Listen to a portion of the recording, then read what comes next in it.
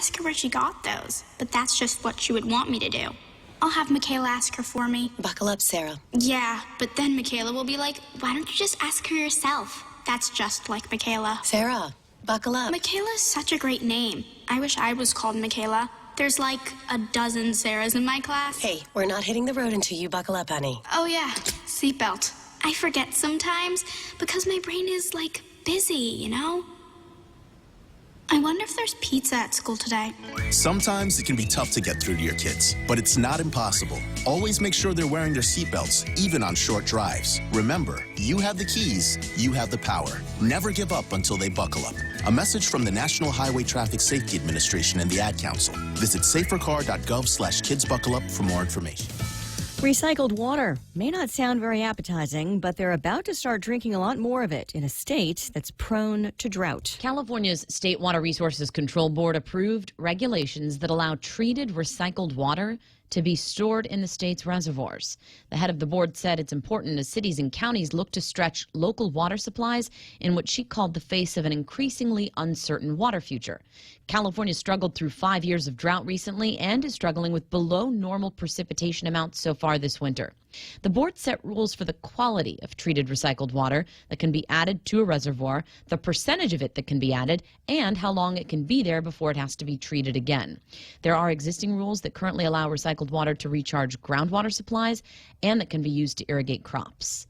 Jessica Rosenthal, Fox News. The plot thickens as British police probe the poisoning of a former Russian spy last weekend. The police say they know the nerve agent that was used to try to kill the Russian double agent Sergei Skripal and his daughter here in the UK, but they're not saying. That information is crucial to their investigation. Sometimes, if you know what it is, you can figure out where it may have come from. VX is one possibility. It was used in the assassination of the North Korean leader's half-brother. Sarin, which has been used in Syria, is another. But sources suggest it was something much more rare. One thing to keep in mind, nerve agents are not easy to cook up in your kitchen, lending credence to the idea that a government was behind this attack. One of the working theories here is that government was the Kremlin. Fox's Ryan Chilcote in London. The ex-spy and his daughter remain in critical condition. At least 19 others have now received medical treatment as well. In Alabama, a man pleads guilty to plotting to help ISIS. Prosecutors say after watching ISIS videos, he bought ingredients to make an explosive and talked about attacking police or the military. He was caught in an undercover FBI sting. Lisa Brady, Fox News Radio. For over 55 years, Community First has served our island as a full-service financial institution. And now, we're proud to introduce the new Community First Student-Run Credit Union, open in Manila on Route 10, Guam's first student-run financial institution, which means it's operated by college students like us, ready to serve all our members, existing and new. We're just down the road from UOG and GCC. Community First Guam Federal Credit Union, now open in Manila. This credit union is federally insured by NCUA. Half a day, Guam. Come out and celebrate UOG's 50th anniversary by participating in the Charter Day 5K run, Sunday, March 11th. Showtime 5 a.m., go time 6 a.m. Come run the 5K and conquer the infamous Marine Lab Hill. This year's theme, green is the new gold, so wear something green and run for the gold. You can register online at supportuog.org or sign up at Hornet Sporting Goods. Presented by Coast 360, Raymond James, Guam Football Association, Jones & Guerrero, Title Guarantee, National Office Supply, and Copy Express. When the power goes out on Guam, the little things can become surprisingly big. Small comforts are often the things we miss most during a power outage. That is why Kohler built the fastest responding generator sets in the industry. Whether you are at home or away, a residential Kohler generator will enable you and your family to live life without interruption. Kohler gas, LPG, and diesel power systems are available from Morrico Equipment, LLC on Epal Road. Call 649-1946. That's 649-1946. At Micronesia Renewable Energy, values matter. So all of their solar energy systems come with guarantees and the most value. No shortcuts, all quality. It's giving you that solar energy system at the best price. It's using highly efficient solar panels with typhoon-proven racking, built by highly skilled local technicians, so your system performs and saves you money. It's total peace of mind all the time. Not all solar companies are created equal. For experienced quality solar, it's MRE. Call 632-2613. MRE, the smarter choice. Chili's has the seafood you you crave, the flavors you love, at a great price with our 3 for Me Lent menu. For just $15, you can get a beverage, fresh salad, and a Lent-friendly entree. First, choose from a refreshing Coca-Cola, iced tea, or Heineken on draft. Then enjoy a fresh house salad right before you indulge in your choice of a mouth-watering entree, like our spicy shrimp tacos, savory Cajun pasta with shrimp, or our flavorful grilled ancho salmon. Chili's 3 for Me Lent menu for just $15. Available for a limited time. Chili's, more life happens here.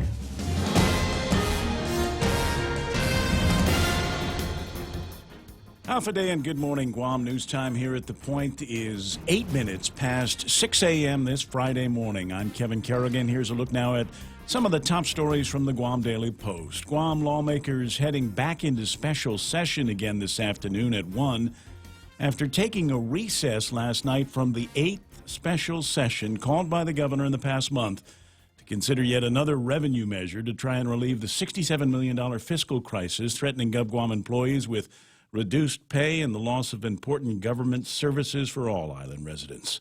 Under debate this time is a 2% sales tax proposed by Senator Joe S. San Augustine. During testimony last evening, Reverend Tax Director John Camacho said the tax could bring in as much as $121 million annually, but senators expressed concerns about the lack of exemptions in the bill, and they asked how long it would take to implement the tax, which has never been applied on Guam before. It would be brand new. Thursday night's 8th special session on the sales tax was one of 2 special sessions called by the governor yesterday. At 1 o'clock yesterday afternoon, lawmakers were called into the 7th special session to consider the governor's proposed reduction in the notification period required to implement a 32-hour work week. The current law requires a 90-day notice. The governor wants that reduced to just 30 days so that a 20% payroll reduction can be put in place as soon as April rather than June. The bill was referred to committee for a public hearing. The special sessions yesterday took place against the backdrop of a blunt warning from the Department of Administration that there was barely enough money to make payroll today, and DOA is concerned whether or not the government would have enough funds for the next GovGuam employee payday on March 23rd. We just made payroll by the skin of our teeth, said DOA Director Edward Byrne. Meanwhile, the Democratic Party of Guam issuing a statement last night accusing the administration of leaving millions of dollars in potential tax revenue on the table uncollected, citing yesterday's testimony from Guam Hotel and Restaurant Association President Mary Rhodes. The party statement faulted the administration for failing to implement the bed and breakfast law and the tobacco tax because no rules and regulations have been written up to govern the administration of those taxes, and the enforcement personnel have yet to be hired to collect it. We'll have more news after this. I'm a working mom and could really use more hours in my day. Thankfully, my non-electric Kinetico water treatment system has simplified my life. It's easier to clean my home with Kinetico conditioned water. No more scrubbing tubs or wiping water spots. Cleaners work better and last longer. And all the Kinetico drinking water we want is right here. No more lugging home bottled water. All this, and I'm saving money too, thanks to Kinetico. American Water Tech. Smarter water. Better water. Call American Water Tech at 649-2301 or email info@americanwatertech.com. This KFC chicken is great. Shrimp. Hey, who are you calling shrimp? KFC's new shrimp burger. It's great. Howdy, folks. KFC's Colonel Sanders here. Try our new shrimp burger and all our seafood items available this season. KFC Food Keliquin, breaded shrimp, seafood salad, and of course, we can't forget your one and only favorite KFC original recipe chicken. All right. I need to try KFC's new shrimp burger. Good, because you really are shrimp. Hey, a 5-7. KFC, it's finger-licking good. News time at The Point is 11 minutes past 6 a.m. Guam police and the medical examiner awaiting test results to determine the cause of death of an elderly woman who was found face down in a river in Agate last Friday. Medical examiner Dr. Aurelio Espinola confirmed that he conducted an autopsy on the woman on Wednesday. He said it's unclear whether the woman drowned or if she died from other causes. 73-year-old Carmen Cruz found lifeless in the river on March 2nd. She was last seen in Agate in late February and was reported missing to police. Espinola said he anticipates getting some test results back next week so he can determine the exact cause of death. A load-shedding schedule went into effect last night after Cabris 1 went offline before 8 a.m. Spot outages lasting between a half hour and an hour reported in Dededo, Harmon, Upper Tumon, Jigo, and elsewhere last night. GPA spokesperson Patty Longdiego says Cabris 1 dropped offline just before 8. No word yet on what caused that Cabris 1 to drop offline. Power was restored to most areas shortly after 9 o'clock last night. For these stories and more, log on to postguam.com or pick up a copy of today's Guam Daily Post. Ray's here now with the weather. Yeah, and we'll get Patty Longdiego on the air here in just a few minutes. See what we found out in the last couple of hours. A generally dry trade wind weather pattern is persisting through the regions. Winds ought to be much weaker across the island this weekend, and any shower activity is going to be widely isolated. Today, mostly sunny with a slight chance of showers. East winds about 10 miles an hour. Highs expected to be 89 degrees for tonight. There's partly cloudy skies again. A slight chance of showers, light and variable winds, and overnight lows near 75 degrees. Although my friend Paul, I think I saw it on Facebook, was talking about one of the gizmos that he was looking at. He said it was like 71. Yeah, out there right now, it is very cool. There's a chill. There's definitely really chill in the air. Coolest morning since I've been Wasn't there when I was running with my white legs last night? I was down in Tumon and upper Tumon. I was running through there, and I kept thinking, okay, it's supposed to be cool. When is it going to get? And it never quite got there. There's a scientific reason for that, actually. Your white legs reflecting the light and making everything warmer around you. So there you go. 6:34 sunset tonight. Sunrise this morning will be at 6:32. That's news and weather together here on The Point. Oh, wait. Oh, that's right. Want to say welcome aboard to another sponsor in the program. Bank Pacific is now added to the gigantic list of people that enjoy the idea of hearing me say that weather this morning is brought to you by Bank Pacific. Where others put branches, they place roots. Triple J says yes. Zero down? Yes. 1.9% financing? Yes. Easy trade-in? Yes. No payments for 90 days? Yes. We'll have you saying yes, too, to these amazing deals. Like our big boy truck, the Ford F-150 at only $217 per paycheck. Or the top safety pick Mazda CX-5 Sport at only $194 per paycheck. Or turn heads in the Mazda 3 Sport or the sleek and sophisticated Kia Soul. Both for only $129 per paycheck. Visit us online at triplejguam.com. Some conditions apply. See dealer for details. Triple J. Customers first. Portions of the program brought to you by King's Restaurant, serving Guam favorites to Guam's favorite families for over 40 years. King's Restaurant, always open and always local. How do you turn every day into cash back? With the Bank of Guam Visa credit card. Cash back just got better. Get 1.5% cash back every month with every purchase. Every pick-me-up, every filler-up, every Sunday dinner, every four-wheel spinner. Whatever comes to mind. Even every stroll in the sweet sunshine. Everything your heart desires turns into 1.5% cash back every month. The Bank of Guam Visa credit card. The everyday card. Apply today. Call, click, or visit. Terms and conditions apply. Bank of Guam. Member FDIC. Portions of the program also brought to you by Security Title, when you absolutely need confidentiality in your real estate transactions. When you think about better water, think Kinetico softened water. Kinetico water conditioners work like no other, supplying a continuous flow of luxuriously soft water without disruption and without use of electricity. After all, better water flows from better thinking. Kinetico. American Water Tech. Smarter water, better water. Call American Water Tech at 649-2301 or email info@americanwatertech.com. The Ray Gibson Show. Morning talk that matters. Call now. 888-TALK. That's 888-8255.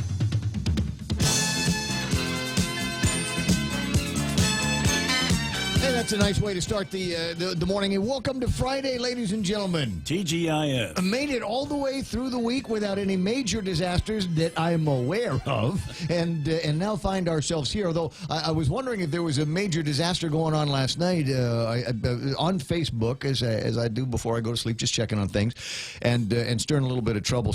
Somebody also sent me a copy of some of the pay rates over at Adelup, and I thought, well, that might be interesting to post to see what the response is from the general community, and it didn't look like there's a whole lot of people that were thrilled with what they consider a little bit of pork over at the Adelup place. I'm sure there will be more conversations along those lines. But anyway, so interspersed with that, I started getting notices from people that were complaining that the lights were out in their place, and I thought, what the heck is that? And it seemed to be wide. Now, because I'm Ray Gibson, my power never goes out. which a special arrangement that I have with The JB. generator in the back? Yeah, and the guys over at the Consolidated Commission on Utilities. I'm completely impervious to it. You want to live on my street, ladies and gentlemen. It's not the case for everybody, and let's find out what happened. Patty Diego's on the line. Good morning, Patty. Good morning, Ray. Good morning, Guam. How you doing there? Is it good? It's good. Okay, boy, I'm sorry. Just such a throwback. Every time I talk to you about the Power Authority, we go right back to seemed like the '80s when you did this job before. This is true. I started my government career back then, and I loved it so much. I'm back for more. Well, I'm glad you're here. So, Power Authority is a good place to work. I've always thought so, and I have many friends at GPA and people that I will call on those rare occasions where the lights might flicker, so I can ask, what the heck was that all about? So, almost 8 o'clock last night. What happened? The Cabras generator number 1 went offline, and as it does, we have to do things within the system to stabilize it so that things don't cascade, further down. And so they did implement some brief load shedding. The power was out for a total of 1 hour and 13 minutes. Everybody was restored at 9:10 p.m. When the power went out, was it out for that length of time in all of those places? This what do you refer to it as? The under frequency load shedding? It starts. We have certain tiers that we follow, and we start out with power outages in probably greater areas, and then as the load stabilizes and the generators are doing what they should to keep the system intact, then we restore each circuit. That's the dispatchers. The goal is to restore the power that is flowing. So is Cabras 1 still offline? It is still offline, and the crews are still making a determination as to the cause, and when we find out what that is, I can share that information. Okay, so we don't know what happened. Cabras 1 is still offline right now, and I'm trying to remember just how many megawatts 66. That puts. 66 megawatts into this is. Right. So we're 66 megawatts short. How close does that bring us to peak demand? No, peak demand is one number, and we want to talk about how much we have in reserve. Yeah, that's the way. Yes, that's what I'm asking for. We have reserve capacity to meet the load, which comes from these additional generators that we turn on. Cabras is one of the oldest plants, and even though it's rated at 66, we don't always run it to that load. So with the loss of that generator, we do have enough capacity to meet the load for now. Okay, so we're not asking anybody to take any, heavy conservation measures, anything that they wouldn't normally do. Turn off the lights when you're not in the room. If they run the air conditioner at 75 instead of 71, that kind of thing. Well, those are always smart things to do anyway. Yes. But if we move into a phase where we need to communicate other measures to you and the public, we will. Okay. Well, if another big something out there goes down. This tells you about the vulnerability of the system, because when your two largest units are as large as they are, it does have an impact on the system. When you lose one, say it's down for repair, and then the second one goes down, that could be a scenario that puts us into a more complicated situation. Right. We might have to do that kind of load shedding thing. Now, it's too bad we didn't have one of those power barges like Marcel Camacho wants us to get. Well, you heard it from our expert. We have a plan, and it is to build this new, larger generator, and the power barge system doesn't exactly fit what our plan is. No, but I don't know. You get into the conversation about what we might be able to use in terms of bridging to get us from one place to another comfortably with enough of the reserve. But we'll save that conversation now for another day. But I appreciate it. As soon as you find out what happened with Cabras 1, when it might be coming back online, I think that might be helpful for some of our listeners as they go through the weekend. I will let you know what I found out when I do Sure, I'll call you in. I appreciate it. You rock. Patty Diego from the Guam Power Authority. Appreciate hearing from. I will have a great weekend because now I know. Now I know a little bit about what happened and what the recovery plans were and are. So Cabris One trips off, and the guys over at dispatch say, "Whoa, whoa, whoa! Let's bring everything down. We'll go with some of the big places here, shut off the lights there, stabilize the system, and then turn the lights back on once we know what exactly we're dealing with." Sounds like a plan. All right, it's a good plan. And so I'm trying to figure out how to plan my day yesterday. It was difficult. Do I dare get a haircut today? There's a girl. Her name is Ashley, and Ashley used to work behind us here at the radio station over at Rosie Rouge. And they moved Rosie Rouge, which is why I haven't gotten a haircut yet, which is why most of the people in my family were telling me yesterday about the video saying that your hair is doing a weird stand-up thing. So yeah, you're going to have to go start a rock band soon. Ashley is available to cut my hair today. The question is, dare I take my eyes off the legislature? Well, you have until 1 o'clock, plenty of time to get a haircut. Okay, so the haircut appointment is at 12:30, and the next get-together at the legislature will be at 1? Well, that's when they're scheduled to go in, but so you have plenty of time. I can get a haircut and a shave and a perm and get my toenails done, I think, by the time they finally do get in there. Just look at the screensaver forever. All right, so 2 measures came up yesterday. One of them was the deal on the furloughs, and my understanding is that the guys over at the legislature said, fine, we'll take it, but it's got to go through a public hearing. Exactly. Okay, so 5 days notice. Did they schedule that already? I haven't seen what I think they probably did, but I don't know what day it is. Okay, neither have I. But that is the way they have been doing things with some of these measures and saying, okay, it's important stuff, and no doubt there are 11,000 employees in the government of Guam that are going to want to have a say in how these furlough plans are implemented if they have to be implemented at all. So expect a public hearing on that, and then they had gone back to the conversation on a couple of those bills. They had the hearing. 2 sales tax bills. Yes. One 249, which was the Estevez bill, and the other was 248, which is San Augustine's bill. Both of those bills had their public hearing yesterday morning. Governor chose the San Augustine bill for last evening's special session number 8. So I was watching a little bit of the special session and I got kind of into that cross-eyed mode here because I wasn't sure exactly what I was watching at the time. They were pressing Mr. Camacho over at the Department of Revenue and Taxation for a series of numbers that I don't know that he would be able to wing when he was doing this, because we're talking about 2% and what the net result was going to be in terms of deposits into the bank account of the government of Guam. But the question is, it's hard to do that based on BPT because BPT has so many exemptions, and it's difficult for him to gauge, well, what happens if this exemption is not there? What's it going to be if this one is not there? So I hope that he's had the time to be able to get people together over at Rev and Tax to be able to come up with those answers. But the other part was, and correct me, I'm looking for guidance here.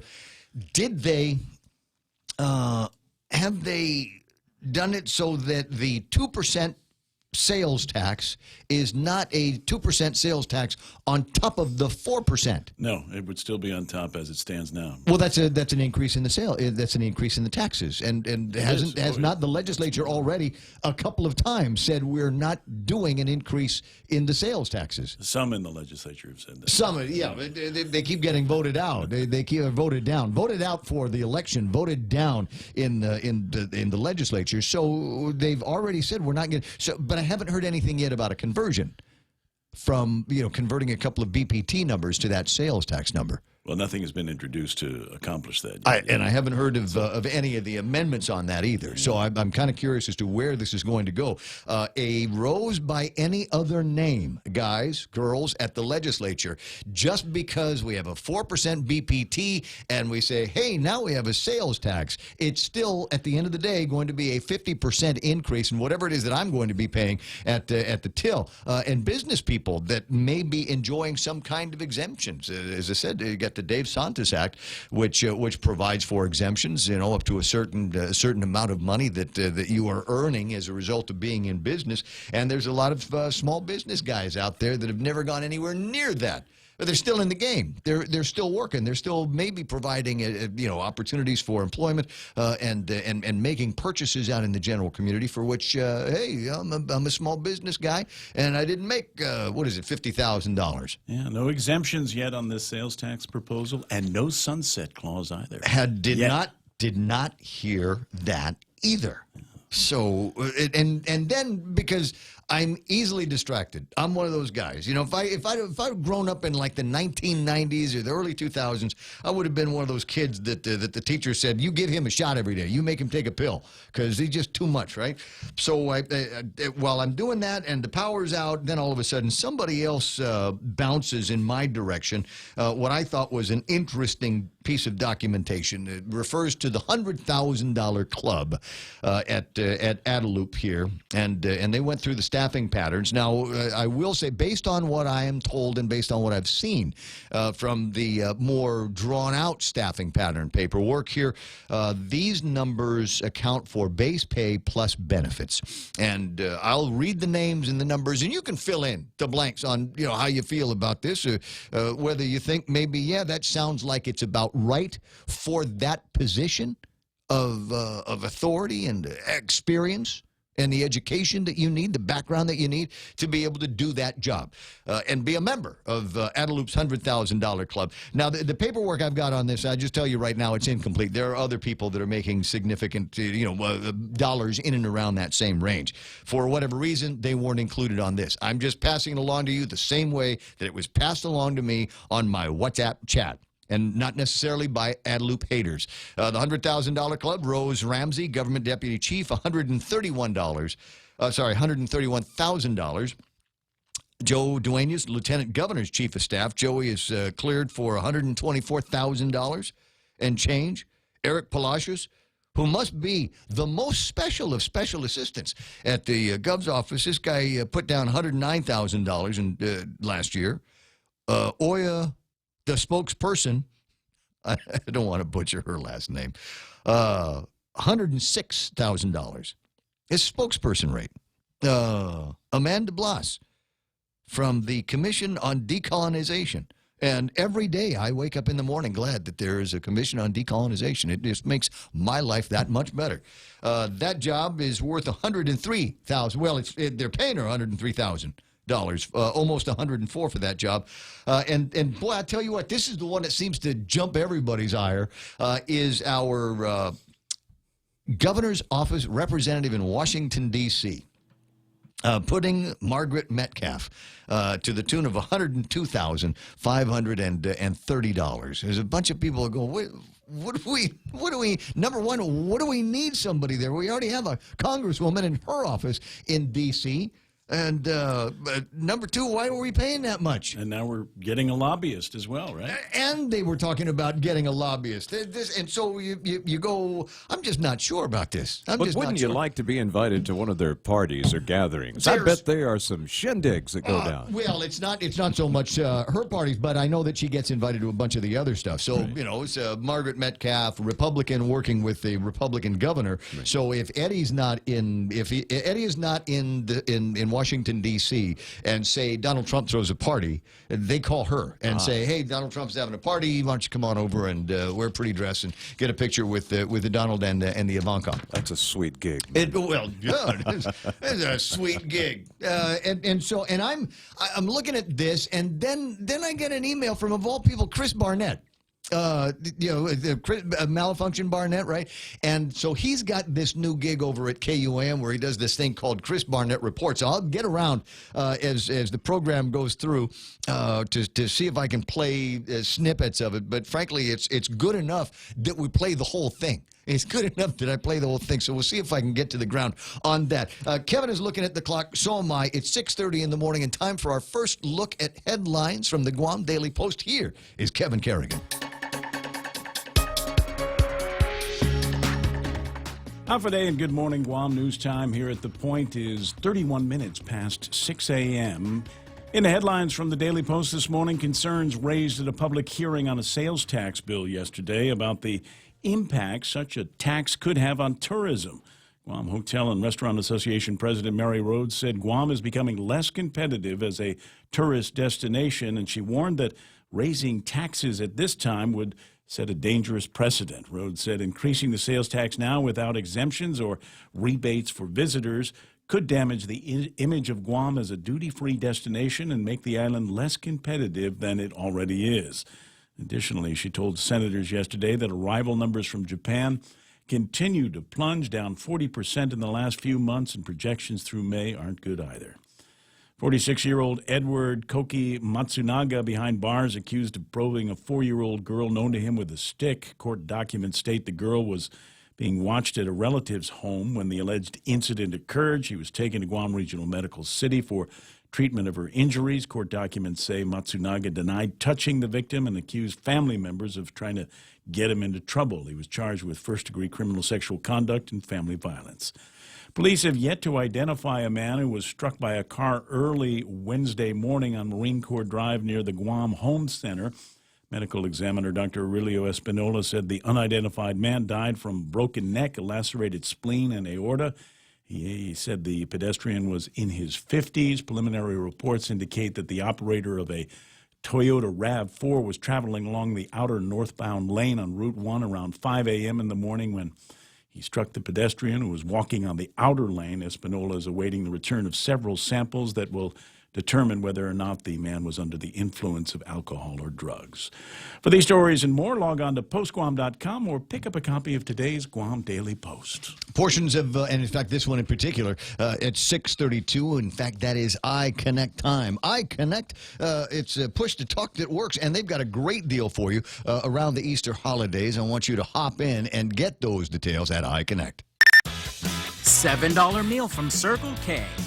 Get your choice of 2 Nathan's all-beef hot dogs or a half-pound Nathan's all-beef footlong, a big wrap bag of chips, and any size Polar Pop. That's a giant deal of a meal, all for only $7. Circle K. Take it easy.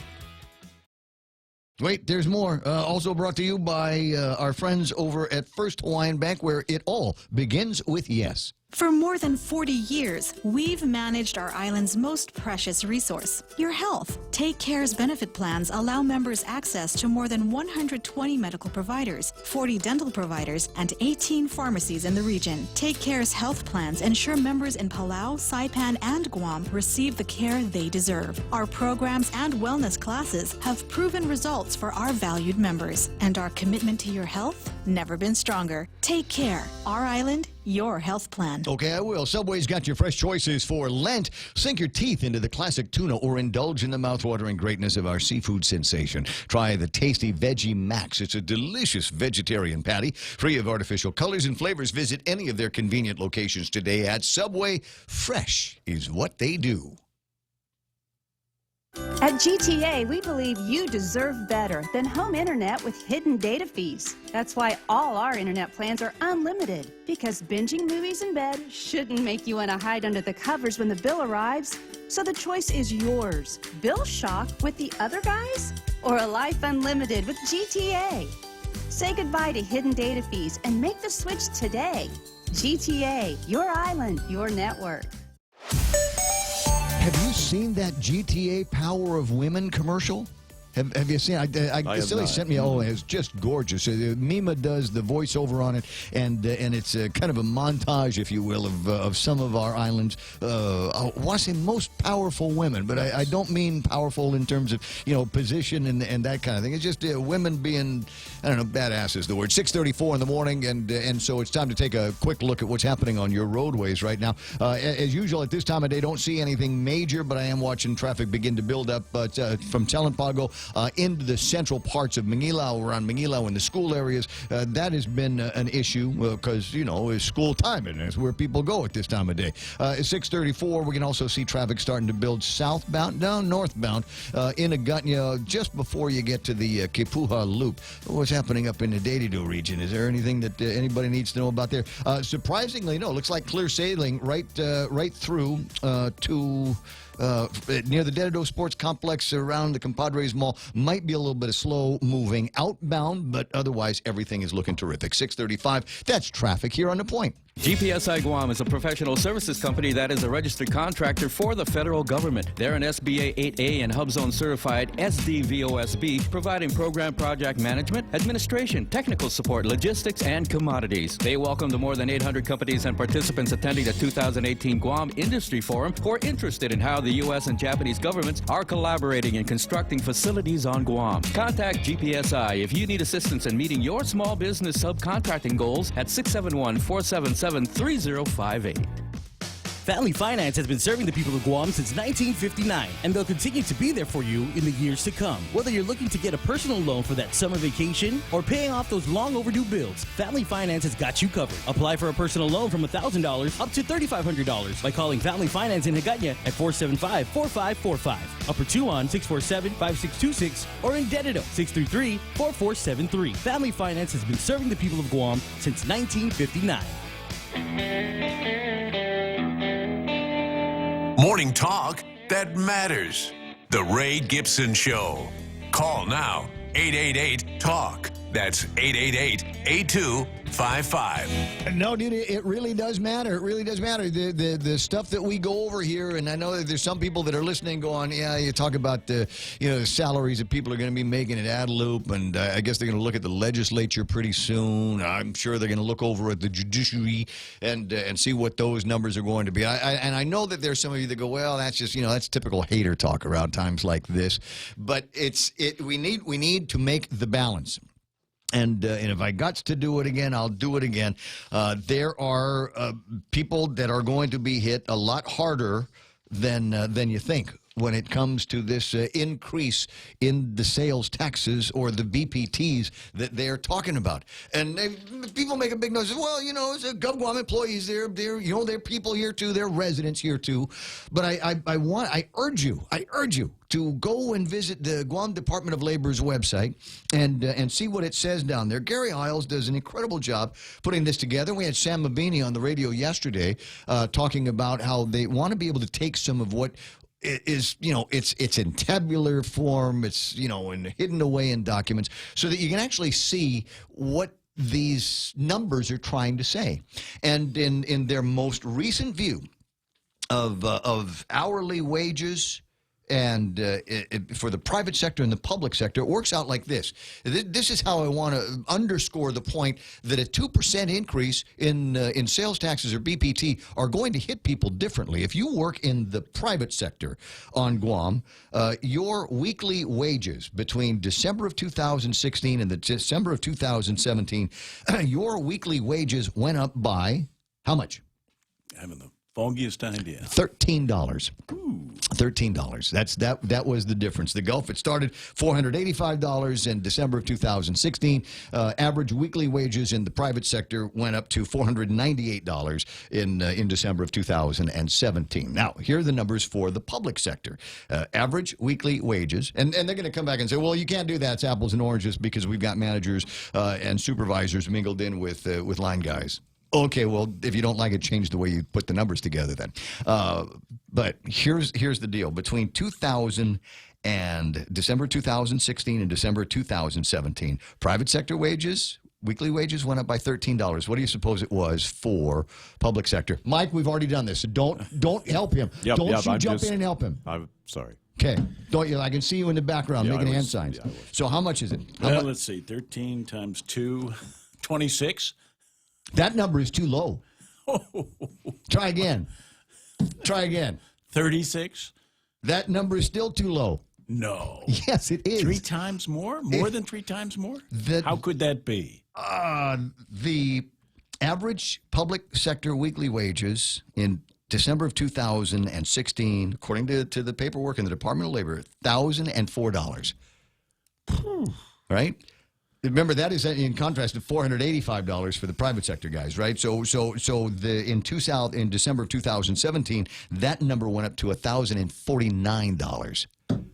So that's the gulf. That's the difference. So when you're talking about how, hey, it's only going to be an additional 2%, and gee, we're all in this together. Not everybody is riding first class. Not everybody has got the primo accommodations here. There's a bunch of people in steerage, and there are a bunch of people in the engine room that are making this thing go. and making everybody in certain places and at certain levels very happy. And how much do I get paid? Well, that's between me and the guys. I'm a private sector dude. I don't have to tell you that. I'm not using your money to support what I'm getting. I'm just responding to somebody online that's asking the question. Clearly, must work for the government or something like that. Go ahead, point fingers if you want to. I will say that my salary has not gone up even by the $45 or $6 that has happened in the private in the public sector. Just saying. So that's where we go. I'm not the only one that recognizes this. There's sometimes I wish we could clone guys like Mike Sinikolas over at the legislature. This is not an endorsement in any way. It's just that he and I will from time to time tend to think alike. And he took to Facebook last night as well, and I want to see if I can bring this up so that you can hear what he has to say. It's about a 6-minute piece, but I ain't got 6 minutes, so I tried to scooch forward in the audio to find out, to get to a point where he's actually making the salient points on an amendment that he is going to propose today.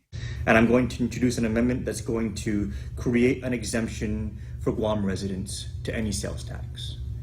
What this basically means is that when you go and you buy goods, they're going to assess the tax at the cash register, but if you show your Guam driver's license or your Guam ID, or if you show a identification and a verification of residence from your mayor, or a water bill or a power bill that shows that you are actually a resident of Guam, or if you show a Guam business license, that will discount the tax from you.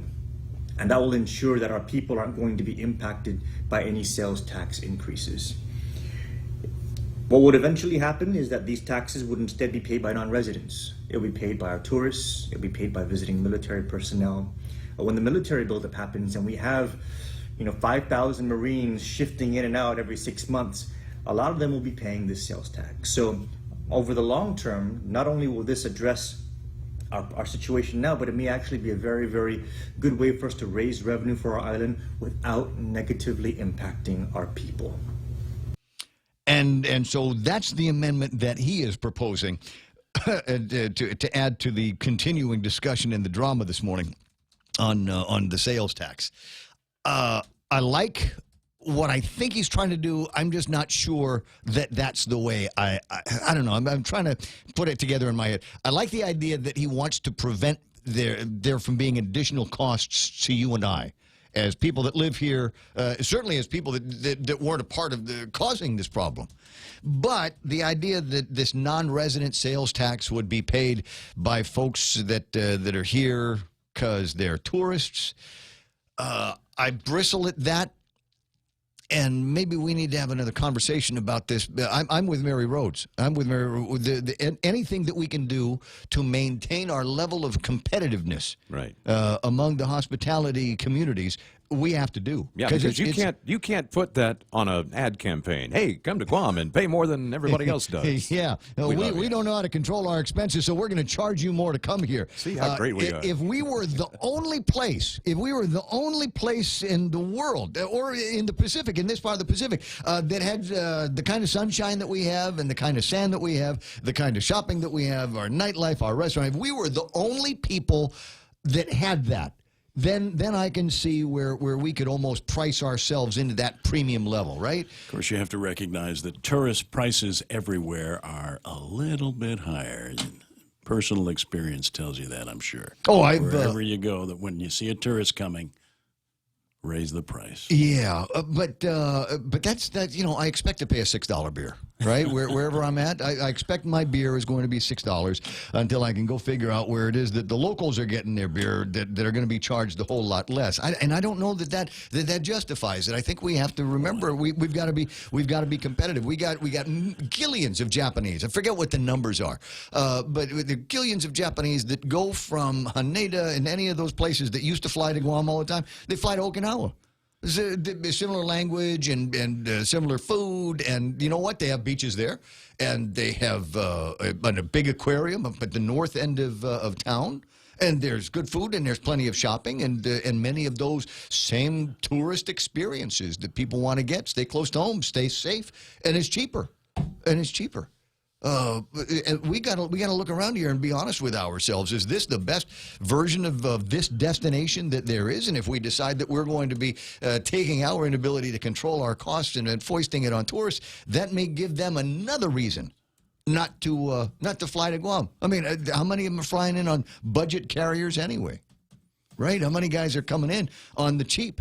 How many of them? And you see it. You go down to 2. You know what checkout time in Tumon is? It's when there's this exodus from the nice hotels to the ones that are not nice hotels. The B&Bs. There's plenty of that. Boy, there's another conversation that we've got to get into. But you see all these people walking and hauling their bags down Tumon. That's how you know what time checkout is, because they're going someplace else. I'm almost positive Mary Rhodes is on the same page as I am on this. Good morning, Mary. Hi, today. Good morning. Good morning to you. I appreciate the testimony that you had provided. I think you and I are along the same lines. We've got to do everything we can to make our product as polished as possible, and I think putting additional costs on the tourists in the hospitality industry will tend to tarnish that jewel. Right. So what do we do? we cannot further tax them. That's for sure.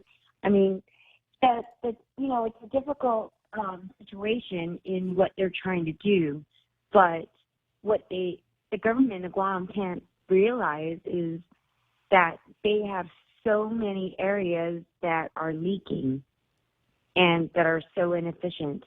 So one of the points I tried to make yesterday was, even though you increase taxes, are you going to collect on them? The fact that we have $90 million in outstanding taxes, we have a new tax, or 2 new taxes is what I understand, that were implemented a couple of years ago, like Airbnb, and then even last year the cigarette tax. Revenue tax has yet to even implement those. And yesterday they were even asking Department of Revenue and Taxation Deputy Director, how early can you implement a sales tax? And as early as 15 days, and he could not provide an answer in whether or not it's even feasible. And we already know that answer. It's been over 2.5 years for Airbnb, and it's already been more than a year for the cigarette tax, and neither tax has been implemented as of today. And so if we had implemented those B&B taxes, or the whatever that new tobacco tax is, if we had implemented them, maybe we'd be a little bit closer to making the nut on payroll in the government of Guam.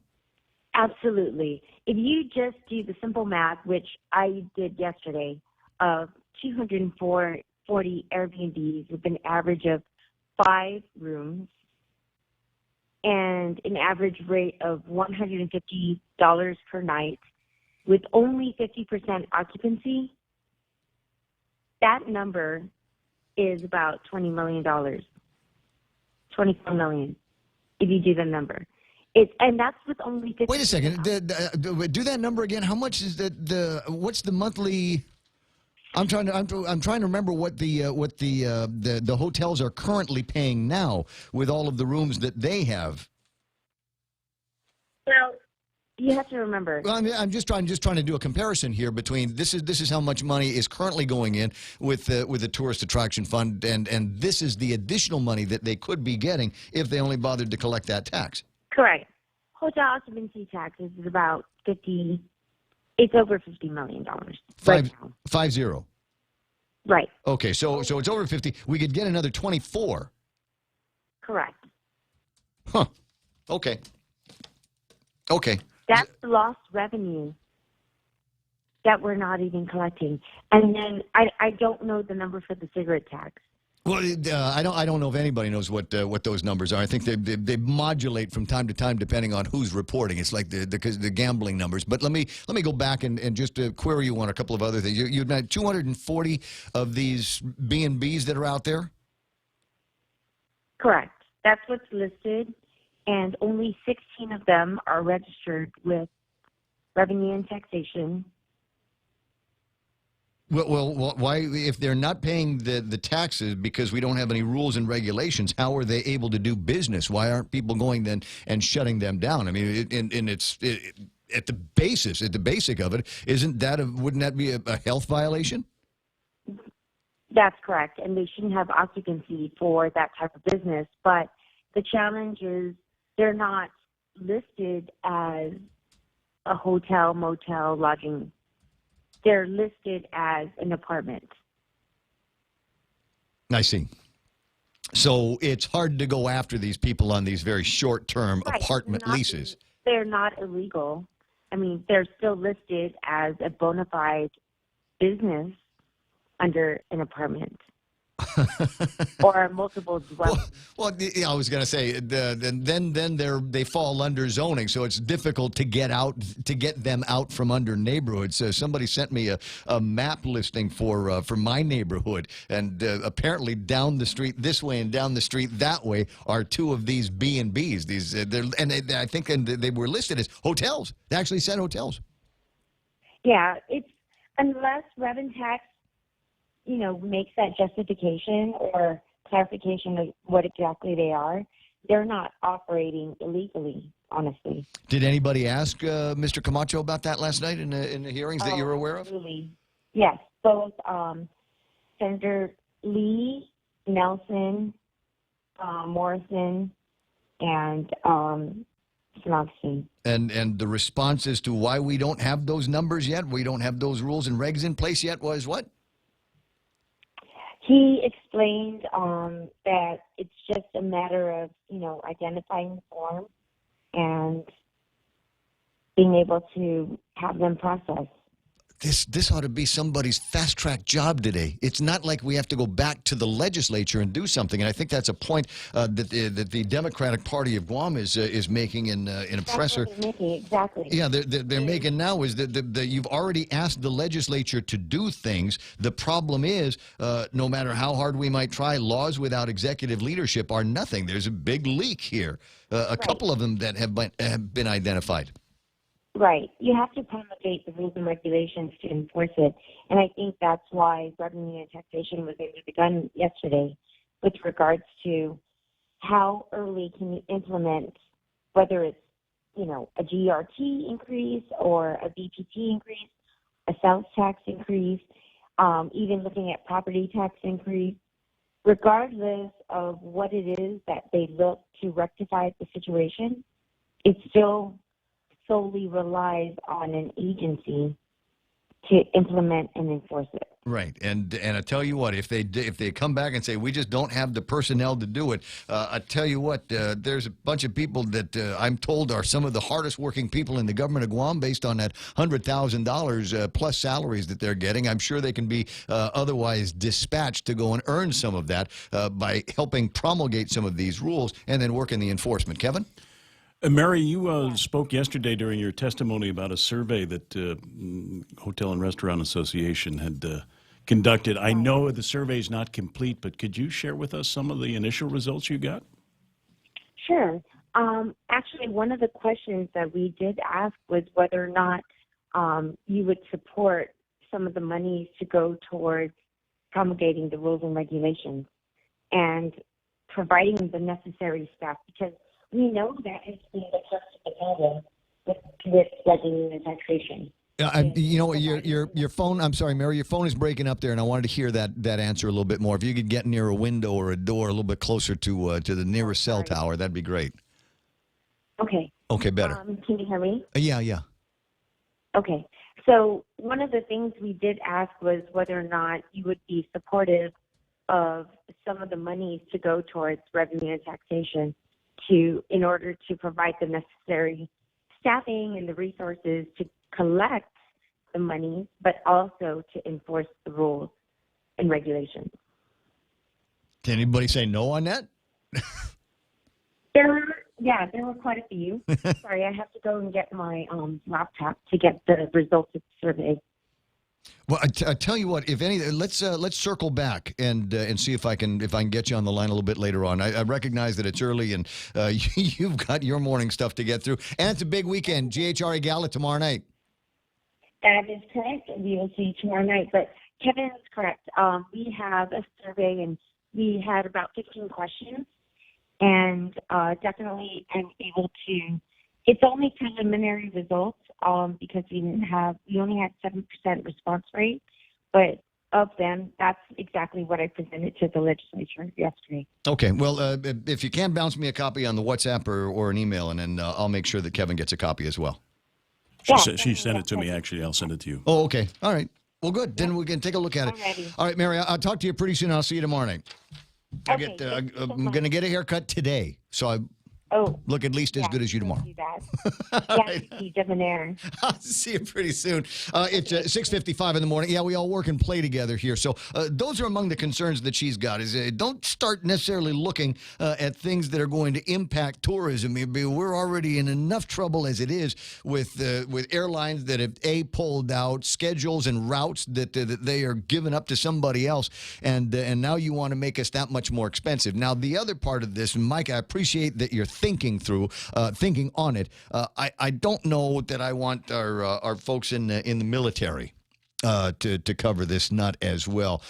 Most of the times, I think a lot of businesses are proud of the fact that they recognize the service that these young men and women, and in some cases older men and women, provide to the country. And frankly, we welcome them when they are here. At least I do. And so I think that when I don't know, it feels like, hey, you're no matter what. Doesn't matter what you've done for the country. Doesn't matter what you've done for our freedom and for the defense of our country and for our defense out here and helping people when they're in a jam. You're still an outsider, and so we're going to charge you the additional 2%. I would like to. My preference is give them bigger discounts, for heaven's sakes, for everything that they do out there. So I'm not wild about that. There's got to be another way that we can do this without putting the pressure, without putting the burden on the military, without putting the burden on our visitors, and certainly without putting the burden on you and I. And maybe it's going to come down to some hard decisions. Maybe this is a tough decision. I was looking at one of the stories that they ran over at PNC. What have we got here? Mima did the story.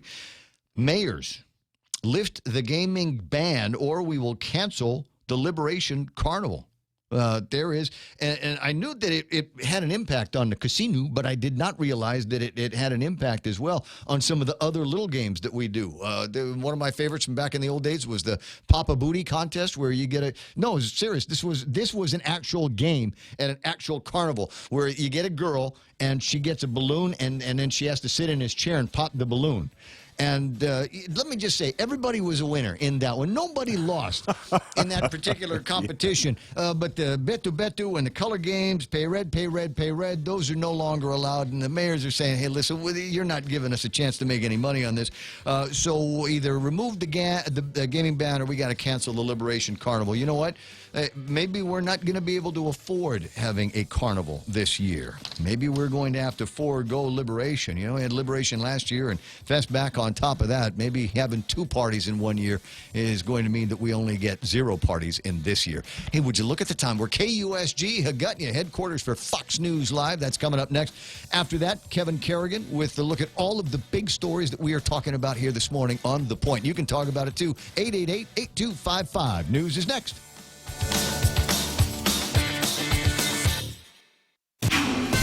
This is a Fox News alert. The president imposes new tariffs. I'm Lisa Brady. We're urging all companies to buy American. That's what we want. Buy American. President Trump just signing off on a 25% tariff for imported steel, 10% on aluminum, calling it a matter of necessity. The action that I'm taking today follows a 9-month investigation by the Department of Commerce, Secretary Ross, documenting a growing crisis in our steel and aluminum production that threatens the security of our nation and also is bad for us economically and with jobs. The president says he wants the U.S. treated fairly on trade, but he's talking about exemptions for Canada, Mexico, Australia, and possibly other countries. The move could prompt challenges at the World Trade Organization, which has rules requiring members to treat each other equally. Top members of the president's own party are concerned about this, fearing it'll backfire and hurt the economy. Fox's Jared Halpern is live on Capitol Hill. Most Republican leaders in Congress have broken with the president on the issue of tariffs, warning the policy could spark a trade war and spike prices on a lot of things Americans buy. I think you'll have a lot of unintended consequences. You'll have a lot of collateral damage, not just consumers, but businesses. House Speaker Paul Ryan is urging a more surgical approach to respond to unfair trade practices, and more than 100 other House Republicans wrote a letter to President Trump urging him to reconsider. Democratic leader Chuck Schumer says he agrees with the president's instincts on tariffs, but says he shares concerns about the implementation. Lisa. Meantime, Jared, during the president's announcement, stocks started to slide and then rallied.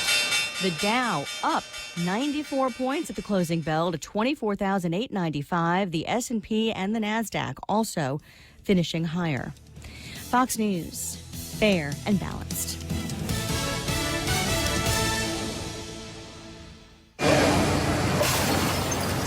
When I grow up, I want to be a new pair of blue jeans.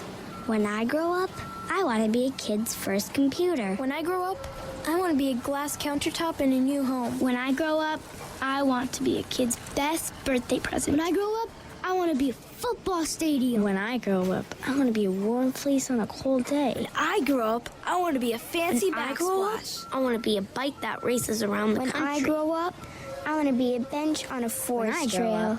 I want to be a rocking chair on a sunny porch. I want to be a skyscraper. I want to be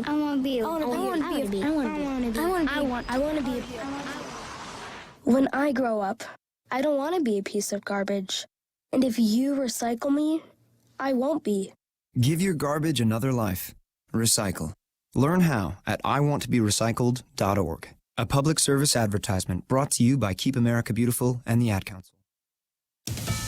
A federal judge in Manhattan hearing arguments in a lawsuit against the president's use of Twitter to block his critics. U.S. District Judge Naomi Reese Buchwald is questioning in court whether President Trump can constitutionally exclude dissenting views from his Twitter feed. A Columbia University First Amendment group and some Twitter users are suing the president, saying his blocking of critics from his social media account violates free speech. President Trump's attorneys argue that he has the right to choose whose views he associates with. They also say the president's tweets aren't a state action. The plaintiffs disagree, saying President Trump often tweets about government matters. It's not known when Judge Buchwald will rule on the case. In New York, Gernal Scott, Fox News. Mississippi lawmakers giving final approval to what's likely to be the nation's toughest law on abortion, banning the procedure after 15 weeks of pregnancy, though it would allow for certain exceptions. Governor Phil Bryant says he will sign it into law. The owner of Mississippi's only abortion clinic has pledged to sue. A future Football Hall of Famer makes a drastic move for charity. New England Patriots quarterback Tom Brady has a new look for a good cause. The five-time Super Bowl champion had his head shaved this week to help raise money for the Dana-Farber Cancer Institute in Boston. The 40-year-old athlete teamed up with Massachusetts Governor Charlie Baker and Granite Telecommunications, which sponsors the annual event. Both Brady and Governor Baker said goodbye to longer locks, receiving buzz cuts in front of a crowd. TMZ reports the cuts for charity helped raise $7.5 million. The cause likely close to Brady's heart. His mother is a cancer survivor. I'm Kristen Goodwin, Fox News. Recapping Wall Street and the breaking news from the White House, the Dow up 93 points at the close as President Trump signs new tariffs on steel and aluminum imports. He says the U.S. is addressing an assault on our country. Lisa Brady, Fox News Radio. Half a day, Guam. Come out and celebrate UOG's 50th anniversary by participating in the Charter Day 5K run. Sunday, March 11th. Showtime 5 a.m. Go time 6 a.m. Come run the 5K and conquer the infamous Marine Lab Hill. This year's theme, green is the new gold. So wear something green and run for the gold. You can register online at supportuog.org or sign up at Hornet Sporting Goods. Presented by Coast 360, Raymond James, Guam Football Association, Jones & Guerrero, Title Guarantee, National Office Supply, and Copy Express. Triple J says yes. Zero down? Yes. 1.9% financing? Yes. Easy trade-in? Yes. No payments for 90 days? Yes. We'll have you saying yes, too, to these amazing deals. Like our big boy truck, the Ford F-150 at only $217 per paycheck. Or the top safety pick Mazda CX-5 Sport at only $194 per paycheck. Or turn heads in the Mazda 3 Sport or the sleek and sophisticated Kia Soul. Both for only $129 per paycheck. Visit us online at triplejguam.com. Some conditions apply. See dealer for details. Triple J, customers first. 1st. Wendy's welcomes the new Smoky Mushroom Bacon Cheeseburger, featuring smoky sautéed portobello mushrooms, melted Asiago cheese, crispy applewood smoked bacon, and crunchy fried onions atop a juicy beef patty. For those craving the same great taste, Wendy's Smoky Mushroom Bacon Potato is also loaded with sautéed portobello mushrooms, cheddar cheese sauce, and crispy applewood smoked bacon. Here, for a limited time, get a delicious Smoky Mushroom Bacon Cheeseburger and Smoky Mushroom Bacon Potato today. Wendy's. Now that's better. How do you turn every day into cash back? With the Bank of Guam Visa credit card, cash back just got better. Get 1.5% cash back every month with every purchase, every pick-me-up, every filler-up, every Sunday dinner, every four-wheel spinner. Whatever comes to mind, even every stroll in the sweet sunshine. Everything your heart desires turns into 1.5% cash back every month. The Bank of Guam Visa credit card, the everyday card. Apply today. Call, click, or visit. Terms and conditions apply. Bank of Guam. Member FDIC. When you think about better water, think Kinetico softened water. Kinetico water conditioners work like no other, supplying a continuous flow of luxuriously soft water without disruption and without use of electricity. After all, better water flows from better thinking. Kinetico. American Water Tech. Smarter water, better water. Call American Water Tech at 649-2301 or email info@americanwatertech.com.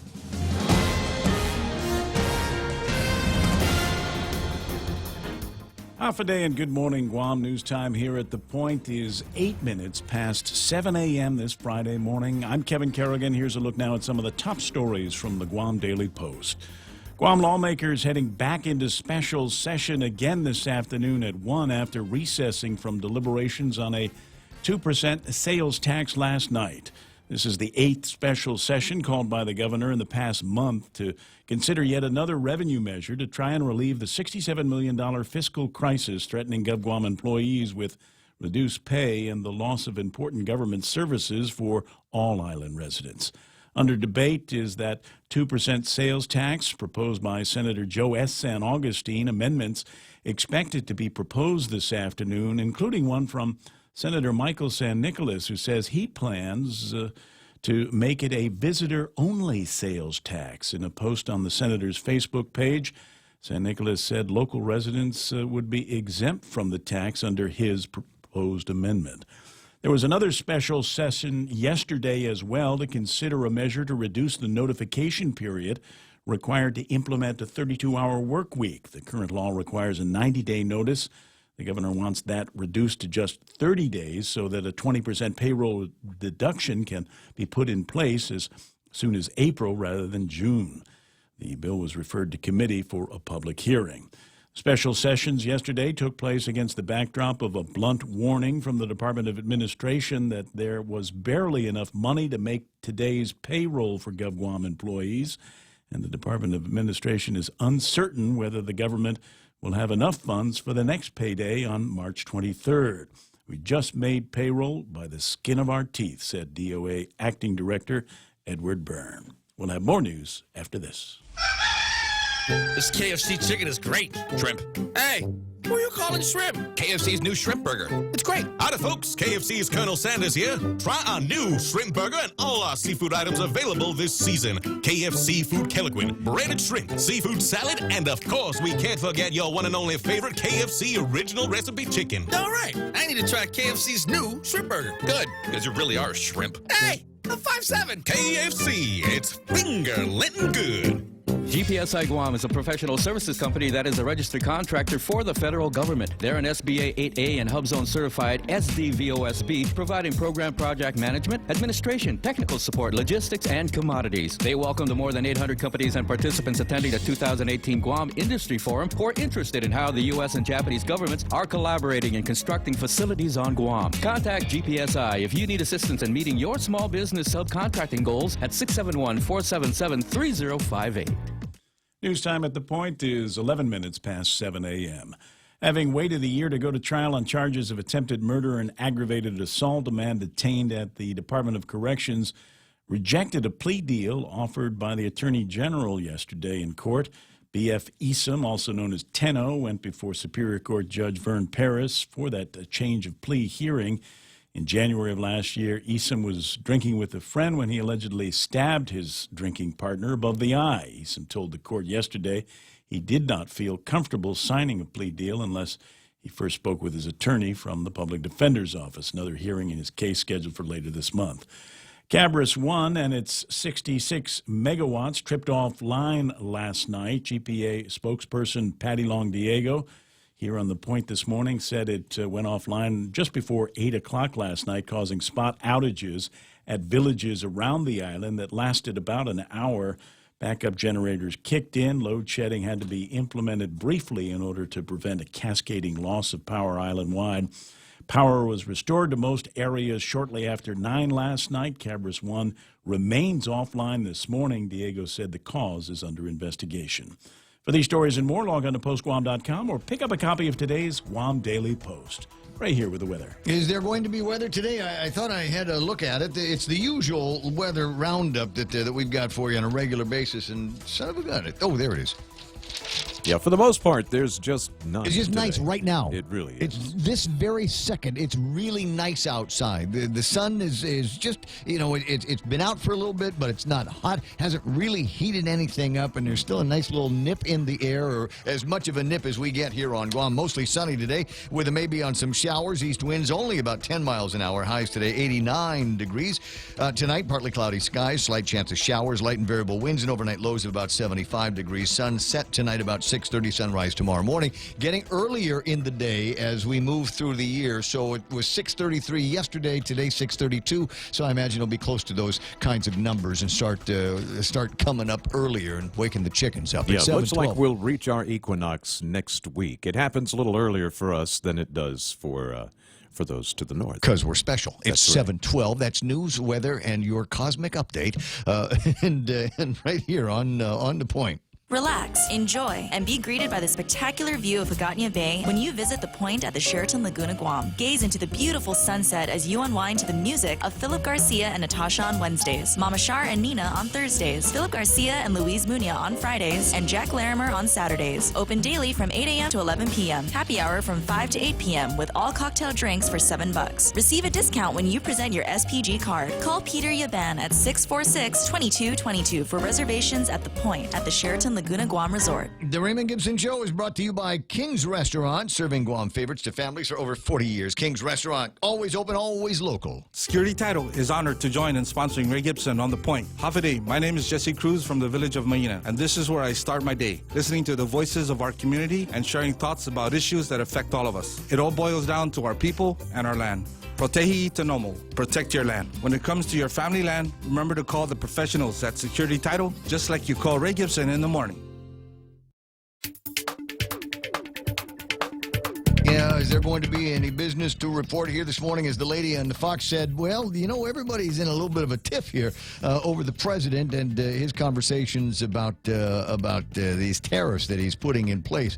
And the steel one, we told you yesterday, the steel one, you get these contractors out there, these guys in the steel business, they're going to start opening plants again that they have shuttered or offshored. So the numbers that I'm looking at on the markets here, Dow Jones closing at 24,895. That's up by almost 100 points. NASDAQ in the green by about 30 points to close at 74.27, and the S&P 500 at 2738. And they're up by a cool green 12.17 points. On exchange rates, what have I got here for the yen? 106.27, so there's not a whole lot of movement there. Big headlines from Bloomberg. Trump signed steel and aluminum tariffs that exempt Canada and Mexico and leave the door open to other countries. Democrats heading towards some big losses in midterm Senate races, according to some polls. Anybody paying any attention to what happened down in Texas yesterday? They were predicting that there was going to be this solid lefty turnout, but I think most of the Republicans were able to keep a seat or take a new seat. Anyway, those are some of the big stories. I didn't look at the West Texas or the Tapas yet. I'll get around to that. And the reason is because there's a little bit more interaction this morning. I'm getting a lot more stuff in the text messages and the Facebooks and even the telephone. I got Mo Cotton, as in pick Mo Cotton, former senatorial candidate Mo Cotton. Good morning, Mo. Hey, good morning.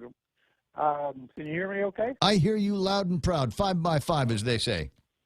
All right. This is my first call in, so I hope I didn't screw it up. But I got some I've got some information on the B&B that a lot of people don't understand.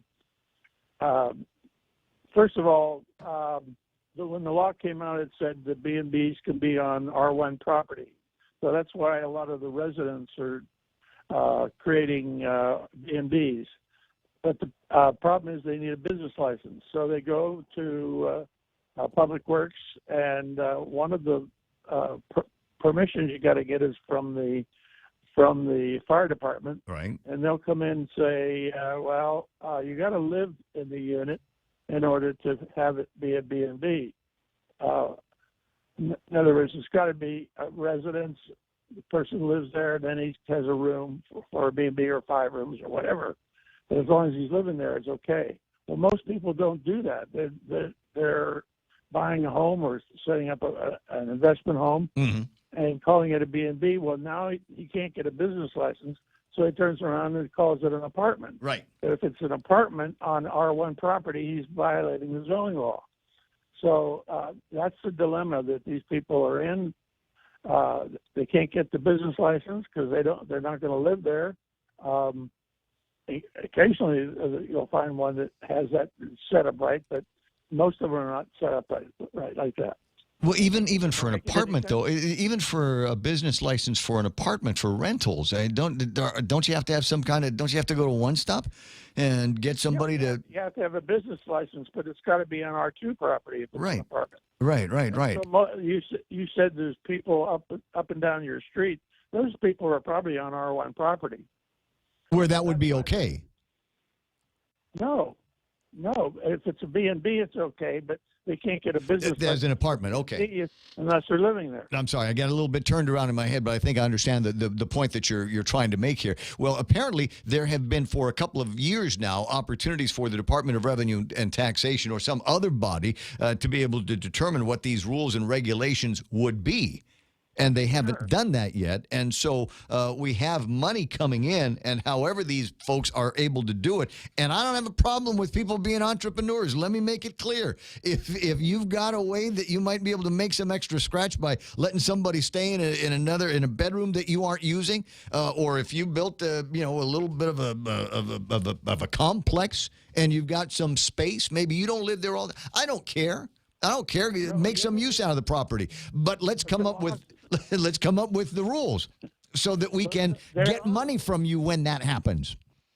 There are rules, and that's why they're not, and they can't follow them. So they're being very quiet, and they're not paying their gross receipts tax. Well, if the number is anywhere near, but what Mary Torres is talking about, is $22 million. I know. It's a problem, and they can straighten it out. But right now, as well, if they follow the rules, they got to live there for it to be a B&B. Most of the people don't live in the place that they've created as B&B, so they don't call it a B&B anymore because they can't follow the rules. So they call it an apartment. But if it's an apartment, it better be on R2, or they're violating the zoning law. I know a couple of people that actually have one of these that fly over the radar, so I'm going to see if I can get them on the line at some point and talk about this. All right, Mo, I appreciate your telephone call. You did great. You didn't mess anything up. Kiss the girls for me. I'll see you later. It's 7:18 in the morning. You're listening to the Ray Gibson Show on The Point. One of the things that we like to do about this time is to check in with Jerry Roberts from GuamTraining.com for our Extra Point. Here it is. Is it rude to disturb workers who are deep in personal conversation just because we want to buy something or get service? I'm Jerry Roberts. Let's chew on that next on the Extra Point. Have you ever felt like you were an interruption in somebody's day? That they had this really good conversation going with a coworker and then you walked in? I'm at a cash register, money in my hand to pay, listening to two young women talk about another female employee in a definitely unkind way. Finally, one of them looked at me after about 20 seconds, took the money, and rang up the transaction, handing me the merchandise without making eye contact or skipping a beat in the discussion. In a Kmart store in the Seattle area, almost totally empty, I was looking for a small item, and there was a group of maybe 7 employees huddled together on the side. I approached to get help. They were giggling and chirping away, though I know at least 2 of them saw me. A minute goes by, then 2, 3, then I lost track. Finally, I interrupted them to ask if they had the item, and the looks on their faces told me they felt that was impolite. One pointed and said, "Take a left at the long underwear, and if you get to the Sasquatch bait, you've gone too far." Something like that. I never found it. So I left, and hungry, I stopped at a sandwich shop to grab a quick bite. 3 customers in line, and all of us got a running commentary about the boss and how bad the company was. Oh, and their cool plans for the weekend. Now, the most memorable was going through the LA airport on the way back to Guam just after the merger of Continental and United. At the curbside baggage check-in, 2 employees, no doubt formerly of Continental, were taking in the bags while barking to each other about how absolutely horrible United employees were, and they hated the merger. Blah, blah, blah. Hate them. Blah, blah. Put your bags up here. Blah, blah. Stupid merger. Blah, blah. Have a nice day. Blah, blah. Well, after going through security, I get to the gate, and there are 2 agents at the counter, obviously from the old United side, loudly harping away about the terrible Continental people and how they also hated the merger. I was looking for the cameras. Sure, I was in the middle of one of those YouTube prank videos. Come on, this isn't even a part of customer service training. It's just plain common sense. Tell your workers there are things we as customers don't want to know. How they feel about the company and their boss, we don't want to know. Who's going out with who, we don't want to know. And hey, girlfriend, we are going to get busy this weekend. We really don't want to know. Just take our money, walk us to the aisle where we might find what we're after, serve up our sandwich, take our bags and tickets, and when we've walked off, then cackle away to your heart's content. Deal? That's the extra point. Get out there and make something good happen today. For 93.3, I'm Jerry Roberts. Thanks, Jerry. And another reminder of why we have off buttons on the microphones here at the radio station. I know what he's talking about. I actually took. I was so upset about it. I was flying from here to Hawaii. It's 2012. I remember now. It's 2012, and he's right. Right around that same time. And I was had the good fortune of riding up in first class on this flight. Right up there with the chairs that lay down into beds. But I couldn't get any sleep because the cabin crew, which was right in front of me, had the galley right in front of me, wanted to spend the entire 8 hours talking about airline union stuff and airline stuff, and just it was loud back and forth. Forget about getting a drink while you were there, because it was the same thing. I'm sorry, we're busy talking about our future here, so you just keep your drinks. I'll get you some water a little bit later on. And was so upset about it, I wrote a letter to the guy that did. I don't know if it did any good, because he's out of the airline business now anyway. It's 7:23 in the morning. That was the extra point. I'm Ray. We'll be right back. At Micronesia Renewable Energy, values matter. So all of their solar energy systems come with guarantees and the most value. No shortcuts, all quality. It's giving you that solar energy system at the best price. It's using highly efficient solar panels with typhoon-proven racking, built by highly skilled local technicians, so your system performs and saves you money. It's total peace of mind all the time. Not all solar companies are created equal. For experienced quality solar, it's MRE. Call 632-2613. MRE, the smarter choice. Chili's has the seafood you crave, the flavors you love, at a great price with our 3 for Me Lent menu. For just $15, you can get a beverage, fresh salad, and a Lent-friendly entree. First, choose from a refreshing Coca-Cola, iced tea, or Heineken on draft. Then enjoy a fresh house salad right before you indulge in your choice of a mouth-watering entree, like our spicy shrimp tacos, savory Cajun pasta with shrimp, or our flavorful grilled ancho salmon. Chili's 3 for Me Lent menu for just $15. Available for a limited time. Chili's, more life happens here. There's life in the roads. It's a little busy out. Going from the new flea market out to the intersection of Marine Corps Drive and Route 3. A little bit of a slowdown there and a little bit of a slowdown on Route 3 trying to get to Marine Corps Drive, but it doesn't look like it's all that terrible. You should be able to get through maybe a light or two. 8, 10, and 16 looks clear from here, but getting out of routes, that intersection southbound on Route 8 is going to slow you down until you get to some of the usual spots through there. Don't see anything else that I think is going to be cause for any alarm or any concern out there. It's Friday morning. There's going to be places where the lights get slow, and you know where things open up a little bit more. That's traffic right here in the Point. We have those moments in our lives that happen unpredictably. The unexpected instances that we did not really need. Now you can count on us to stay well, pa-pa-da to live well, pa-pa-da to stay well, making sure you stay well. Oh, I'll lift you up when times are low. I'll see how far we'll go, and stay well. Stay Well Insurance. See how far we'll go. Are you waiting too long for a home loan decision? Are you looking for a bank that understands your needs and can close your loan quickly at today's super low rates? Then come no further than Bank Pacific. Our home loan specialists are friends and neighbors from your community, and our decisions are made right here in Hagåtña. Bank Pacific, where we're open to closing your loan in a hurry. Bank Pacific, where others put branches, we place roots. Equal housing lender, credit conditions apply. Viva Bank Pacific.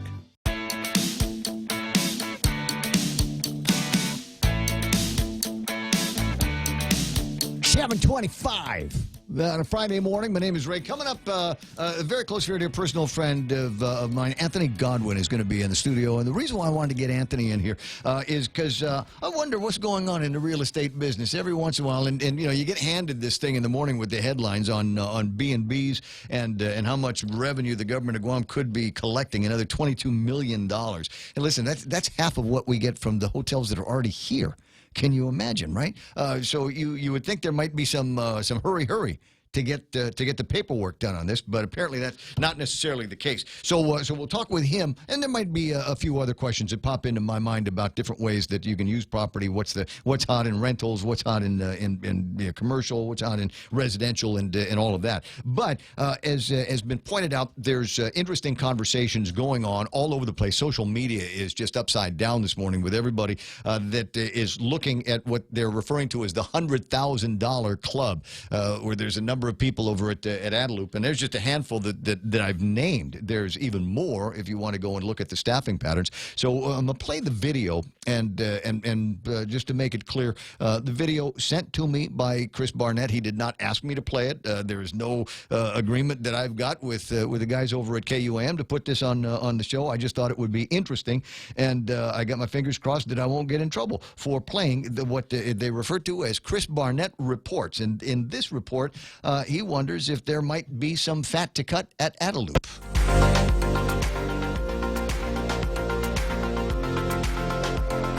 Trim the fat.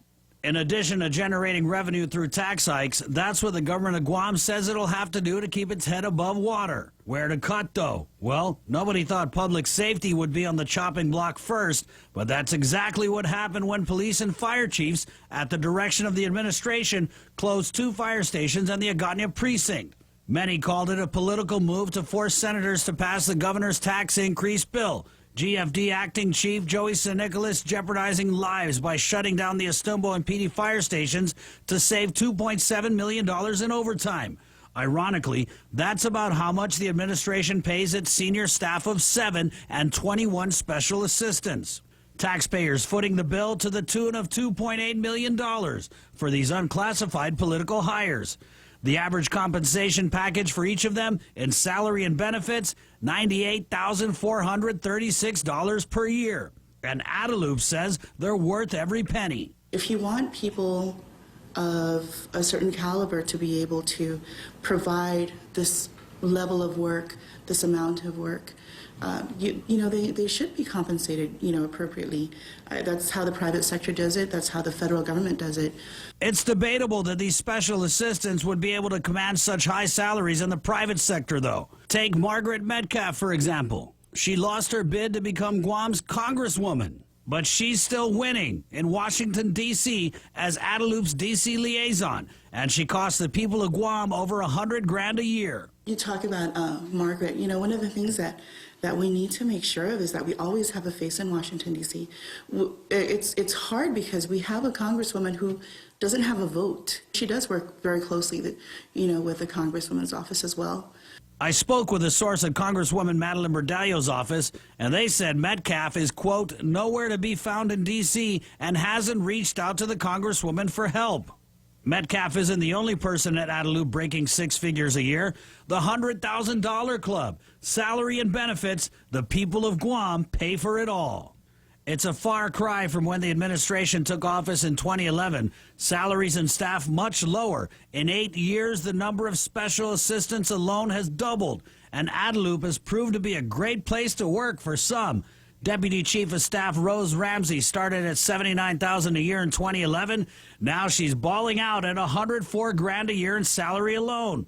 Back in 2011, Governor Calvo didn't need a legal opinion from the AG or a bill to cut his senior staff's pay, which he did, saying the savings would go towards paying tax refunds. Fast forward to 2018, Anita Ricles says although fire and police stations were closed, salary cuts to political hires still being discussed. Definitely that's on the table. We've never shied away from the fact that we're going to have to do it if we have to. We should compensate people for the work that they're expected, for the work and the responsibility that they're expected to carry out. So not necessarily on their qualifications or experience?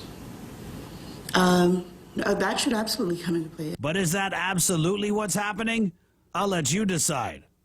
For Guam's News Network, Chris Barnett reports. And as they say, we have to provide some kind of attribute there, obviously from the Pacific Telestations, KUAM, and Chris Barnett. That's where that piece of video and audio comes from. And I believe that it is part of a chain, and I'm almost positive Chris is on the WhatsApp this morning. So if I'm right, there's going to be another one like that where they look at the payroll and expenses and some of the fat that might be able to get trimmed over at the legislature, and then the same thing over at the judiciary. So I think there's at least a couple more important things. And the 7,000 or so people have already seen that on a variety of places. And most of the comments that I'm getting are very, very interesting comments. And more along the lines to what I have been saying since I became back into the media community. I'm okay if we absolutely, positively, for health and safety and education, gotta eat some more taxes. I'm all right with it, but you gotta show me the cuts down the other side. And they are still at the legislature not talking about that.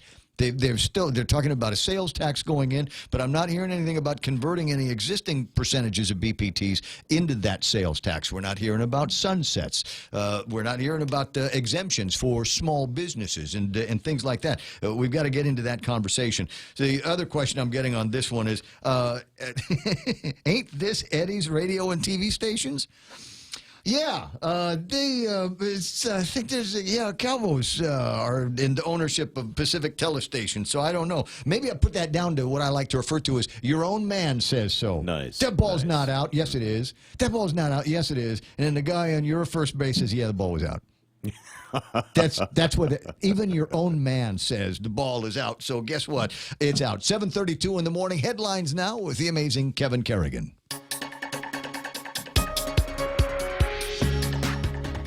Half a day and good morning, Guam. News time here at The Point is 34 minutes past 7 a.m. In the headlines from the Guam Daily Post this morning, concerns raised at a public hearing yesterday on a sales tax bill about the impact that such a tax could have on island tourism. Guam Hotel and Restaurant Association President Mary Rhodes saying Guam is becoming less competitive as a tourist destination.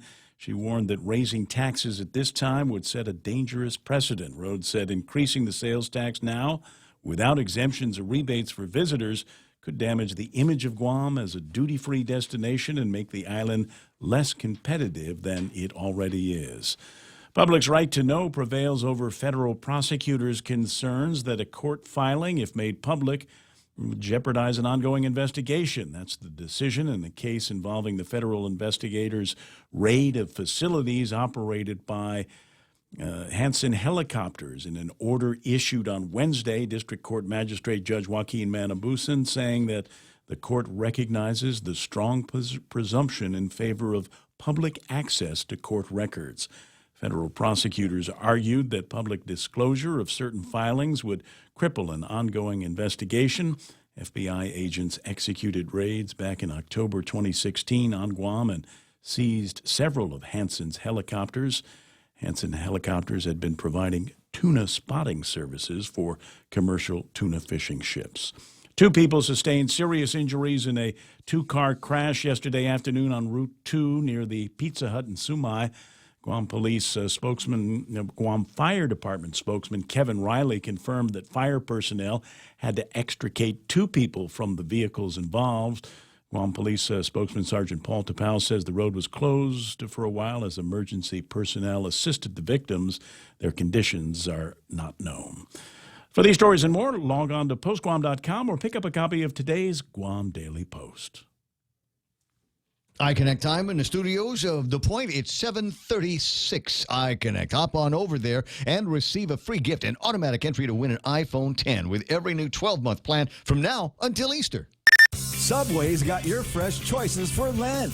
Sink your teeth into the classic tuna or indulge in the mouth-watering greatness of our seafood sensation. Or try our tasty Veggie Max, a delicious vegetarian patty free of artificial colors and flavors. All our subs are served on freshly baked bread paired with vegetables cut fresh daily in restaurants and sauces that are sure to excite your taste buds. Visit any of our convenient locations today at Subway. Fresh is what we do. And just a quick look at traffic. Remember, I was telling you things were starting to get busy. Marine Corps Drive, and I'm seeing it from Gigo around KFC through to Dededo near the other KFC, and then down Marine Corps Drive. And it looks like you're probably going to see some of the heaviest traffic right at the intersection of 8, not 8, 10, and 16 on Marine Corps Drive, but at the intersection of 3 and 1. A lot more people coming out of there, and even on the other side of Isangsong onto Marine Corps Drive by the new flea market is starting to busy up there. Anything else here that is beginning to look heavy? Coming out of the Archbishop's Circle, making your way towards Tumon, has got a little bit of a slowdown. Unsure why that is. And this is coming in from Agana Heights down O'Brien Drive and making your way towards the Naval Station, I think, and the Agana Shopping Center. I think things are beginning to busy up through there as well. So expect some of those Friday morning delays. 7:36, the amazing and incredible Anthony Godwin from Today's Realty coming up next. For over 55 years, Community First has served our island as a full-service financial institution. And now, we're proud to introduce the new Community First Student-Run Credit Union, open in Mangilao on Route 10, Guam's first student-run financial institution, which means it's operated by college students like us, ready to serve all our members, existing and new. We're just down the road from UOG and GCC. Community First Guam Federal Credit Union, now open in Mangilao. This credit union is federally insured by NCUA. Special things only come around once a year, and it's time for fish fans to celebrate the return of Wendy's Cod Filet Sandwich. Wendy's uses the gold standard for fried fish, wild-caught Northern Pacific cod, breaded with panko crumbs to a light crisp. Add a new creamy dill tartar sauce and crisp pickles, and you've got the fish sandwich many say is the best of the bunch. Get yours today at Wendy's, located in Tamuning, Veragata, Agana, Dededo, and Naval Base. Wendy's Cod Filet. Now that's better.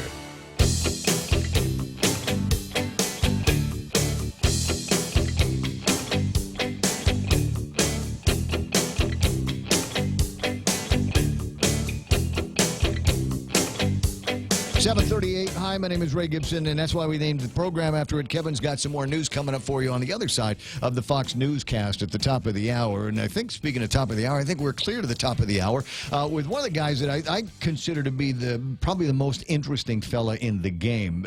And to say that is meaningful, because there's interesting fellas in the game. You got guys like Chris Felix running around. Mo Cotton was just on the phone just a little bit ago. But one of my go-to guys these days, and it's important that I get kind of a refresher. It's been a while since I've had a long conversation about what happens in the world of real estate. So one of my go-to guys is the founder of Today's Realty, Anthony Godwin. Good morning. Good morning. Buenos dias, Ray. How are you? Yeah, you know what? I'm okay. I'm living the dream. I'm living the dream, my friend. All right. Look at all the toys I get to play with and all the people I get to talk to. You have the coolest toys here. I mean, what does this say, Mica? Yes, they're actually Mica, I think. Mica arms. Well, whichever it is, you know I bought them. So they're the best microphone arms in the world. They don't make any kind of noise, which I like. Anyway, wow. And you've got cool technology. Every once in a while, it's nice to go and see what the MLS has to say about what the listings are here on Guam. Mm-hmm. But I'm of the opinion that the MLS the real good deals aren't on the MLS. I mean, you can find them. You just scratch around and search real hard. But I mean, the real good stuff is the stuff that somebody came to you yesterday and said, "Hey, Anthony, tell him I got a thing over here. I need to do something with this." And maybe you can real fast like that get somebody in here and get it at a good price. You ever get any of those kind of stories? You know, we do get those kind of calls, but we do use the MLS. The MLS is our tool, and of course, the MLS is there's a starting price, and then there's negotiation, and so we do see the average ratio on Guam from list to sale is about 3.5% to 5%. So when someone lists something, and that's average. Yeah, I was going to say, there's the starting price, there's negotiation, and then there's finally what the appraiser has got to say about it. And sometimes, as you know, your family's been involved in one of my transactions once upon a time where we had negotiated with the buyer, and I came away thinking, this is a great number. I'm the happiest guy in the world. And then I got the appraiser on a bad day. I got the guy who was, he yelled at by his wife, or his dog bit him or something, and so I got an appraisal that I didn't like, and it's not like you can argue with the teacher on that one, unfortunately. And so him having to kick the dog cost me probably about another $5,000 or $10,000 on the deal. Well, he has data he has to work with, and that's all he can work off of, or she can work off of. Yeah. Well, let's get caught up here. You know, I always thought that the big game was going to be in residential sales. Anything going on in that, or is it still relatively soft like it was the last time we talked? Oh no, the market's very brisk. Inventories are down, which means obviously prices have come up. So we're looking at a seller's market for the most part. And but is anybody buying it at those prices? Yes. Oh, yeah. And things are appraising. Although we do run into appraisal issues once in a while, and everyone often tries to reach up a little bit. Some people try to reach down, but the market now is a reach up market. And sometimes when trying to reach up, it doesn't happen. So the appraiser comes in and we have to negotiate again. So the negotiation game continues from the first time someone looks at a property until the date of closing, in my opinion. So that's where it goes. Okay, and as you said, it's a little bit more of a brisk market because the last time that you and I had a serious conversation, it was one of those cases where you got the sellers that were holding out, as you say, reaching up for the prices and not necessarily getting met by the buyers. So what's changed there? Are the buyers, do they have more or better access to capital? Are they just a little bit more understanding of where this market is going to be headed, and then making and saying, all right, if I'm going to do this for the investment, I guess I better go and sign some papers now? I think the benefit that we're seeing now, of course, is still we have excellent interest rates. So the lending rates on Guam are very competitive. Yes, so we need to keep those rates. And the other thing is just inventory. So we've obviously had some challenges on the construction side, as we all know. And so that has obviously affected our inventory. See, this is interesting because to the casual observer, to the guy that's not in the game, I'm not seeing a whole lot of new houses get built up. I'm not hearing about a lot of transactions, but I guess there is that is going on. Some guys going in, doing some renovations on some property and adding that to the inventory pool. And then there are contractors out there who are still building. I talked to a contractor the other day who's still building at $85, $95 a square foot. No, and he's not building something super fancy. He's not going to. Can I have his number? I'm not sure. Sure, I'll give you his number. It's like, hey, Anthony, who's your tile guy these days? Who are you talking to about kitchen remodels? And it always depends on finishes. If you start to give a list of, I want this particular toilet, I want this particular set of cabinets, then obviously the numbers are going to change. But we're probably seeing somewhere between $125 to $150 a square foot for standard construction. But as you point out, it's interesting because that's where the majority of your sale is going to get made. Oftentimes, is how pretty have we, what kind of modern conveniences do we have in the kitchen, and does the bathroom look nice? Is it appealing? Is it more than just your Model 1 Toto plumbing, commode? And you kind of want to dress it up a little bit when you get into some of these things if you're going to be selling for premium dollar. Oh yeah, when my parents first bought our house in Mong Mong, I walked in there, wow, this is so nice. The avocado kitchen and the yellow refrigerator and the pink toilet in one room and the blue toilet in the other room. Yes. those are maybe they'll come back someday. Yeah. But not right now. I don't know. My biggest problem when I start thinking about real estate is, and there are some interesting deals out there. You know, it's funny, we're not that far away from Jonestown. And there's constantly somebody doing something in Jonestown, but I walk in there and I realize they have exactly the same number of outlets in most of the rooms as they had in 1968 when people first started moving into there. And nobody thought, I mean, we didn't know there was going to be television in every room and internet and, you know, everything that needs to get plugged in and recharged in the middle of the night. So you got a couple of outlets in a room, and nobody ever thought about putting the wires for the light fixtures actually in the ceiling. That was something came along in about 73, 74, right? No, maybe later. I live in a Barragata Heights house, and all of the lights are on the wall as opposed to in the ceiling. So in most of the houses that you go to, you can tell if somebody's put in the money for the refurb, for a hard refurb, if they've gone in and chipped away so that they could hide the conduit in the ceiling. Or go on the roof. Or yeah, I don't know about that. On the roof. Lots of leak opportunities there. So that's the game in real estate on residential properties is brisk right now. So if you've been looking, maybe now is the time to get in the game. I was asking about access to capital, and there's any number of people in the banking business that are on the program. I welcome Phil Flores and Bank Pacific to the show. First Hawaiian is early adopter. We got a couple of other guys. Security Title is in here, and they're good, guides, rangers, if you will, through the transactions. Do we have good access to capital here? Yes, we do. We have a number of choices. Over the past couple of years, there's been some additional players added to the marketplace. Yes. So the marketplace has become more competitive in that respect, and so you're seeing more opportunity out there. So I think all of our buyers and borrowers have choices, and the lenders all know that. So they've all upped their game too. Yes. So I think we've got it's wonderful opportunity for consumers. There's also money available through like Guam Housing. There's some government funds available out there. And there's a lot of first-time home buyer programs, which too. which is important to me.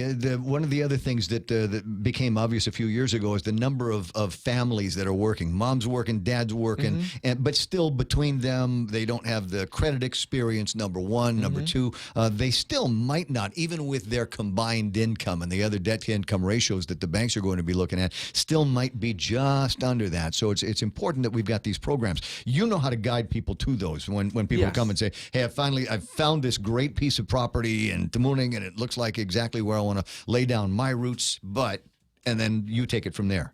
Yeah, we take them through the process and see, if maybe Tamuning might not be the right, target. Maybe we need to look at something else. And when I first bought my first place, I was like 23 or 24 years old, I think, and I wanted, a beautiful palace, and my palace became a 2-bedroom apartment of 600 square feet because that's what I could afford. Right. And I think a lot of times when we're first looking at the market to buy. When you're 23, a studio apartment looks great, though, right? Actually, it still does. I still have it. I'm nothing to clean. This is great. Exactly, but I wanted something more. But it's the start, and a lot of times, when I first worked with buyers, I'm like, I went down to Home Depot, or I went to Benson, or I went to Guam Home Center, and I saw all of these, JK Tile, saw this fancy tubs that splash and spray and everything else, and I really want a house that has all that, because we're affected by that HGTV, all the TV shows, and of course we go out there and we look at the house with all those things, or we look at homes online or whatever, and then we have to come to reality. Can we afford all of this fancy stuff right now? And then sometimes there's borrowers and buyers that say, I think I'm going to wait till I can do that. And they don't make any decision and don't get into the buying market. But the market changes. If you wait too long, you might be on the wrong side of that change. Exactly. And they continue to rent. And renting's okay, too. Some people don't want to buy. They're renters, and they're fine with being renters. But then the people who really have made the decision to buy, it's a planning thing. Well, I mean, number one, you got the financial upsides and all of that, and it's always nice to have a little bit of equity in the game, and your views on the world will change, if you will, when that happens. The last time you spoke at a Rotary meeting that I was in attendance at, you had kind of bracketed the world in terms of real estate and residential properties towards, are you going to live in it? Or are you going to try to rent it to the military? And you were advising people, if I recall correctly, at that time to build and suit towards that $2,400 a month sweet spot on some of these military rentals. Is that still good advice today? I think the advice I would give today is if you're looking at renting, you look at the market that you're looking for. So there's more than the rental market, the military market here, of course. And so if you're looking at an $800 rental market, then that's what you build to. You build to that market. If you're looking at a higher rent market, you build to that market. So I have some owners that would prefer just to have their tenants live there for 10 years or 15 years or 20 years. They're not interested in the military market, for example. They want to just stick to the constant income, cash flow. I've got people living here. The place is rented out. They don't bother me every time the toilet backs up. Exactly. So they're comfortable with that. They'll build to that market. They're going to keep the places, moderate. They're not going to spend a whole bunch of money on renovations and upgrades and tearing everything out. They'll take care of it. They'll take care of their tenants. And they're happy with the $800 to $1,200 range, and that's fine too. Right. So we have a mix. We definitely have a mix now. Which I think is important. I'm not going to say that there will always be poor people, but there will always be people that for which an economy price is going to be something that is meaningful to them, and it might also mean that they're going to be long-term good tenants for you if you want to be in that game. Well, you were talking about we both grew up here on Guam, obviously, born and raised. When I think about my parents, and one of the things that they had, one of their goals was to build a property that they could live in upstairs with 1, 2, 3 little tiny apartments downstairs. And if we'd come up with this kind of a mixed model on a half-acre of property, is there still room in the game for something like that? Oh yeah, we see that all the time. Yeah. We still see a lot of that. Yep, we still see that all the time. Okay. It's again, you obviously there's been a trend. There's a trend now, obviously moving north. It's been going on for probably 10 years. So the population north has been, I don't want to live up there. It's too crowded. I know, and you might get capsized. As the man said. Hey, let's talk about land real quick. There's some interesting things happening with properties. One I'm going to ask you, and if you've got the answer, great. If not, I'll understand.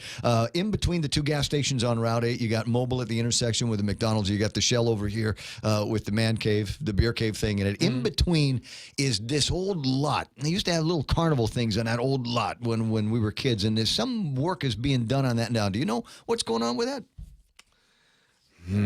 Oh, come on now. Come on. It's another gas station, right? No, it's not. I don't think so. No? I think it's a place to shop at, but that's what I understand. Up there? Yeah. There's no retail on Route 8. Is somebody trying to do retail on Route 8? There's actually quite a bit of retail coming to Route 8. Why? Traffic. You think? Heavy traffic, yeah. That's we got Benson. We got a couple of banks up there. There's more coming. Huh? Biba. There's usually a reason why. If somebody is looking around, it's like back in the old days, you'd say, look for the McDonald's. If a McDonald's puts up a building on a corner, guarantee that corner is going to get hot. You're very obvious, Ray. You know what's coming. All right. Yes, Walmart, he says. No. Are we all holding out for Walmart? There's another piece of property that I run by on a regular basis. It's right down, it says, between here and Sakura Kitchen, and it's got your picture on it. Yes, that is a piece of land. It's about 8,000 square meters, and it is for sale. It's been for sale for a bit, and it's basically it's looking for a person or a developer who understands the property. I'll put it that way. Understands the property? Understands the property. Every property has its unique characteristics. Does this have a river running through it? Are there trout? No. Is there a little duck pond? It does have a slope, and so you'd need to know how to build. And there's actually an apartment building right next to the property that's built into the slope. Yeah, so I mean, it's not like uncomfortable, and that I know of. I don't think anybody's building anything underneath the slope, so it might be some good view property. Oh, it's beautiful. The right? views are beautiful. Yes. So we've got some of that.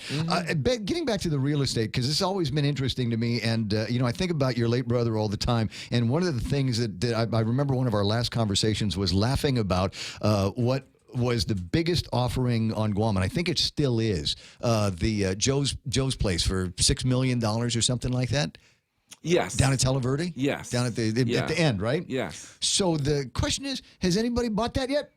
Are we in negotiations? Because that's a record breaker. If somebody bought it at what he was listing it for, I think that would be a record breaker. We've shown it several times, actually, believe it or not, and we've had potential buyers look at it.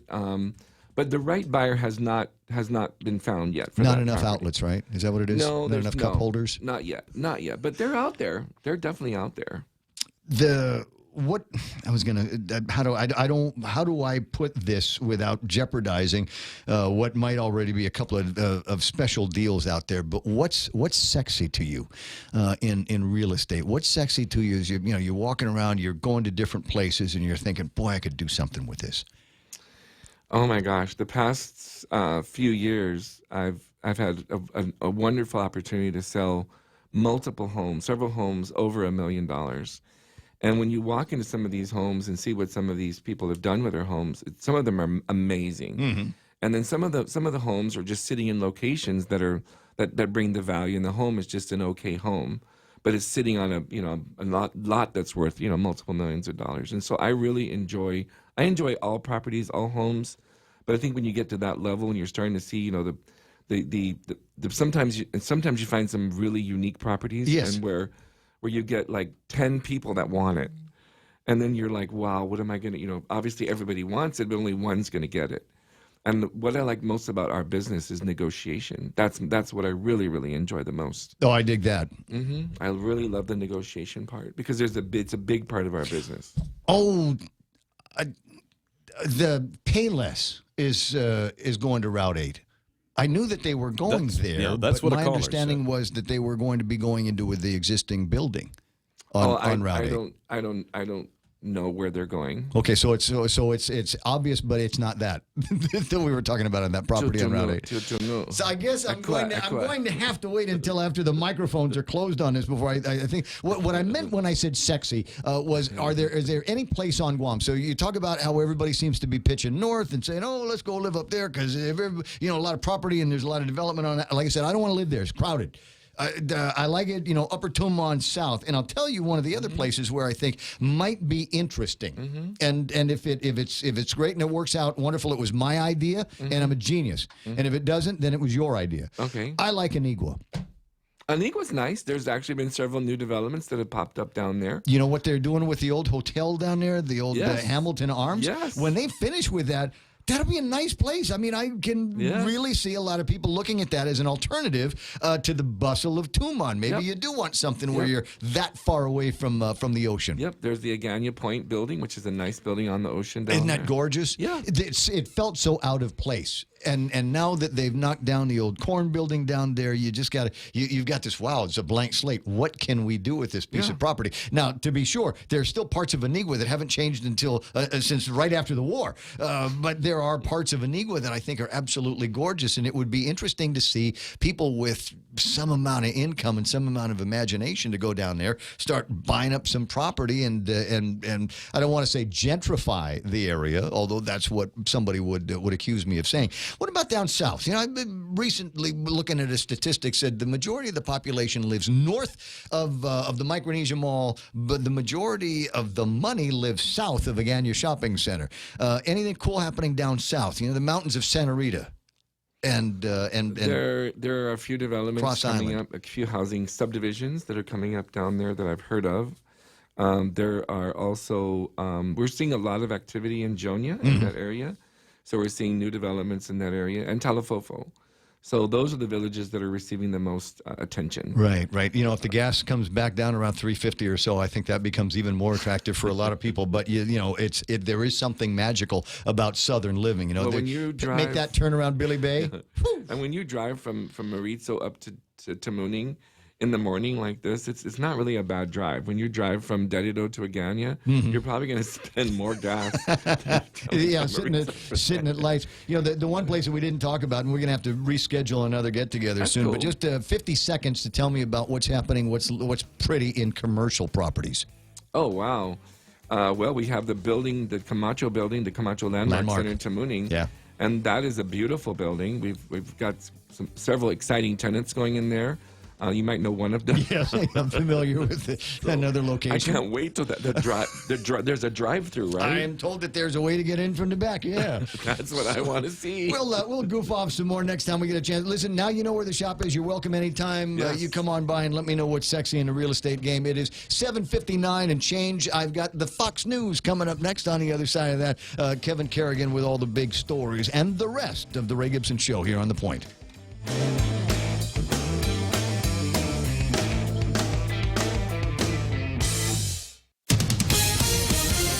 Live from New York, the Fox Report. And Lisa Brady. President Trump says he's keeping a campaign promise to crack down on unfair trade. It's really an assault on our country. It's been an assault. The president imposing new tariffs that critics warn could spark a trade war. Fox's John Decker is live at the White House. The president has made it official, signing an order that imposes 10% tariffs on imported aluminum and 25% tariffs on imported steel. The tariffs, which take effect in 15 days, initially will not apply to imports from Canada and Mexico. The actions we're taking today are not a matter of choice. They're a matter of necessity for our security. The president's action will not prevent the problem of transshipping, in which a country simply ships its steel to a country exempted from the sanctions, which in turn can sell that steel tariff-free to the U.S. Lisa? John, many fellow Republicans in Congress disagree with the president's move. Nebraska Republican Senator Ben Sasse, before the announcement, calling it a stupid policy that will kill American jobs. House Speaker Paul Ryan among those concerned it could hurt recent economic gains as he touts tax cuts. We're very excited about the outcome of tax reform because what is now happening in America is precisely what we were hoping would happen in America by passing tax reform. Ryan speaking in Atlanta at a Home Depot facility, one of the companies giving workers bonuses or raises because of tax cuts. House Ways and Means Committee Chair Kevin Brady urging the president to approve more exemptions from the new tariffs. The head of the UN's Trade and Development Agency warns the tariffs could hit poor countries hard and trigger takeovers in their mining industries. But a late rally on Wall Street after the tariff announcement, the Dow up 93 points on the day, the S&P and the NASDAQ also higher. On the Fox Report, fair and balanced.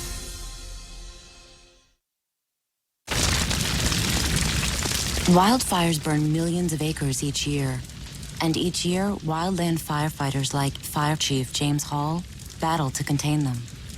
But they can't do it alone. A single ember that escapes from a wildfire can travel more than a mile. It can ignite and destroy your home, your community, or more. That single ember can be just as dangerous as the wildfire itself. But you can do something firefighters can't. You can act now to prepare your home and your community for wildfire. You can reduce the risk. Do your part. Go to fireadapted.org. Get Fire Adapted. Learn what you can do now to reduce wildfire damage later at fireadapted.org. A public service message brought to you by the U.S. Forest Service and the Ad Council. Learn more at fireadapted.org. President Trump meeting privately today with members of Congress and video game executives, still searching for more ways to reduce violence after the Florida school shooting. Florida's governor will meet with victims' families before deciding whether to sign a gun control bill. Republican Governor Rick Scott opposes certain provisions in it and right now isn't saying whether he'll sign or veto it. He is inviting the Parkland parents who lost sons and daughters to come meet with him Friday in Tallahassee. The Republican-controlled legislature defying the National Rifle Association and approving new gun restrictions. Aside from raising the purchase age to 21, the bill also adds a 3-day waiting period opposed by the NRA and the Republican governor. The bill also boosts mental health funding, adds armed officers to most Florida schools, and fortifies them with things like bullet-resistant glass. Fox's Phil Keating. The bill would also allow each county to arm some teachers or other school staff, something the governor does not want. A lot more people than first thought needing medical treatment after the poisoning of a former Russian spy in Britain.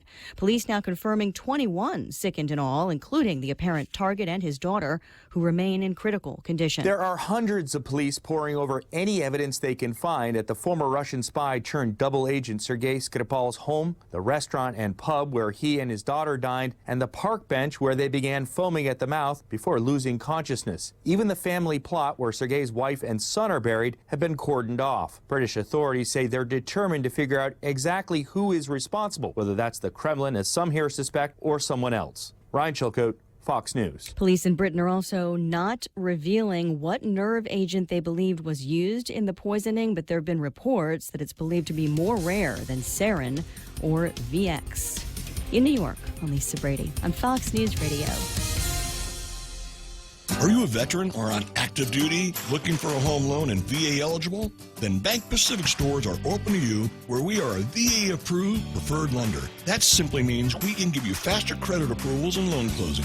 And with today's super low rates, you just can't go wrong. Bank Pacific's My VA Loan, where we're open to closing your loan in a hurry. Bank Pacific, where others put branches, we place roots. Equal housing lender, credit conditions apply. Viva Bank Pacific. As we journey through the new year, we here at APL continue to find ways to better deliver our island's resources with innovative and cost-effective solutions, lending our helping hands by carrying your freight safely from the U.S. mainland or anywhere in our global network. We humbly honor the opportunities to continue to work and connect with you and your business. We are APL, and we are here for you.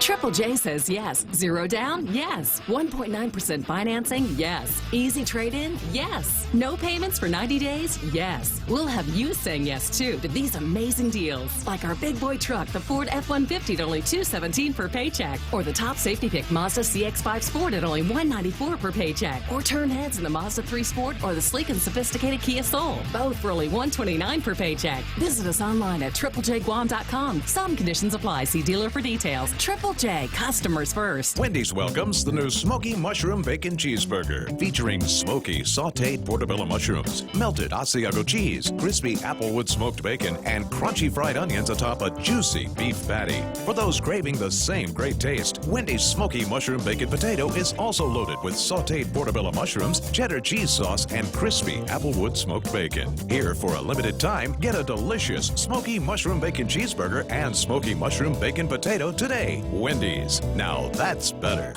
How do you turn every day into cash back? With the Bank of Guam Visa credit card, cash back just got better. Get 1.5% cash back every month with every purchase. Every pick-me-up, every filler-up, every Sunday dinner, every four-wheel spinner. Whatever comes to mind, even every stroll in the sweet sunshine. Everything your heart desires turns into 1.5% cash back every month. The Bank of Guam Visa credit card, the everyday card. Apply today. Call, click, or visit. Terms and conditions apply. Bank of Guam, member FDIC.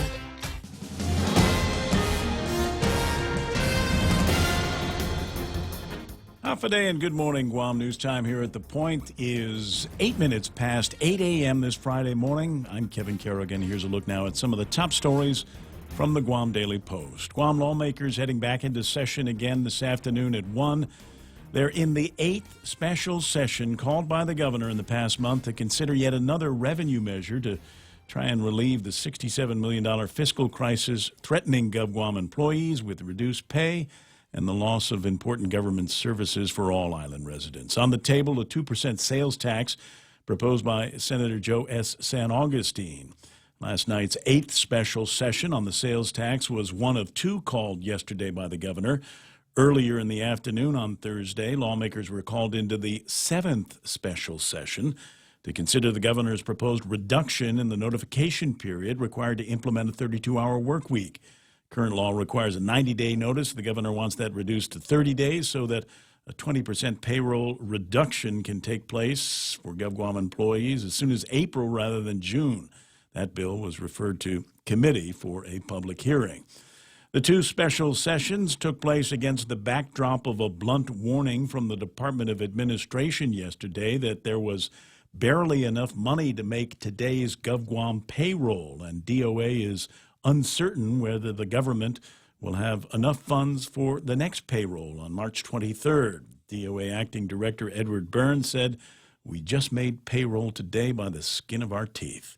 Meanwhile, the Democratic Party of Guam issuing a statement last night accusing the administration of leaving millions of dollars in potential tax revenue on the table uncollected. Citing yesterday's testimony from Guam Hotel and Restaurant Association President Mary Rhodes, the party statement faulted the administration for failing to implement the bed and breakfast law as well as the tobacco tax because no rules and regulations have been written up to govern the administration of those taxes, and the enforcement personnel have yet to be hired to collect it. We'll have more news after this. Half a day, Guam. Come out and celebrate UOG's 50th anniversary by participating in the Charter Day 5K run. Sunday, March 11th. Showtime 5 a.m. Go time 6 a.m. Come run the 5K and conquer the infamous Marine Lab Hill. This year's theme, green is the new gold. So wear something green and run for the gold. You can register online at supportuog.org or sign up at Hornet Sporting Goods. Presented by Coast 360, Raymond James, Guam Football Association, Jones and Guerrero, Title Guarantee, National Office Supply, and Copy Express. $7 meal from Circle K. Get your choice of 2 Nathan's all-beef hot dogs or a half-pound Nathan's all-beef footlong, a big wrap bag of chips, and any size Polar Pop. That's a giant deal of a meal, all for only $7. Circle K. Take it easy.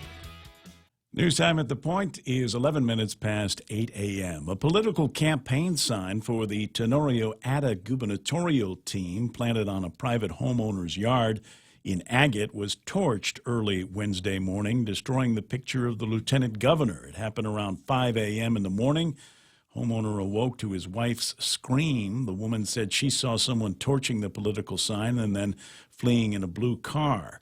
According to a release from the Tenorio Ada campaign, unfortunately, this is not an isolated incident. Vandals have damaged other signs of the campaign in different areas around the island. Police are investigating. Logistics was one of the topics tackled yesterday at the ongoing Guam Industry Forum down at the Dusitani Resort. Seaport and airport representatives told the 500 attendees at the forum that they can handle the increasing load expected as the buildup picks up steam. Port Authority of Guam Deputy General Manager for Operations Felix Pangilinan said recent acquisitions and upcoming projects will improve the port's efficiency at moving cargo. The port recently wrapping up a $50 million project from the Department of Defense funding modernization projects there. The forum wraps up later today. Finally, Cabris 1 and its 66 megawatts remains offline this morning. GPA spokesperson Patty Long Diego here on the point this morning said it tripped offline last evening just before 8, causing spot outages at villages around the island that lasted about an hour. Backup generators kicked in. A load shedding schedule had to be implemented in order to prevent a cascading loss of power island-wide. Power was restored to most areas about 10 minutes after 9 last night. Diego said the cause is under investigation. For these stories and more, log on to postguam.com or pick up a copy of today's Guam Daily Post. Here's Ray with the weather. Where's the snake? Was it a snake? The brown tree snake. Was it a brown tree snake that got him this time? 8:11 in the morning, and the last thing that she said to me that I thought was the most important part was, yeah, Cabris 1 is down, but we've got enough reserve capacity, and so nobody is calling for any stringent measures to save electricity and things like that. It's 8:11 in the morning, and it's going to be a nice day. Expect the temperatures to get up to about 89 degrees. And then tonight about 75. You can tell it's getting cooler when people are taking pictures of their thermometer in the dashboard that tells them what it is. And Chris Biachino's was around 74 this morning, and it wasn't even that early when he took the shot. 8:12, sunset tonight at 6:30, sunrise tomorrow morning about 6:32. That's news and weather together right here on The Point. When the power goes out on Guam, the little things can become surprisingly big.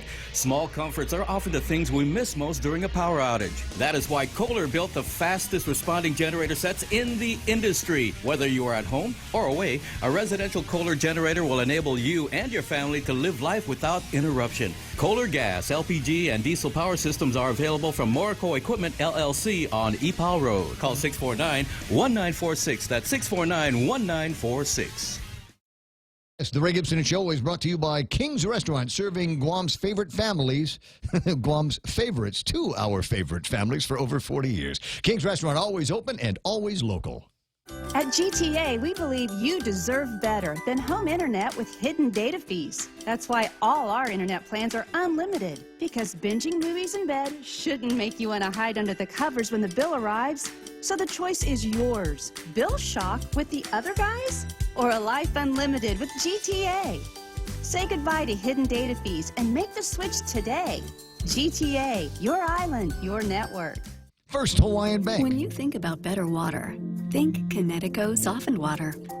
Connecticut water conditioners work like no other, supplying a continuous flow of luxuriously soft water without disruption and without use of electricity.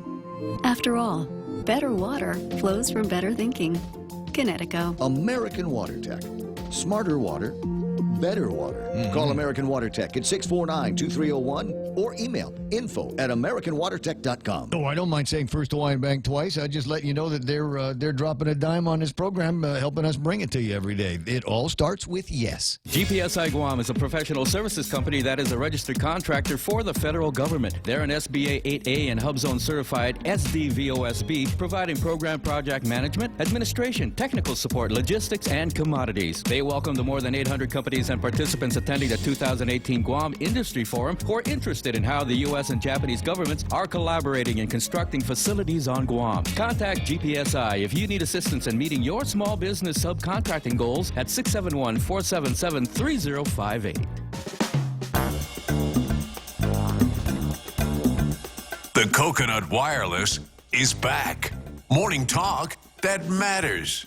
The Ray Gibson Show.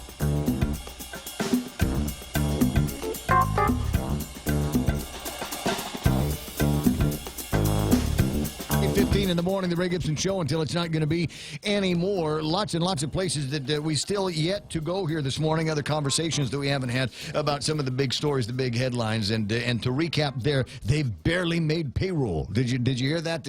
Was it hushed when the guy got up there and said it in the accident? We've barely made the payroll here by the skin of our actual teeth. Well, you remember they said that last month. Did they? Have we defined barely?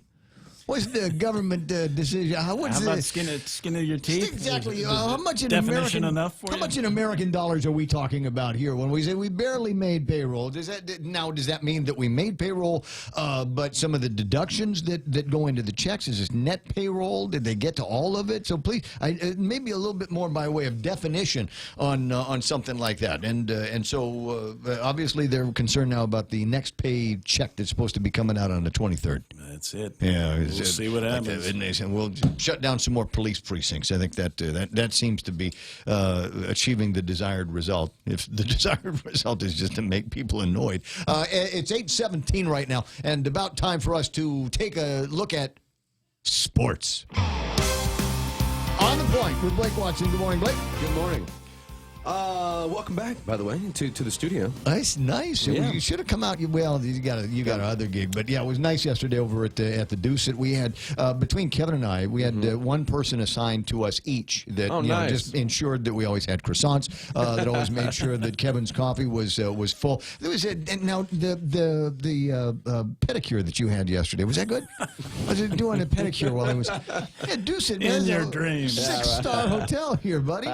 No, I saw the pictures. It looked really nice. Nice turnout too, by the way, for day 2 of that event down there. Yeah. My guess is that there's still a little bit more activity going to be taking place, and we'll send people down when the show gets started again to find out what the big headline is going to be from there. So what you got in sports? Well, I got this. You probably already know it. You do. I don't know if the public does. However, the tennis All-Island came out, the list. Gavin Lee voted boys' most valuable player for tennis. Tori Smith from Academy. She's been a long-time tennis player. She was girls' MVP, respectively, like in that order. I didn't know what that meant, by the way, until maybe a few months ago. Respectively? Yeah, well, I mean, I had an idea, but I had to officially, I didn't look it up officially, to submit what it actually meant to myself. I got you. And then I'll run down the first team. Camden Camacho from Father Duenas makes first team, as does Tori Smith, MVP. Mason Caldwell Ray He's on first team, as well as Joycelyn Tanai. Gavin Lee mentioned him. And rounding out the first team in boys and girls singles, Annika Sakdev from St. John. And, all these kids are getting older as you start looking at some of the ages. And many of them, you take Mason's been playing since the summer of his 7th year. And before too much longer, he's going to be out of the high school sports. So, parents, it's never too early to get your kids started in a tennis program. Go find Joe Cepeda or Torgan Smith and find out when the next kind of, they put together clinics and things like that. And just get an idea of whether the kid's got an aptitude for the game. And even in some cases where they don't pick it up right away, you cut them into that groove, and before you know it, they'll be playing at peak performance before you know it. 8:18. Anything else going on? Yeah, it's just championship weekend for IIAAG third quarter sports. Three big ones going on. St. Paul going to take on St. John. That is tonight at the UOG Calvo Fieldhouse, 7 p.m. for that. Tomorrow, if you're right in the same area, at Melau, GW Field, the place to be for rugby, starting at 10 a.m. with the girls quarterfinals and semis, and then at noon it will be the consolation game, which we talked about this week, JFK taking on GW, and 2 p.m. the match to end the day, the championship, Sharks taking on the Father Duenas Friars. That, again, is rugby. Nice. And then not far away, well, actually, Naval Hospital, tomorrow morning, Academy taking on JFK, not tomorrow morning, 3:30 p.m., is when the high school girls softball championship takes place at Agania Heights Field on Guam. Busy start to the weekend, huh? You had me at rugby. That's a great game. Rugby's a great game. Yeah, it is. Oh, and by the way, this little note here, also keeping with championship week, the championship for the IIAAG Tennis League, girls and boys singles and doubles, that will be decided March 13th, so next week. I was thinking, a buddy of mine chimed in while and I saw it just after Anthony Godwin left the studio, but he told me that he heard word that Usan Beach has been sold, and you might not know where that is, but as far as I know, it was the last privately held beach in Tumon, and I think it finally changed hands. This is what I'm hearing. I can't obviously no way to confirm it, but it would be very interesting. It got me thinking about the boat races, and there's still a very active boat race industry in this town, right? Yeah, paddling. Yeah, and that's actually coming up this as soon as third quarter ends, going into fourth quarter. That's a fourth quarter sport for IIAAG is paddling. So we'll start to see more of that before too much longer. Yeah, they're probably already practicing if you go down there at sunset. Got it. Well, it's there've been some other great reasons to be goofing off at sunset besides just catching the sunset. We'll add that to the list. But I was thinking about watching a movie before I got to sleep last night, and I didn't want to watch any rom-coms, and I didn't want to watch any adventure movies, and so I remembered that there's a genre that I almost never plug into, and that is suspense and horror. Ooh, what'd you watch? I started watching Veronica. Veronica. Are you familiar? You're not familiar with it? Is it a show or is it it's a no, movie? It's a movie. Okay. It's a Spanish movie. Oh. But and the reason why I selected that one, because I had seen on the internet that it's a surprisingly small percentage of people that can make it all the way through the movie. Is it a couple of years old? I don't know how old it is. I feel like it's Spanish language, and it's one of those like it will just scare you to death. That's how Ringu was, the Japanese version I watch of the Ring. Ringu all day. I mean, those yeah, no problem. I cannot watch Exorcist at night, but this movie here, just the first 3 minutes of it. Once it got started, and I thought, I think I'll wait until I can watch this during the daytime because it looks like it's one of those shows. Is this sleep well last night? No. Is this on Every little Netflix? noise. Yes, you can find it on Netflix. Okay. But look it up. They say on social media, they say it's one of those things that you absolutely cannot watch all the way through. 8:21 in the morning. Homework you got anything for the else? weekend. No, that's it. Oh, yes, real quick. Yeah. Only because we like to tout those off-island. Congratulations to Guam national basketball player Jonathan Galloway for winning Big West Conference Defensive Player of the Year for the second straight year. He is playing UCI Anteaters. He's up there at UCI. So gotcha. He is second Defensive Player of the Year, not of the week, not of the month, of the year, second year in a row. So that's in the Big West Conference. Guam national basketball player Jonathan Galloway. Shout out to him. They give you a big medal for that here. He's a junior, by the way, so got another chance to make it 3 years. Yeah, a three-peat maybe next time. 8:22 in the morning. That's Blake Watson. He takes care of sports. We got to take care of this. Our island is at a crossroads. We need leaders willing to make the tough decisions to guide us through the roughest waters. The Gutierrez-Bordallo team understands that you cannot cut primary government services like education. This is bad for our families. Cutting 1/3 of unclassified political hires would give our public schools the funds they need for full operations. Gutierrez-Bordallo will lead by example and do what is right for Guam. Please vote August 25th, Gutierrez-Bordallo. I'm Carl Gutierrez, and I approve this message. GPSI Guam is a professional services company that is a registered contractor for the federal government. They're an SBA 8A and HubZone certified SDVOSB, providing program project management, administration, technical support, logistics, and commodities. They welcome the more than 800 companies and participants attending the 2018 Guam Industry Forum who are interested in how the U.S. and Japanese governments are collaborating in constructing facilities on Guam. Contact GPSI if you need assistance in meeting your small business subcontracting goals at 671-477-3058.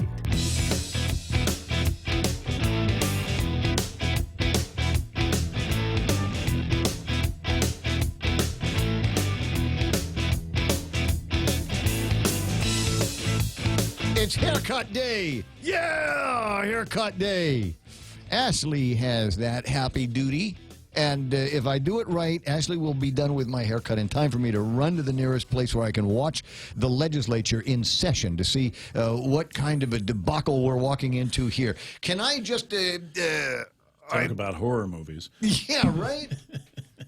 Just get I got to the scary point Chiller last night as I theater. was listening to some of the back and forth and, what's happening with some dudes going, wait a second, they're not talking about gross receipts tax being replaced by a sales tax. They're talking about gross receipts and the sales tax. As I say, arose by any other name. A sales tax is a sales tax increase unless we make it a sales tax that is a conversion from the BPT. And then let's take a good hard look at all of the things that are currently exempted. And if you need a list, go to the OPA. She's got it. She's been harping on exemptions to business privilege taxes and any number of other taxes for a number of years.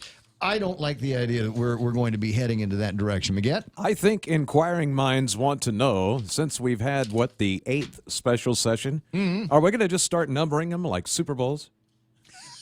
Special session, IX. Can I sell sponsorship? Sure we If can. I could sell sponsorship in it, then yeah, the answer is yes. A quick note: I was talking about guys taking pictures of their dashboards, and my buddy Galu took a picture of his dashboard radio where it tells you what time it is and what the temperature is. 79 according to this, but I love the way he's got his radio set up. It's got 93.3 on all of the presets. Nice. So all of the presets, everywhere he goes, is 93.3. I'm glad you found a favorite.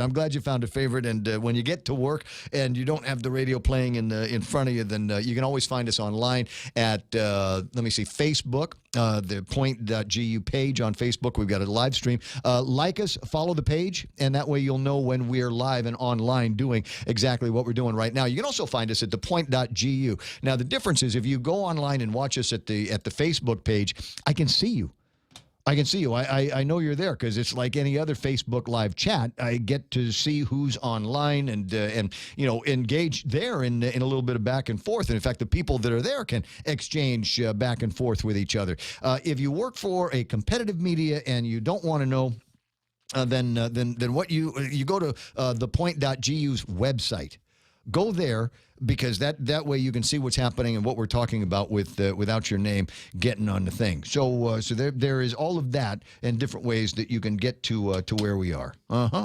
Somebody's still asking me how much I'm getting paid, and I'll bet you deserve. I think, like all employees, that I deserve every penny that I earn as a result of the work that I do here. Is there leakage? There's always going to be leakage. When the employees face leakage, did I get paid for that overtime? Did I remember to chime in? All of that. There's leakage in the government of Guam. Kevin looking at me quizzically like, where's he going with this? I need to go to yesterday's testimony, because I think it's important as the senators today go through bill number 1, or this new sales tax bill, that I am very anxious about, because I don't like it when the legislature goes into session on Fridays. I don't like that. I don't, because you know what happens is they'll go into session on Fridays and then they'll yak for a while and then they'll come back at like 9 o'clock at night on a Friday night, and then there's no talk radio tomorrow morning that says what they did last night. So nobody finds out that there's going to be 6% worth of a sales tax, 5% online internet taxes until Monday. Right? That's what's going to happen. Thank God the Post publishes on Saturday, but there's no place to call and vent about it until Monday. So I get very anxious when the legislature goes into session as late as 1. So deal with it, guys. Get through it, and frankly, wait until BJ gets back before you vote on anything serious. Yes? I think that's the plan. It sure looks like it. Well, it would be the plan as I put it together. The Chamber of Commerce is recommending within 6 months of any sales tax bill that Guam produce a plan of action that permanently cuts $33.5 million from the Gov Guam budget. Like the idea, unfortunately, there's no way that we can make anybody do that. We can suggest we can even put it in statute. But as we know, just putting something in law doesn't necessarily mean it's going to get done. Convert the current BPT into a sales tax? Check. Exempt duty-free retailers? Check. Implement a 5% online sales tax on internet purchases. No on internet purchases. Let's move that to its own separate legislation. Review and raise real property taxes and create a visible BPT with a 1% increase if, in fact, it does have to be increased. Mary Rhodes making another pitch that we've already got. Click your heels 3 times together. If we had put the rules and regulations into effect for B&Bs around here, we'd be fat by $22 million right now if all of the numbers look right. If we'd have done it on the tobacco tax, that'd be another $12 million. So you put that on top of what the governor's office and their brainiacs are saying they've already done. They've already said they've made $30 million worth of cuts, right? So sounds like problems are resolved, right? 30 million and 22 and 12, 64, another $3 million. You just take a look at the payroll over at Adelup, and that ought to take us right back to zero sometime soon. What's he talking about there? Go find me on Facebook and see what my post looked like last night. It is 8:30 in the morning and time for our last look at headlines from the Guam Daily Post. Here is Kevin Kerrigan.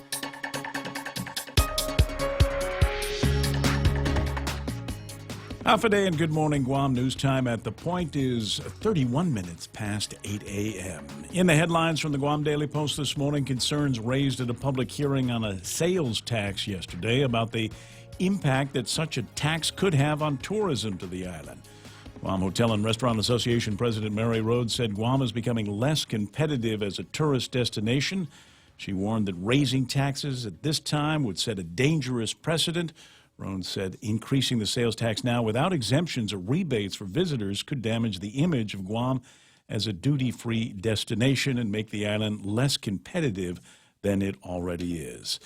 2 people suffering serious injury in a 2-car crash yesterday afternoon on Route 2 near the Pizza Hut in Sumai. The Guam Fire Department says that they had to extricate 2 people from the vehicles involved in the crash. The road was closed for several hours. The condition of the injured has not yet been released. Guam police and the medical examiner are awaiting test results to determine the cause of death of an elderly woman who was found face down in a river in Agate last Friday. Medical examiner Dr. Aurelio Espinola confirming he conducted an autopsy on Wednesday, said it's unclear whether the woman drowned or if she died from other causes. 73-year-old Carmen Cruz found lifeless in the river on March 2nd. She was last seen in Agate in late February and was reported missing to police. Espinola said he anticipates getting some test results back next week so he can determine the exact cause of death. For these stories and more, log on to postguam.com or pick up a copy of today's Guam Daily Post. iConnect time in the studios of The Point. It's 8:31. Connect longer for less with iConnect's push-to-talk mobile and internet plans. We have those moments in our lives that happen unpredictably. The unexpected instances that we did not really need. Now you can count on us to stay well, pa-pa-da to live well, pa-pa-da to stay well, making sure you stay well. Oh, we'll lift you up when times are low. I'll see how far we'll go, and stay well. Stay Well Insurance. see how far we'll go. Chili's has the seafood you crave, the flavors you love, at a great price with our 3 for Me Lent menu. For just $15, you can get a beverage, fresh salad, and a Lent-friendly entree. First, choose from a refreshing Coca-Cola, iced tea, or Heineken on draft. Then enjoy a fresh house salad right before you indulge in your choice of a mouth-watering entree, like our spicy shrimp tacos, savory Cajun pasta with shrimp, or our flavorful grilled ancho salmon. Chili's 3 for Me Lent menu for just $15. Available for a limited time. Chili's, more life happens here. It's 8:32. The Ray Gibson Show brought to you by Security Title, when you absolutely need confidentiality in your real estate transactions. GPSI Guam is a professional services company that is a registered contractor for the federal government. They're an SBA 8A and HubZone certified SDVOSB, providing program project management, administration, technical support, logistics, and commodities. They welcome the more than 800 companies and participants attending the 2018 Guam Industry Forum who are interested in how the U.S. and Japanese governments are collaborating in constructing facilities on Guam. Contact GPSI if you need assistance in meeting your small business subcontracting goals at 671-477-3058. It's 8:34. Subway's got your fresh choices for Lent. Sink your teeth into the classic tuna or indulge in the mouth-watering greatness of our seafood sensation. They've got the tasty Veggie Max there. I like this. We've got these two words that almost never go together at the same time: delicious and vegetarian. It's a delicious vegetarian patty free of artificial colors and flavors. Visit any of our convenient locations today at Subway. Fresh, it's what we do. Family Finance has been serving the people of Guam since 1959, and they'll continue to be there for you in the years to come. Whether you're looking to get a personal loan for that summer vacation or paying off those long overdue bills, Family Finance has got you covered. Apply for a personal loan from $1,000 up to $3,500 by calling Family Finance in Hagåtña at 475-4545, Upper Tuon 647-5626, or in Dededo 633-4473. Family Finance has been serving the people of Guam since 1959. In illness and in wellness, Calvo's Select Care is health care that is there for you. That's why over 80% of the Guam medical community places their trust and insures with us. We offer our members wellness and fitness programs for a healthier lifestyle and provide a comprehensive medical network on and off island to help members from unexpected illnesses. Contact Calvo's Select Care today for more information.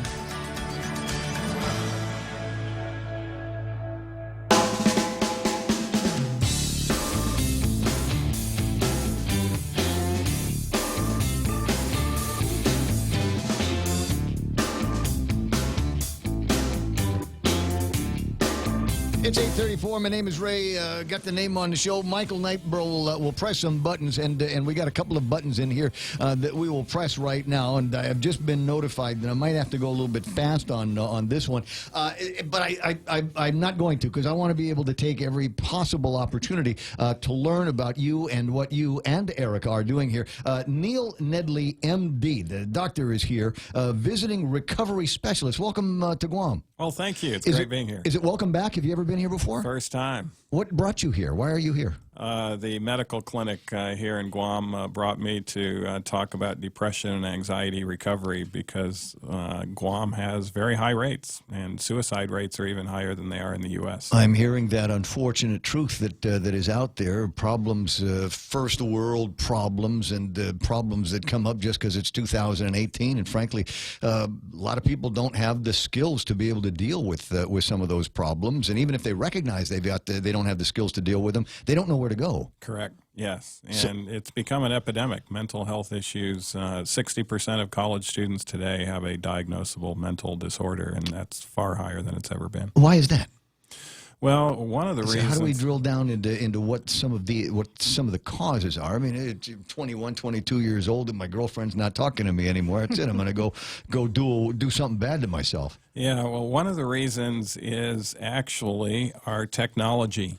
The devices that we utilize constantly distract ourselves, and the area of our brain that's required for focused attention is identical to the area of our brain for managing distressing emotions. And if our brains aren't used to having focused attention, it's going to pay a toll as far as us being able to manage the frustrations Just of life. to mentally drill down into something. And get to what the genesis of the problem might be, and what you might be able to do to resolve that issue. If we're constantly distracted, if we haven't exercised that muscle, then we're not going to be able to get there, or we'll get there, but it won't be easy, right?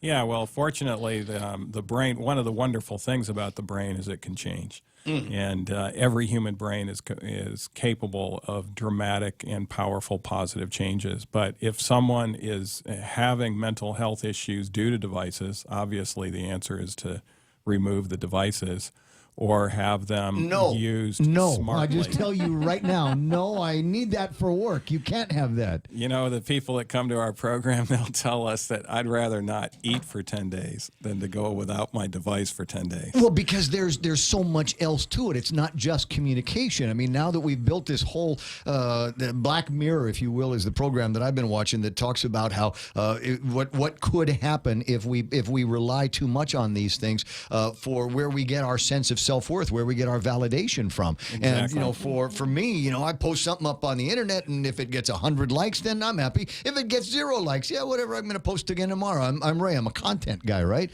But my daughter, on the other hand, who might post a picture of herself up on Instagram, and then she goes back and checks, and okay, who liked it now? Does it have a heart on it? Who's doing this? And for her, the reasoning might be a little bit different, and that is something that I generally tend to worry about. No, exactly. And, you know, speaking of females, self-mutilation or cutting is at an all-time high.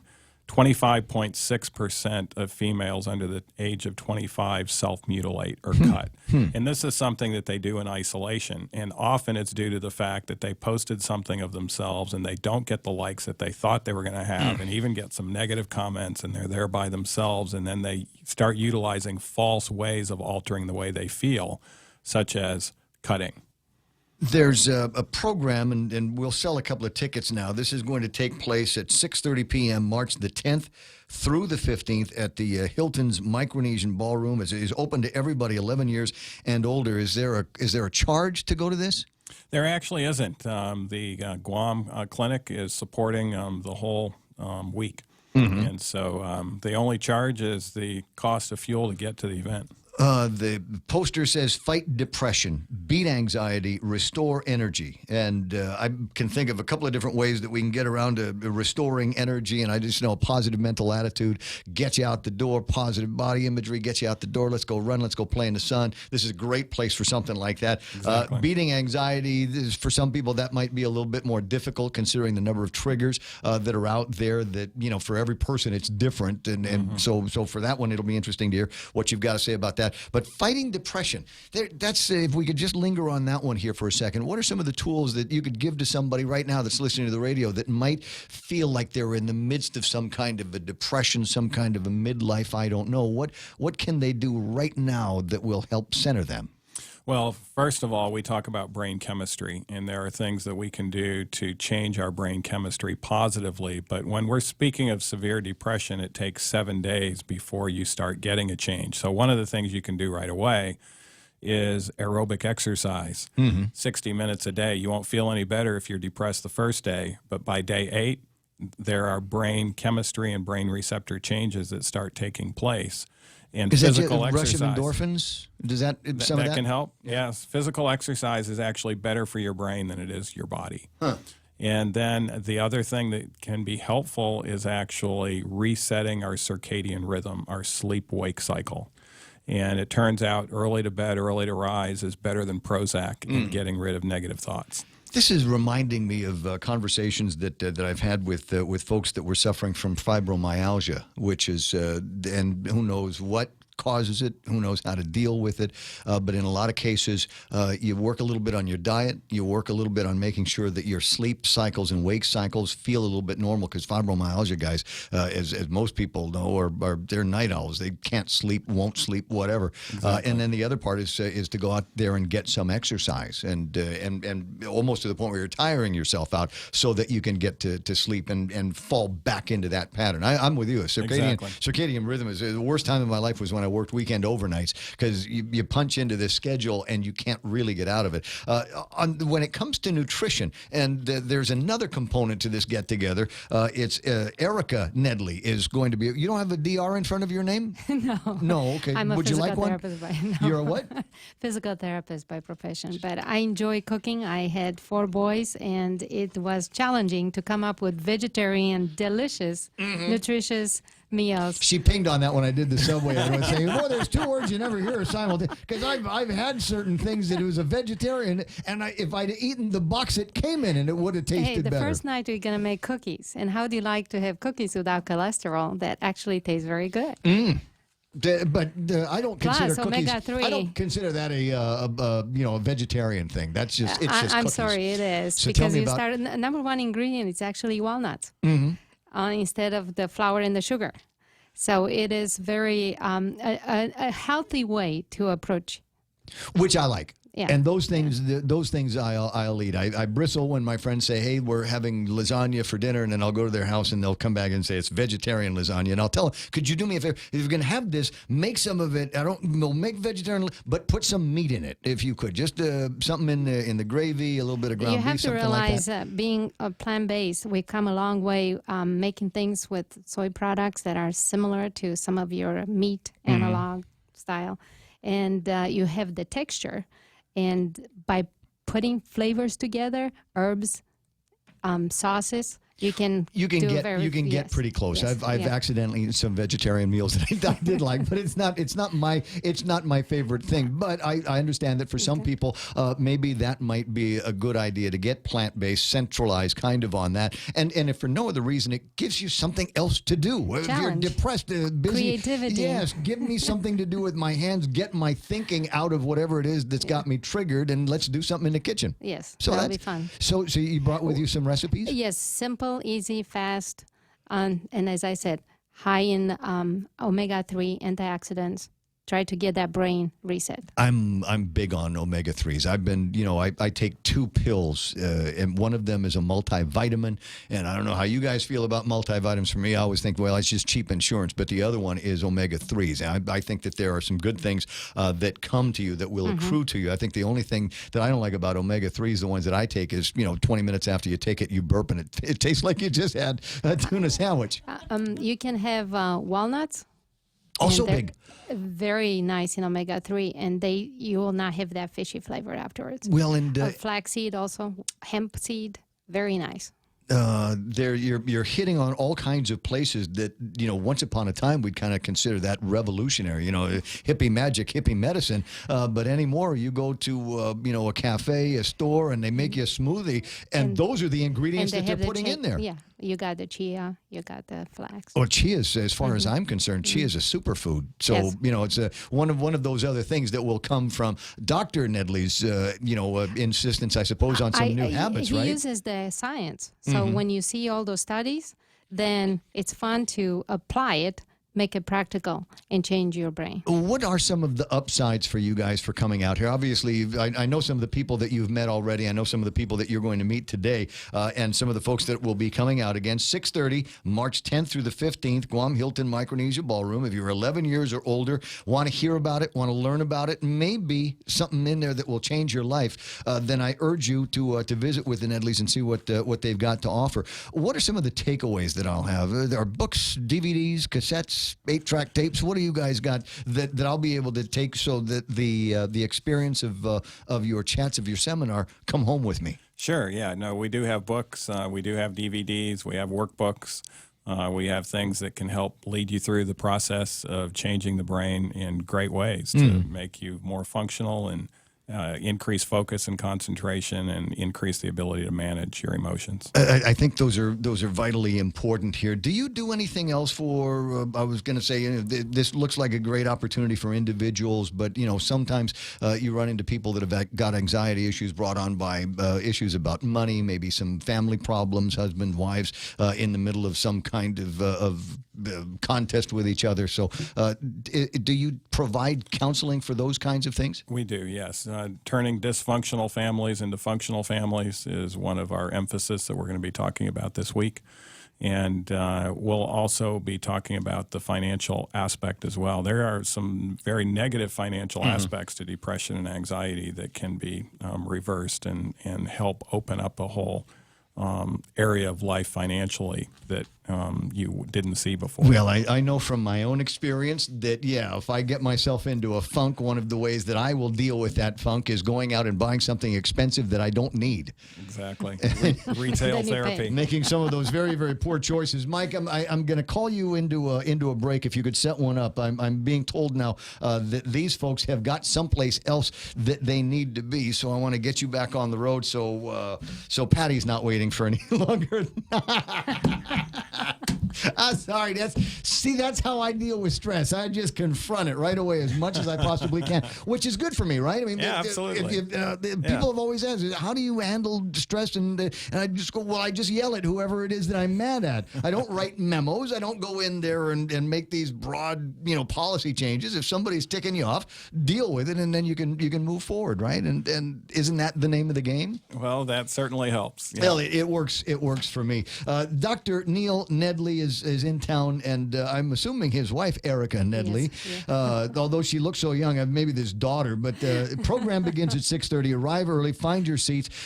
You're welcome to show up with family and friends. We want this to be able to spread as far and wide as possible. There are a lot of people with problems, and I know you've got problems. Trust me, you will love your problems when you see the size of some of the ones that other people are dealing with. But it's nice when you can get together and hear from somebody that might be able to just point you in the right direction that will help you solve some of those problems. Great. Well, thanks for having us. Look, it's a pleasure. And when certain people call the radio station for a couple of minutes on radio, the answer is always yes. It's a pleasure. It's 8:49. I'll be right back. In illness and in wellness, Calvo's Select Care is health care that is there for you. That's why over 80% of the Guam medical community places their trust and insures with us. We offer our members wellness and fitness programs for a healthier lifestyle and provide a comprehensive medical network on and off island to help members from unexpected illnesses. Contact Calvo's Select Care today for more information. At GTA, we believe you deserve better than home internet with hidden data fees. That's why all our internet plans are unlimited, because binging movies in bed shouldn't make you want to hide under the covers when the bill arrives. So the choice is yours. Bill shock with the other guys? Or a life unlimited with GTA? Say goodbye to hidden data fees and make the switch today.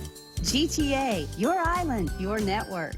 At Micronesia Renewable Energy, values matter. So all of their solar energy systems come with guarantees and the most value. No shortcuts, all quality. It's giving you that solar energy system at the best price. It's using highly efficient solar panels with typhoon-proven racking, built by highly skilled local technicians, so your system performs and saves you money. It's total peace of mind all the time. Not all solar companies are created equal. For experienced quality solar, it's MRE. Call 632-2613. MRE, the smarter choice.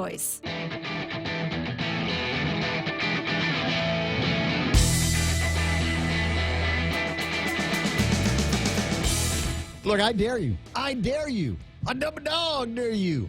Open up your Netflix and do a search for a movie called Veronica, and let me know what you think after about the first 3 minutes of just the intro part of this.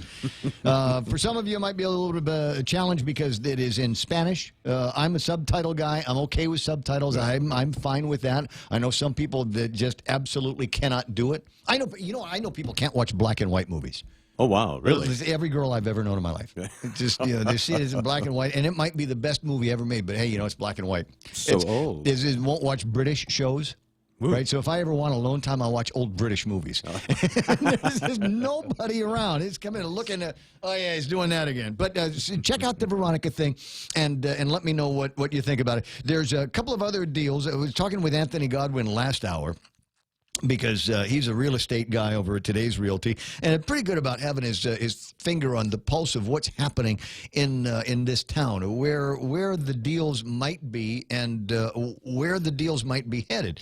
For a long time, there wasn't a whole lot that was going on in the residential properties, because there were people that were holding on to that. The military buildup's coming. And my POS residential piece of blank residential property here that my family has lived in for the last 75 years, and nobody's done anything. Maybe a coat of paint on it every once in a while, but this is going to sell for $300,000 just as soon as this starts.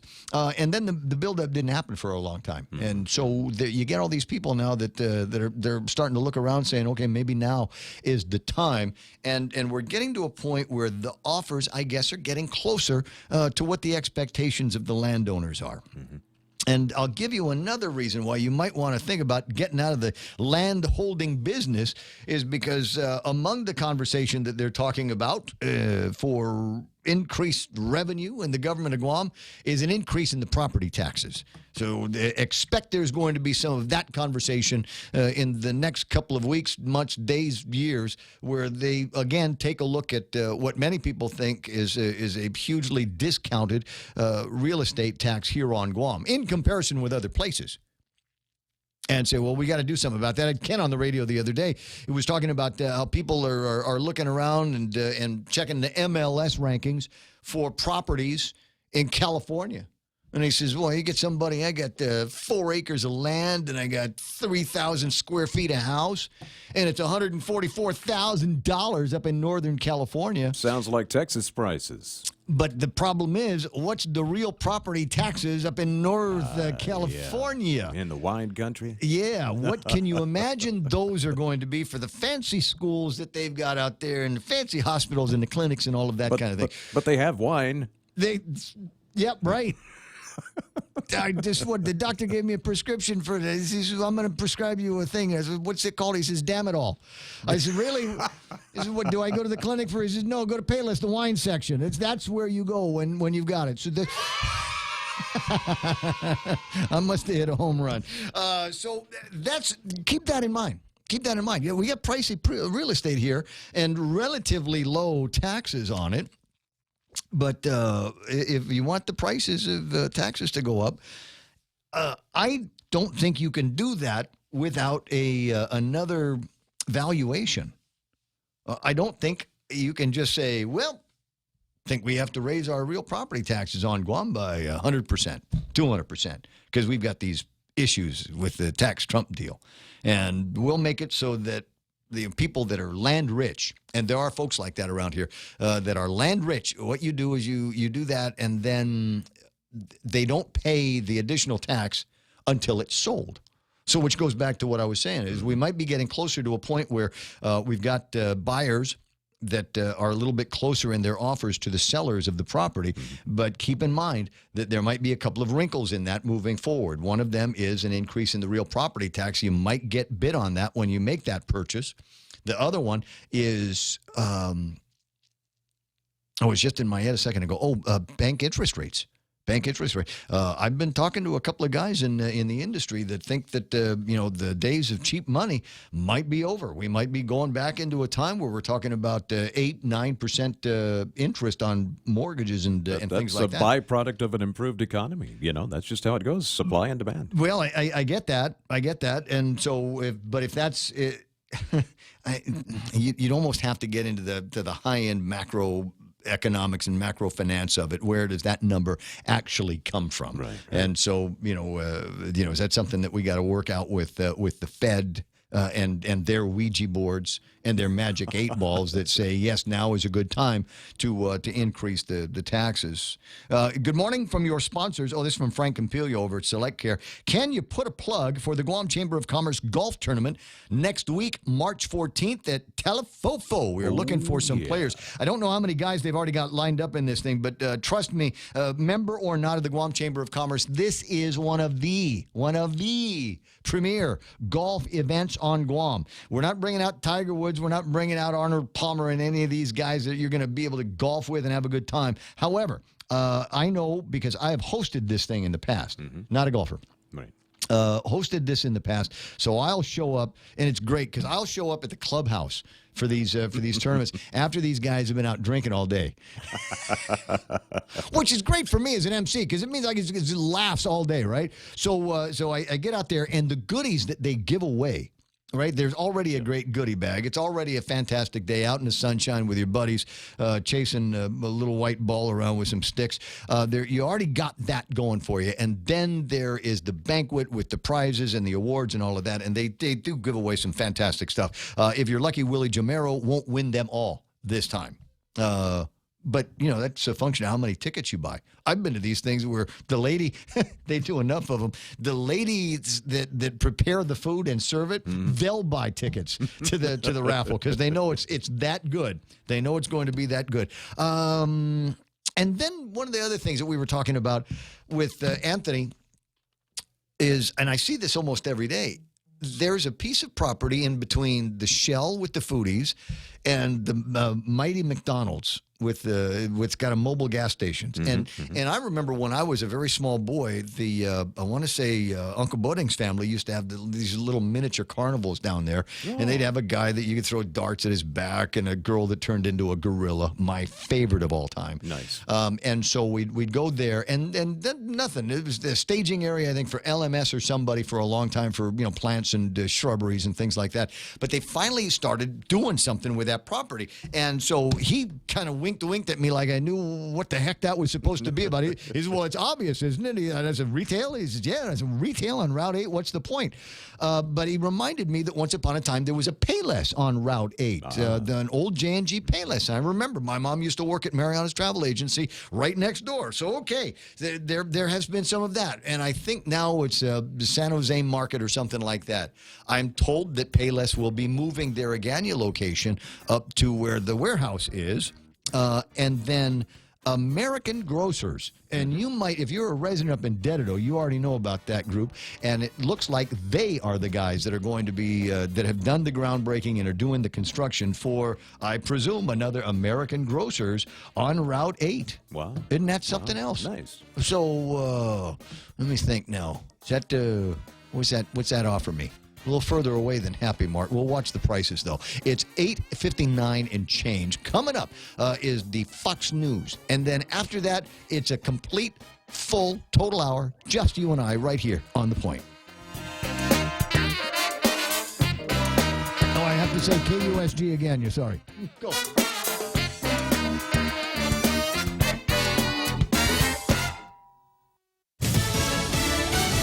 Keeping a campaign promise. I'm Lisa Lacera, Fox News. We will have a 25% tariff on foreign steel and a 10% tariff on foreign aluminum. President Trump surrounded by steel and aluminum industry workers with the announcement this afternoon at the White House. The levies will take effect in about 15 days. The president says Canada and Mexico could be exempt based on the outcome of talks to renegotiate NAFTA. This, as the European Trade Commissioner says, the European Union is a close ally of the U.S. and should be exempt from those tariffs. But some lawmakers, including those from within the president's own party, with concerns. Fox's Jared Halpern has more live. The top congressional Republicans are all expressing concern over President Trump's tariff proclamation. I'm very upset about it, and frankly, I love the president, and I just think he's been misled by some of the people down at the White House. Senate Finance Committee Chairman Orrin Hatch calls the tariff a tax for American consumers and warns it threatens economic gains. House Speaker Paul Ryan telling reporters he would prefer more targeted action to respond to unfair trade practices. Several Democrats, including Senate Minority Leader Chuck Schumer, have said President Trump's instincts on steel imports are correct, but question the implementation. Lisa. Jared, a major announcement expected in the next hour from the White House from South Korea's national security advisor. President Trump told reporters this a short time ago. Former Trump campaign manager Paul Manafort pleads not guilty to tax evasion and bank fraud charges. Those close to Manafort say the Virginia indictment was brought by the special counsel in addition to an existing indictment on similar charges in Washington, D.C. to bring maximum pressure on Manafort and his business partner Rick Gates, who recently pled guilty and promised to cooperate with the special counsel. Spokesman for Manafort emphasized at that time that the charges have nothing to do with Russia. Fox's Catherine Herridge in Washington. Manafort's trial set for July. Fox News, fair and balanced. On the next episode of Recipes for Disaster. So we've got our neighbor Paul coming over tonight for a barbecue, which is why I prepared a delicious lemon rosemary steak marinade from my special collection of old family recipes. To make sure the steaks are extra tender, I left them marinating out on the counter overnight, just like Nana used to. Maria may mean well, but without food safety, it never ends well. Always thaw or marinate foods in the refrigerator at 40 degrees Fahrenheit or below, or you could make your friends and family really sick. Maria's neighbor Paul didn't think twice about the steak he ate until he was presenting his company's financial forecast to the board. That's when a sudden bout of food poisoning made it explicitly clear that profits weren't the only thing on the rise. Watch Recipes for Disaster at foodsafety.gov. You'll learn the right steps as Maria does everything wrong. Brought to you by the USDA, HHS, and the Ad Council. Mexican officials pushing back against a U.S. travel warning. U.S. government employees are banned from going to Playa del Carmen. That's a resort town on Mexico's Caribbean coast, a popular tourist destination. The American consular agency there is closed. The embassy releasing a statement about a security threat. The Mexican state the town is in released a statement saying all tourism and economic activity in Playa del Carmen continues in a normal manner. And we do not know why the U.S. government decided to omit this alert. There was an explosion on a ferry there last month with 5 Americans among those injured, and there's been sporadic violence in the area involving drug trafficking. Chris Foster, Fox News. Recycled water may not sound great, but they're about to start drinking a lot more of it in a state with a tendency toward drought. California's State Water Resources Control Board approved regulations that allow treated recycled water to be stored in the state's reservoirs. The head of the board said it's important as cities and counties look to stretch local water supplies in what she called the face of an increasingly uncertain water future. California struggled through 5 years of drought recently and is struggling with below normal precipitation amounts so far this winter. The board set rules for the quality of treated recycled water that can be added to a reservoir, the percentage of it that can be added, and how long it can be there before it has to be treated again. There are existing rules that currently allow recycled water to recharge groundwater supplies and that can be used to irrigate crops. Jessica Rosenthal, Fox News. Fake news stories spread more quickly and widely on Twitter than truthful ones. That's according to a study by the Massachusetts Institute of Technology's Media Lab, which examined about 126,000 stories shared by 3 million people on Twitter from 2006 to 2017, finding that false news was about 70% more likely to be retweeted than real news. Twitter and other social media companies have been under scrutiny by lawmakers for doing this. Lisa Lacera, Fox News Radio.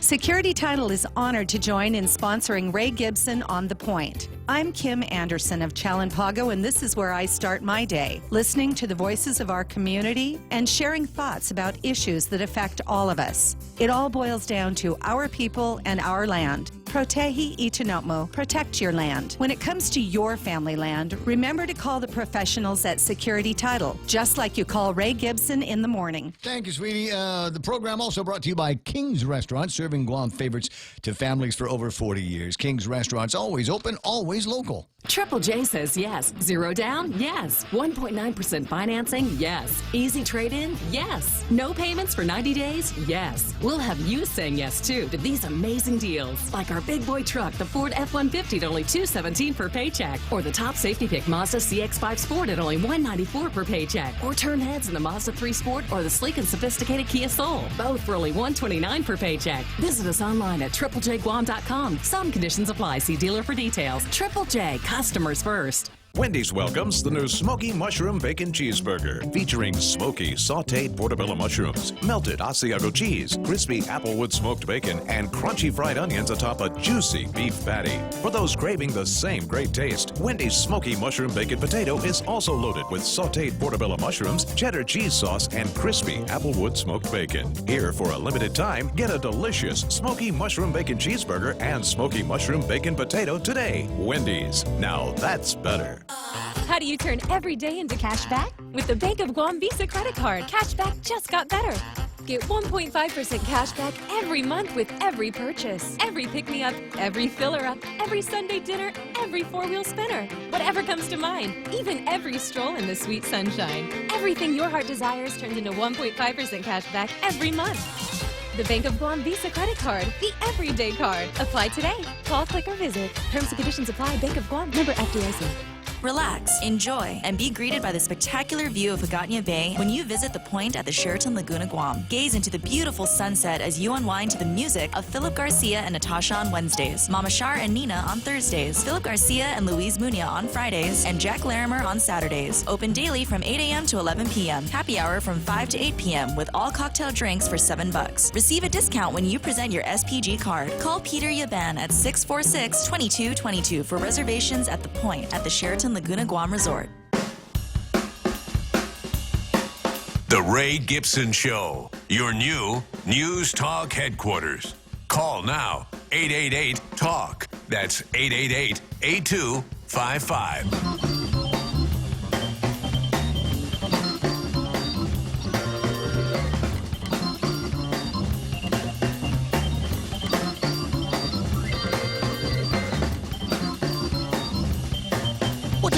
This weekend, is there anything going on that you were aware of? I mean, we get the Nedley family that's going to be over at the Hilton. That was a nice little break from some of the some of the conversations that we have. When you get somebody like that in the studio, you just want to go, hey, listen, you've been reading the news and listening to the radio here at this, because there's a lot of people that have a lot of reasons to be anxious these days about whatever it is that we've got going on. And you can imagine, I suppose, he was talking about social media and technology and some of the issues that can sometimes bring to people, right? And you go, yeah, because it's not just, did I get enough likes on my post? Did people like my picture on Instagram? Or did they see, what is it, the Snapchat I did with the little cute bunny nose, right? And the flowers around my hair? I should have gotten more likes for that. Maybe people don't like me. So that you can see where there's pressure for that. But the other thing, and I don't know, as much as I try not to be a part of it, it's hard because that's the job now, is to get things that are intriguing, to me intriguing, and I think intriguing to you as well, maybe provocative, and putting those online. And I'll sort of apologize in advance if sometimes I put something online and you go, wow, that sucks. I hate that. You can unfriend me if you need to, or unfollow me. Don't unfriend me, just unfollow me, and take it a couple of weeks, and maybe you won't see anything like that for any more. That's my strategy. I will unfriend people when it's obvious based on their post that they're stupid. So that's one of the things that I do. But for the most part, if somebody throws something up there that I just patently disagree with, while we're in the midst of whatever problems that we're in, financial or otherwise, so I'll just unfollow them for a little bit and then get back to them a little bit later on and say, oh, yeah, what you been up to? That's the cool thing about social media, but there's so much junk out there, isn't there? I mean, you start to worry about some of the things you read and what kind of effect this is having on you, and you start to wonder what kind of effect it has on other people. So that sometimes it's a good idea to take a break from the social media and concentrate on things that are important, your family and your health and your emotional well-being.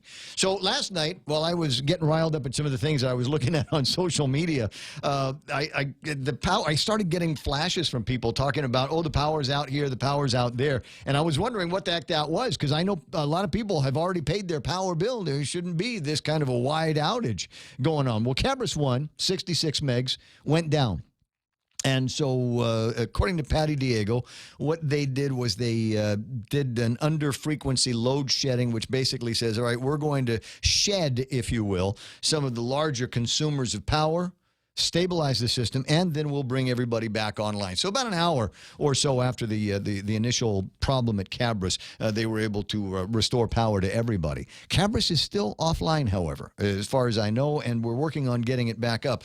But I was also thinking at the same time about something that somebody had sent me through a WhatsApp or a Facebook Messenger about one of the things that my old buddy Marcel Camacho is up to. Former Senator Marcel Camacho, as a matter of fact. Hey, Marce, how you doing?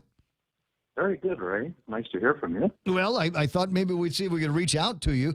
I had asked when I had John Beneventi in the studio with a couple of other folks from the Power Authority about the possibilities of using some kind of a barge to be able to augment our systems, provide relief energy when it's required. But, I was reading something else, I think, in a post today about how this can generate, what for Guam would almost be baseload amounts of electricity. So I'm a little bit more interested, I think, than they are. They're talking about wanting to build another plant in one place, but the idea of barge power, if you will, is kind of interesting to me. So thought I'd give you a few minutes to talk about it. Oh, thank you, Ray. I represent a company called Car Power Ship, and Car Power Ship is from Istanbul, Turkey. They have specialized now in creating solutions to baseload power generation, not on land, but on the sea. And, if you look at what GPA has been planning, they want a system that runs liquid natural gas, or LNG. Right. And the reason for that, of course, is because it's the cleanest fuel for baseload generation. It's very efficient. So it saves money, and it's very affordable.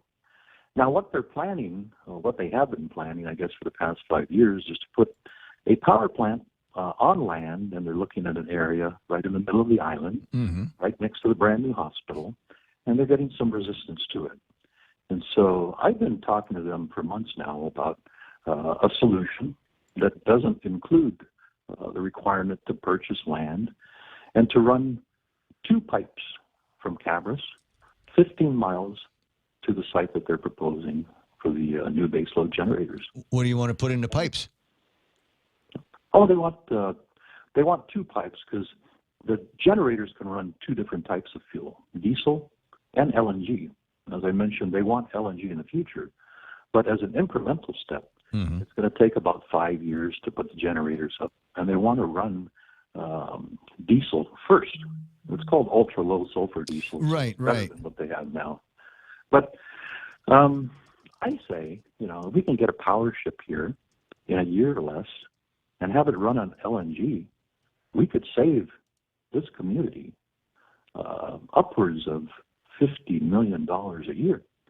And if they were to contract, someone to produce the electricity for the next 25 years and save the government $50 million, it equates to about $1.25 billion that can be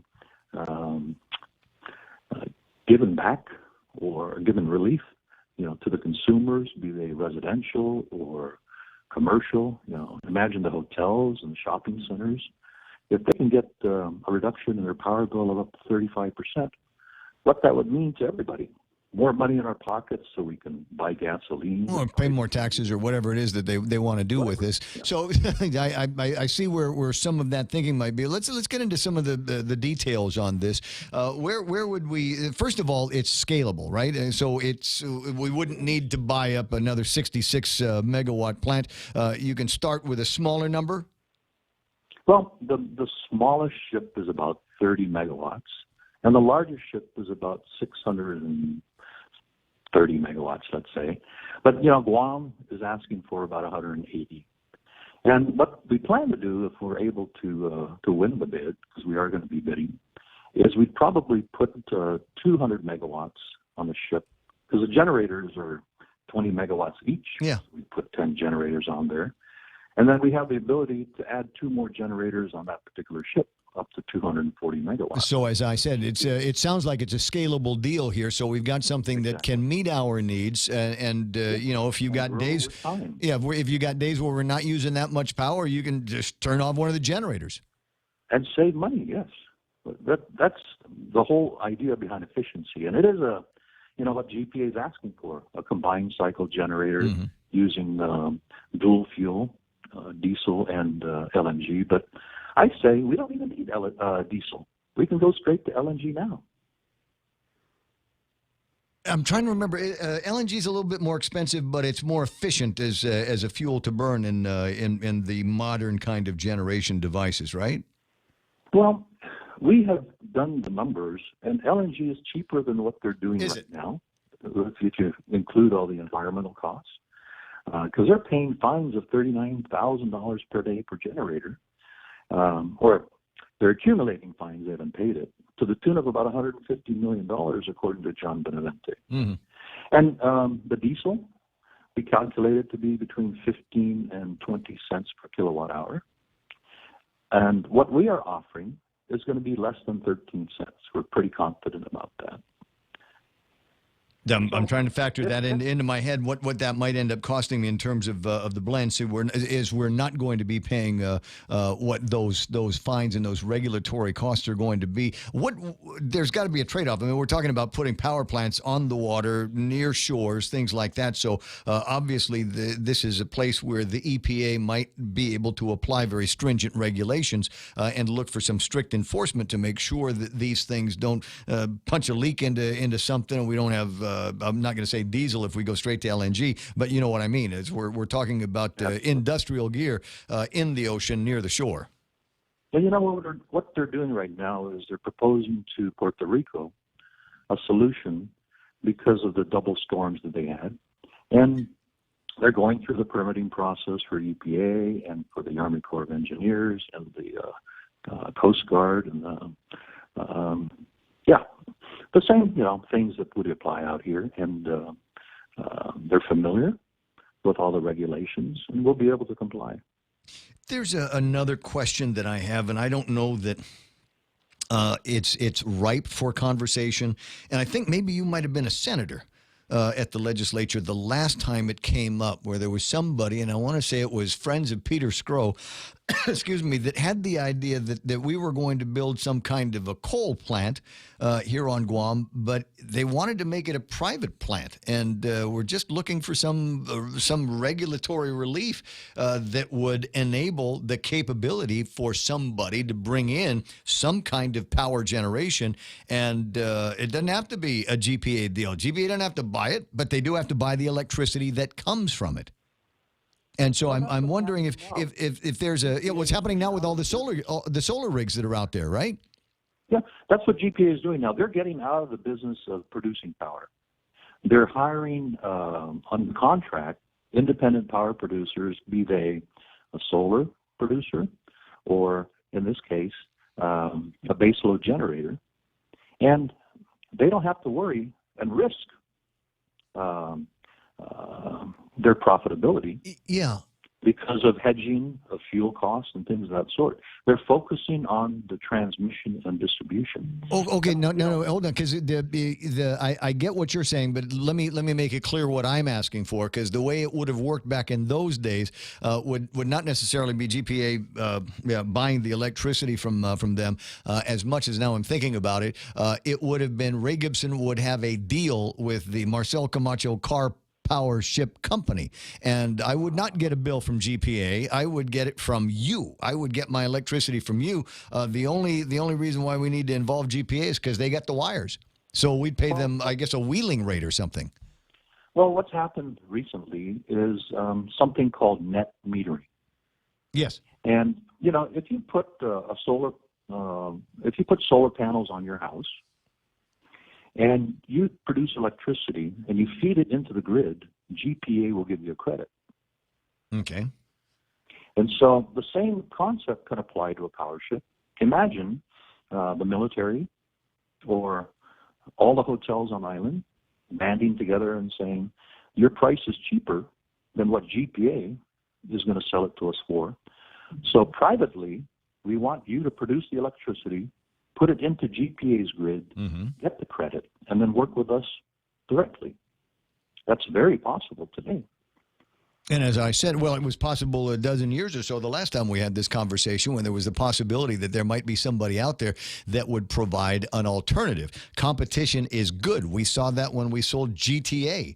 and that the Guam Telephone Authority, and that became a private entity, GTA, and now I think we have decent rates on cell phones and decent rates on internets and cable television and all of those things that we missed out for a long time. Right now, we've only got essentially one power company on Guam, and that's all we get. We might be able to do a few things on a cottage level at our own homes with guys like Micronesian Renewable Energy, but when it comes to being a baseload provider, it's just GPA. That's the only thing that we've got in this town. So it would be interesting to hear about some kind of model where either a private consumer like me or a consortium of fellas, it's the business people in Tumon that say, we don't want to be customers anymore. We just... Consortium? Yeah. And I am talking to consortiums right now. Was keep the conversation going. What kind of I don't know how much help you're getting from the Power Authority. I think they've got some issues with Cabras One that they've got to deal with today, and so I don't know whether obviously there's a place where Car Power Ship can assist with the generation, the same like any other private partner, public-private partner they've got.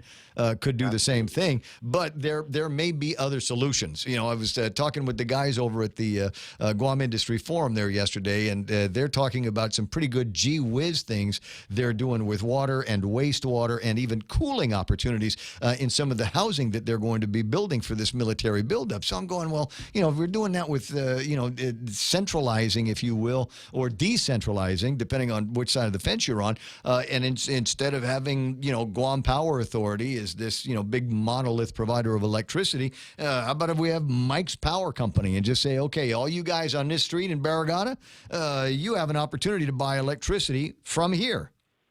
Well, the production of power on a ship has come a long way, and maybe GPA has this misperception, but the Cardenas Group, Car Power Ship Group, they have 15 of these ships already operating and 21 under production.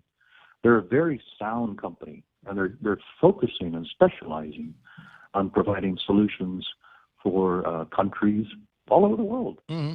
And island environments, of course, are ideal because it's on the water, and it could be docked, and it could save money on land acquisition. What do they do when there's a typhoon? Save the government of Guam $100 million in not putting pipes from Cabras to the site in. Just put it right up, right down the street. Just punch a hole from the back end, other side of Two Lovers Point, and should be able to make a straight shot. What happens when there's a typhoon? You can't do a straight shot. They've already calculated it, and they have to go 15 miles of pipe twice. Oh no! If we put it at Cabras or down by the port area, I see. But That's what they're planning. Well, but where are you planning on parking yours? Oh, right next to Cabras 1 and 2.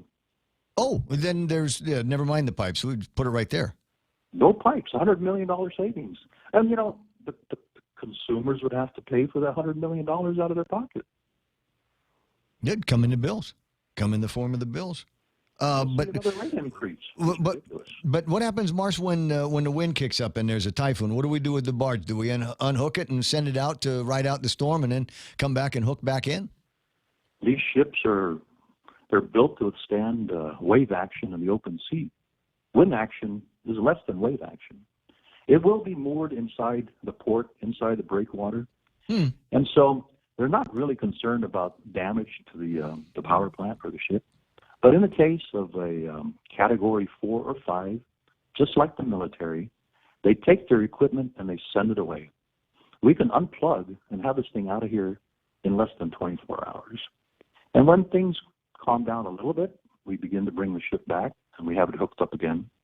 And imagine, Ray, if the whole island is wiped out, we've saved 180 megawatts of power generation. We can just come in and plug in where the rest of the island may not be able to generate power.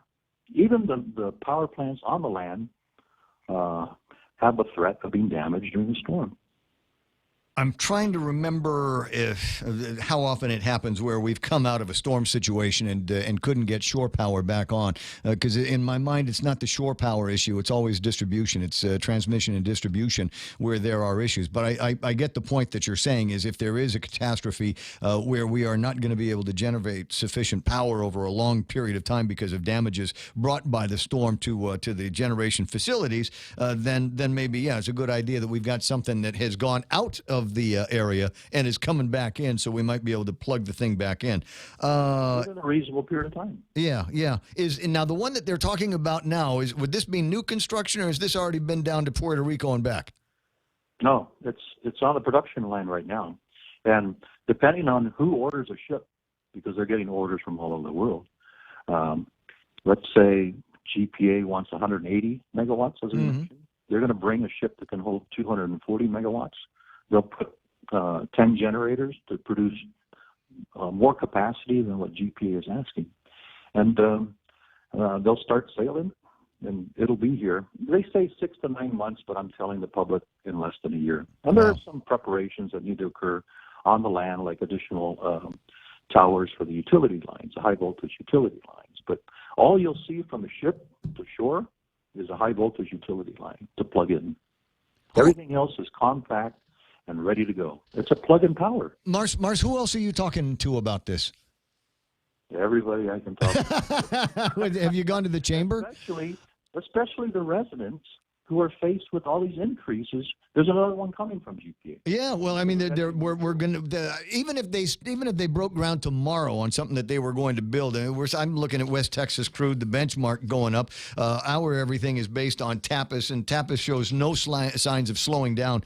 And so I think we all have to continue to brace ourselves for those kinds of things. You know, I've always urged people to go talk to the guys at MRE and see what they're able to do at the cottage level. But we need to be thinking bigger. So as far as I'm concerned, I'd like to continue the conversation on being able to bring in almost this portable generation. I in my mind always think in terms of a Walkman-sized device, if you will, that can be deployed anytime you want to and is scalable so that you can generate exactly as much as is needed for that particular time. So it sounds like you're hitting at least a couple of those marks. So while I'm delighted that you keep moving, I'm upset that there's not more of a conversation. So let's see what happens. Well, I've talked to all the leaders, and responsible leaders will say, let's look at this seriously, because $50 million annually for the next 25 years is something that can help our economy. How about help our people? How about Saipan? You go up to Saipan? You know, I'm talking to Saipan also, and if we can get both, we can reach economies of scale and reduce the price even more. Oh, they wouldn't be separate purchases. We could get in and negotiate a bunch of different generators, and it would essentially be identical platforms. They would be separate, but just the fact that they have the supply chain for LNG coming to a region, and they can drop off some fuel there and drop off some fuel here, and then, you know, you got two ships. That is interesting. Okay. Last thing before I let you know, because I know how busy you are with this and a bunch of other projects. What are your thoughts on the crisis that they are in the midst of between the governor's office and his need to increase taxes to be able to support the barely covered payroll, and the legislature's desire to keep things as close as possible to what they are in terms of the burden on the general population? Have you given that any thought? Oh, every day. I talk to everybody about reorganization and privatization. We need to reduce the size of the government, but we have to take care of those employees and find jobs for them. And the way to do it is to give the business community an incentive to create new industries and to hire these employees and give them a salary that's based on their productivity. You're talking about the public sector? Yes. Oh, sometimes I think when you get that job. Well, no, I'm with you on reorganization. And one of the guys that I wanted to talk to this morning was Senator Frank Uggan. Actually had a public hearing on his reorganization measure, and of all the departments and agencies that would have been affected, only one showed up to justify their existence, and that's a Public Defender Corporation. And so as far as I'm concerned, their absence was their testimony, and don't be too surprised if we roll you up into a big omnibus agency. These are tough times, but you know what I keep telling the leaders? Let's also talk about revenue enhancement. Let's look at new industries. Let's look at ways to bring more money to the island. And the way to do that, again, is to work with the private sector to give them incentives to look for those opportunities. I have another opportunity, Ray, and I'd like to share it with you. I don't want to dilute this discussion on the car power ship, but maybe the next time you have me on, I want to talk about producing methanol on island as an export. Methanol. Hold on a second. The automobile and trucks. Yeah, I was going to say there's exhaust. We ought to just a pipe over at the legislature be able to get some of that stuff out. I'm with you. I think there's more, and so tell you what, I will be in touch. You're still on Facebook, right? Yes, I am. And I have a new website called Affordable Power Now on Facebook. Okay. That's a new page, I guess. I'll find you. And we'll get you in the studio. I'll actually set up an in studio because there's a lot of different ideas out there, and sometimes it takes just getting a bunch of guys and start vetting them out. Absolutely, I'm always at your disposal. You know that, right? Yeah, buddy. I'll talk to you pretty soon, then, Mars. Thank you so much, and thank you, listeners. It's 9:32 in the morning. Marcel Camacho, representing in this case the Car Power Ship Company. And while there might be some that will dismiss it out of hand, I'm interested in a variety of opportunities that it might be able to bring to us, up to and including, maybe the option for private purchasing. Maybe if I don't want to buy my electricity from the Guam Power Authority, maybe I want to buy it from Marcel Power Authority. Wouldn't that be fun? Do I need to take a break here? I probably do. Tell you what, a bunch of callers online. We'll get to you in just a second. iConnect time in the studios of the radio station. It's 9:33. iConnect. Hop on over there and receive a free gift, an automatic entry to win an iPhone X with every new 12-month plan from now until Easter.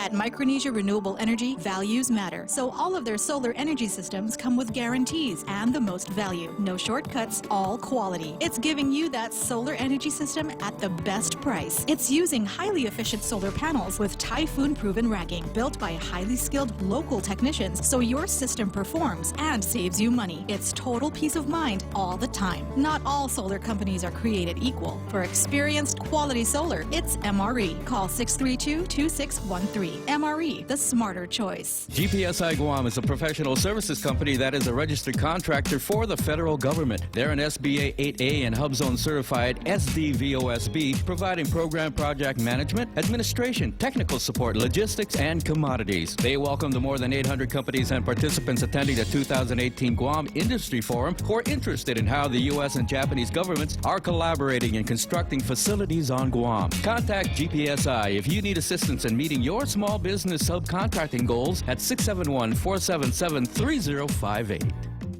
When you think about better water, think Kinetico Softened Water. Kinetico water conditioners work like no other, supplying a continuous flow of luxuriously soft water without disruption and without use of electricity. After all, better water flows from better thinking. Kinetico. American Water Tech. Smarter water. Better water. Call American Water Tech at 649-2301 or email info@americanwatertech.com. Subway's got your fresh choices for Lent. Sink your teeth into the classic tuna or indulge in the mouth-watering greatness of our seafood sensation. Or try our tasty Veggie Max, a delicious vegetarian patty free of artificial colors and flavors. All our subs are served on freshly baked bread paired with vegetables, cut fresh daily in restaurants, and sauces that are sure to excite your taste buds. Visit any of our convenient locations today at Subway. Fresh is what we do.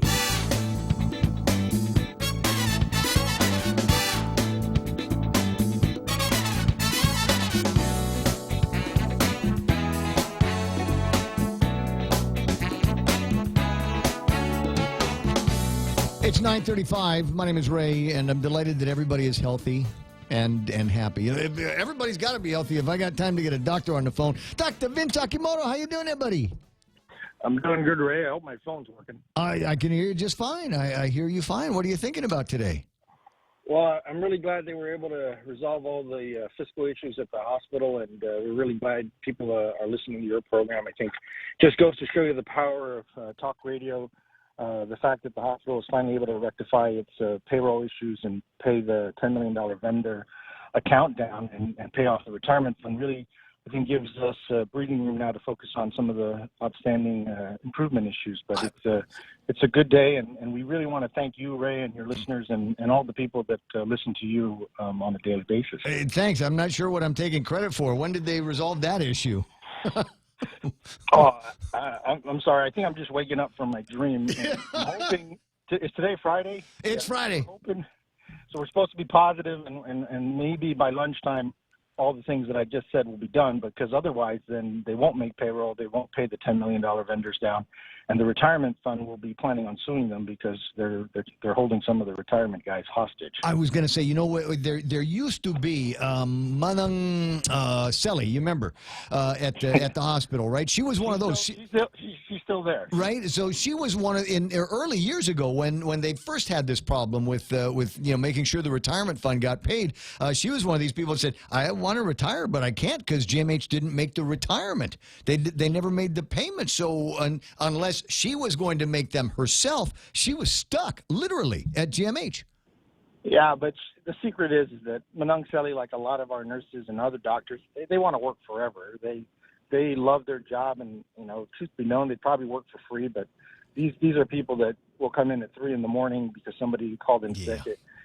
So you got people at the hospital really are anomalies because you don't even have to pay them. They're going to show up. So even if they don't make payroll at the GMH, I'm pretty sure the hospital will keep its lights on. I'm pretty sure the patients are going to get care. It's not a way to run, a good hospital, and particularly when you have very serious safety violations that are ongoing. The lack of payment there does mean that people are going to get hurt. But, I'm not really calling about that because I was kind of hoping that I was right and that everything was better now. But the reality is I think there's another sort of issue that has come out in the last couple of days that I think needs to be spoken to, and that is all those contractors that are down at the industry forum sound really excited about the Admiral's commitment for fast-tracking of the billions of dollars of work that needs to be done on this island. And it really does sound like, good times are ahead, and anybody who's willing to work and show up early on time and do things is going to get paid. Yes. But you're going to have to show up, right? So if you keep showing up to a government job where they're threatening a payless payday, if you keep showing up to a government job where they slap you with a 32-hour work week and you're complaining because you're getting 1 day less of pay, I think there's a lot of jobs in the private sector because, they talk about job creation, but what the heck is this buildup supposed to be? Wait. You don't have to wait for the buildup. Hold on. This is perfect. I'm so glad you brought it up. I took a picture this morning of a classified ad in the paper today that I'm looking at. And you get at the government offices, you get some of these I want to say trophy receptionists. You know what I'm talking about, right? Or somebody in there. And the only reason why they've got a job in that place. The only reason why they have a job in that place is because they're good looking, right? So here's the private sector opportunity. And when I first saw this, I thought I read eye candy, but it says now hiring for Lombard Health. This is our buddy, the Lombards. Now hiring for Lombard Health Eye Clinic and Optical Gallery, a full-time position for merchandise sales and business marketing, optical sales and or luxury goods sales experience recommended. Social media, print, and video marketing experience are also desirable. So I'm just saying, we're talking about the already it's insane how good looking all the Lombards are. I'm just saying we just get a piece of eye candy from the government of Guam, and I'm sure it'll be a cut in pay, but it's a job. Ray, you're destroying my whole setup. I'm talking about people getting on construction boots, getting a hard hat on, and going out and doing some work building Guam. You're talking about high heels, a mini skirt, and the picture of you doing that is starting to... Okay, so we run into a problem, and golly, it was Bert Johnson. I need you to, because I think it's in the Daily Post today. Bert Johnson, yes, says He says right now between 20,000 and 25,000 people not in the workforce but are able-bodied enough to do construction work.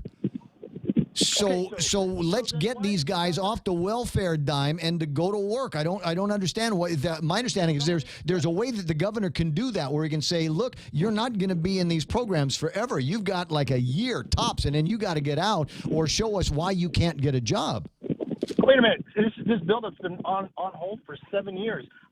The governor needs to get with the ball and support this buildup and get those 22,000 people a job. Or basically, they need to starve. I mean, right now, I think we're talking about importing 4,000 people who are going to send a lot of that money back home, back to the Philippines. Why is the governor of Guam trying to support the Filipino worker that when there's 22,000 workers here that Bert Johnson's already identified? I'm not mad. I'm angry. I think the governor dissuading the admiral from having this buildup. Again, he was trying to do it with two sides of his mouth.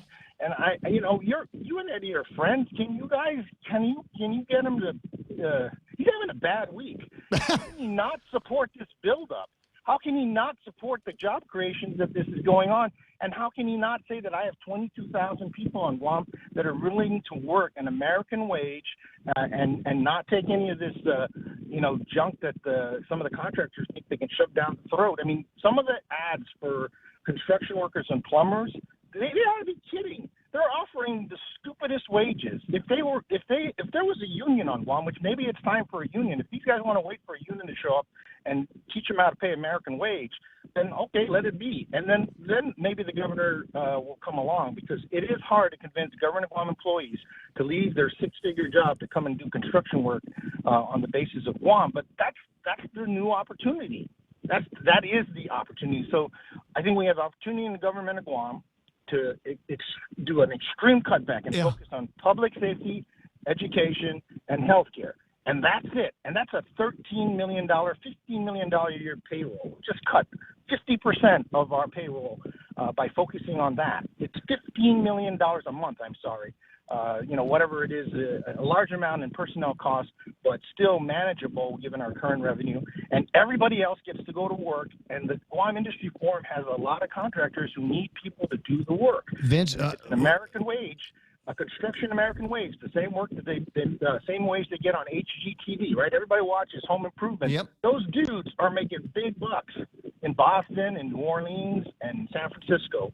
So I'm sorry, I'm not mad. I'm just excited by the fact that the hospital's getting better. Your show is influencing all these good people, and I think the governor can now support the buildup because 22,000 people will get an American wage to do the buildup of Guam. And I think they ought to be among the first that are given the opportunity. And I think by way of inviting them to that opportunity, I think we need to make it clear that the jobs are out there if you want them, but you've got to want them. So we don't think you'll want them if we're still paying you what the equivalent of what is it, 13, I'm trying to remember, 13 is about $27,000 worth of so-called entitlements to people just for the privilege of being from here. Guys, you need to look for a job, and trust me, there's going to be plenty of jobs out there. You'll also have to take instruction from people. You'll also have to maybe work for somebody that will tell you what to do and expect results based on that. Yeah, real quick, Ray, why don't we give that $26,000 to these contractors who are going to try to train these people to do stuff, and it's going to be difficult because some of these guys are lazy and stubborn, but give them that $26,000 a year entitlement that we're now giving away with no requisite for self-improvement. If we're serious about making our island better, then those $26,000 in entitlements would go to the contractors so they could offset costs, add onto it the U.S. pay that we're supposed to be giving these kinds of workers, right? And the contractors need to play ball. They need to quit treating our people like a third world nation. Pay them a real wage. The journeyman needs to get paid a real wage. Even the guys starting up need to get paid a real wage. But you add to it a $26,000 basically government subsidy for this work, things can get done. Again, your show is a great venue for I think, creative thinking. I hope, though, it enacts actual policy. Sorry to take up so much time. You're a great guy. That's all right. I'll talk to you pretty soon, Vince. Have a good weekend. Kiss to the wife. Thank you. Bye-bye. All right. At 9:45 in the morning, can you hear it? Can you get it? There's all kinds of ideas. And I am very apprehensive I'll tell you this now, urge you, as much as I love the idea that you can watch this program as a video on demand after it's on Facebook, you can go to YouTube and watch it as a video on demand there, usually about 20 after 10 o'clock, because I start uploading it right away, because it's a big, fat video. But this is what I'm afraid of. I am afraid today that the walls that have been put up over at the legislature that are demanding, in addition to the increase in taxes or the additional sales tax or whatever the fantasy looks like today, I think the walls that we're demanding that in addition to that, it also comes with dollar per dollar cut.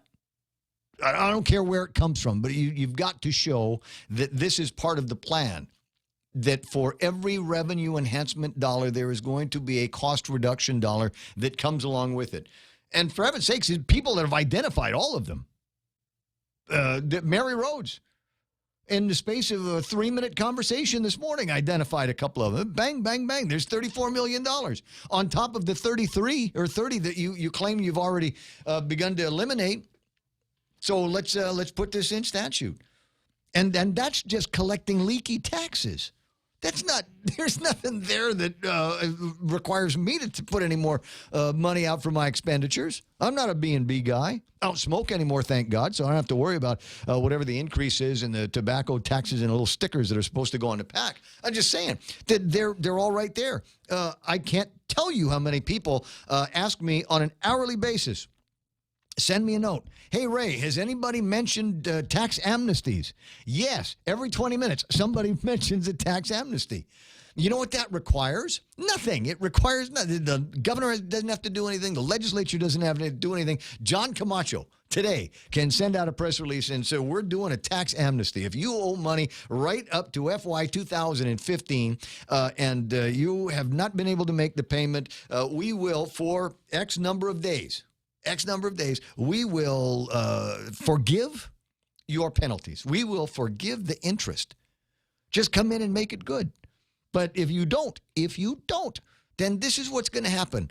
I have an army of guys with briefcases, and they are going to crawl up all your financial holes. I was very careful how I said that. The words in my head were different. That was nice. Right? The words in my head. But they will crawl through all of your financial holes and make life very difficult for you. So the only problem is there's not a lot of credibility in something like this. And the worst thing is if they don't, you've got to follow it up with the hammer, right? You go in with the what is it, the carrot, and then you got to go in with the stick right away, right afterwards, right? So you get guys that go, well, they'll, why bother paying? They'll just do another amnesty in another year, right? So why bother doing that? Well, you know what? If you come through and you say, here's the amnesty, and let's say they get 60, 70% of the money that's out there that needs to come in. What do we do with the other 30%? We wail on these guys. We make just wail on them. We'll make television shows that talk about how bad these guys owed the government of Guam money. Desire the oh my interest God, and please. Why didn't I do this? No, we're going to get them on the interest and penalties, and we're going to drag their names and their family names, and we're going to tax land and all of this stuff. We will make the process of owing the government of Guam money in taxes, we will make that painful. So the next time we talk about a tax amnesty, something like that comes up, then people will wait in line starting at 7 o'clock in the morning the way they wait in line now to get their driver's license. That's what I'm talking about. What are you doing here? Get the driver's license registered? No, I got to pay. I got to pay today. That's what I got to do. That's what I want to see. But like I said, we've been talking about this for weeks now. And have they done it? No, because as far as I know, they're still shutting down police precincts and fire stations. And we're not going to let the little kids go and get story time at the Agana library. What else are they talking about cutting down? And then somebody with a brilliant idea. Hey, let's shut down and stop paying the rent over at the Department of Revenue and Taxation. Which one of the $100,000 club decided that was a good idea? So you're going to try to get kicked out of the place that is the cash register. You want them to bar your entry so that nobody can conduct any business with Rev and Tax. That's just crazy. Here's your raise. Here's your raise. Congratulations. 9:50 in the morning. Now, I've been told that I have a reputation for being fair. I try to, as much as possible, see things from all angles. That has evolved in the couple of years that I was on vacation because I'm a taxpayer, a business person, and so I will tend to favor those folks, this thing that we do. And it's not because I'm crazy about profits, greedy. There's people that work here. And they work here because I asked them to work here.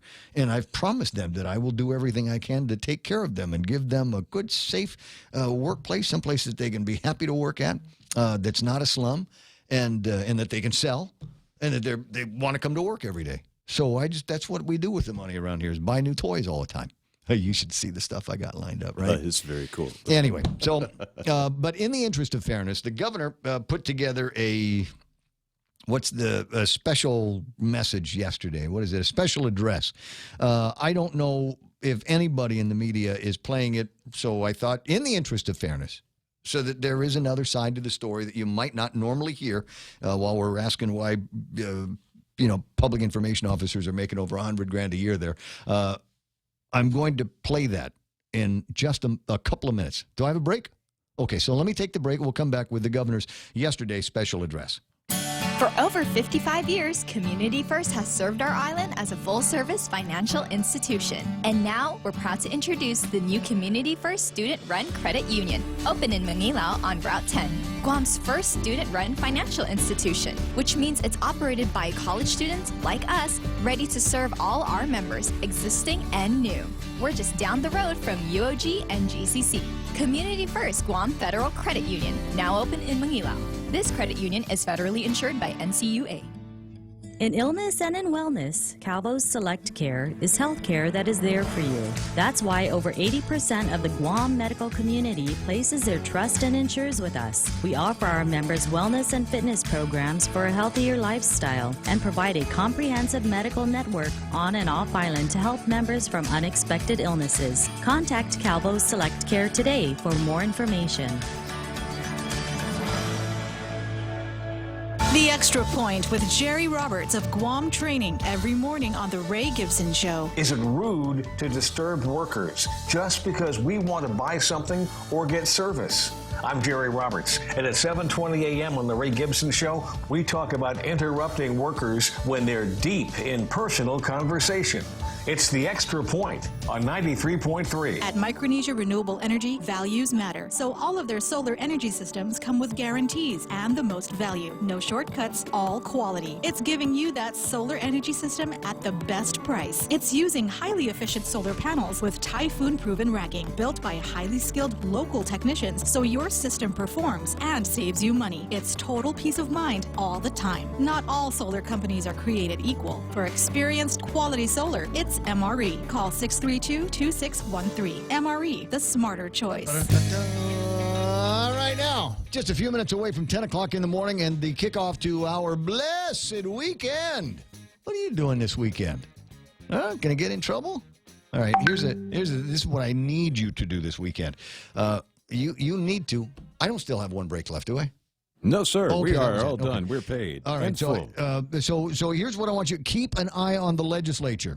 And as much as I try to make it so that those guys aren't looking at their WhatsApps and their emails all day, trust me, I think they're getting themselves into trouble. I think they're straying off BJ's path. And so you need to watch them. And if you think you see somebody weakening, you tell them that you'll never vote for them again if they pass anything that feels like tax increases. Okay, having said that, the other side of the coin, Governor put out a special address yesterday, and I think now would be a good time to see if I can play some of this on the radio. You should be able to see it as well on your Facebook Live. So here it comes.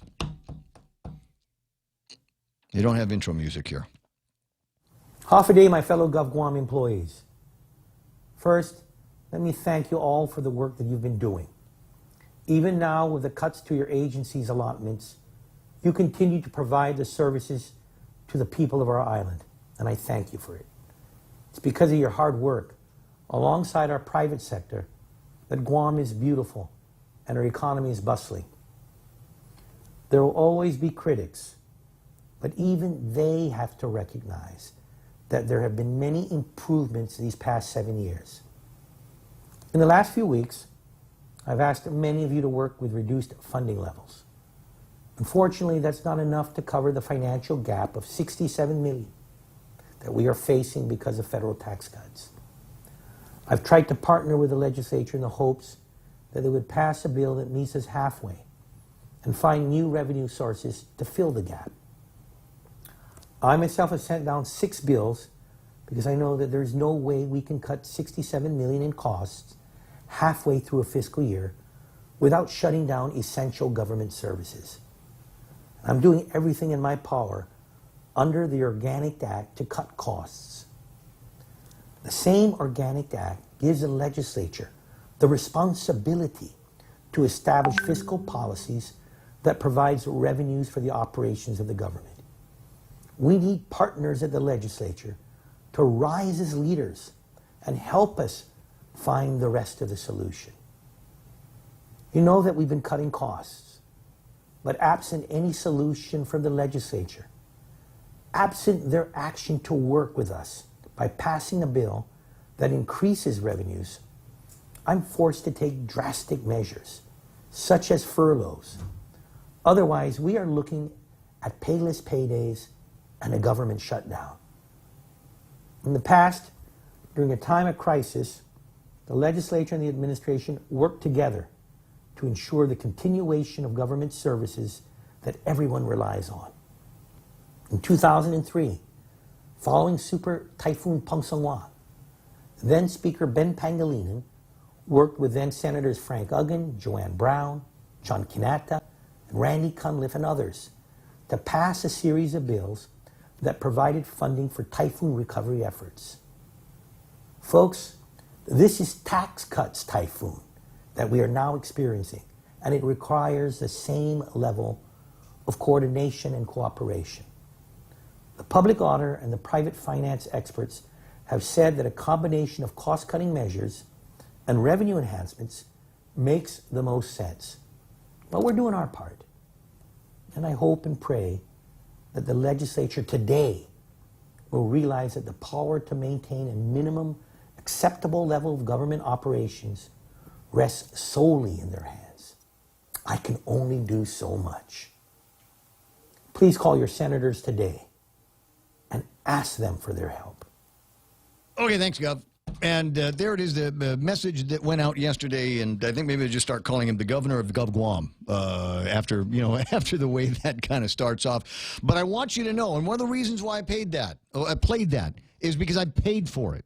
I paid for that in the form of whoever wrote it, I think, is a member of the $100,000 club. So I had to pay that because I don't want to waste the effort. I want to get exactly the government that I am paying, apparently, for. So if we got somebody that is paid $105,000 or $6,000 to write press releases for the governor, maybe I better start playing those things so the dough doesn't go to waste. Is it already time to go? Well, it will be pretty soon. I normally have a long list of things to do this weekend, but I am delighted to tell you that for, I think, the first time in a while, I've got a mostly clear schedule. I can't tell you how delighted I am with them. Hopefully, if you know what I am going to be doing this weekend that's going to be a whole lot of fun is hanging out with my friends from the Guam Hotel and Restaurant Association.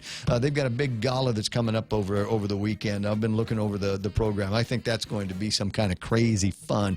Who knows, maybe you and I'll see each other out there. For Kevin Kerrigan, who does the news, and Michael Knight, who presses all of the buttons around here, and an army of sponsors that keep the lights on here at Choice Broadcasting. Thanks so much for a fantastic week. I'll talk to you again Monday morning. This is KUSG Agana, The Point.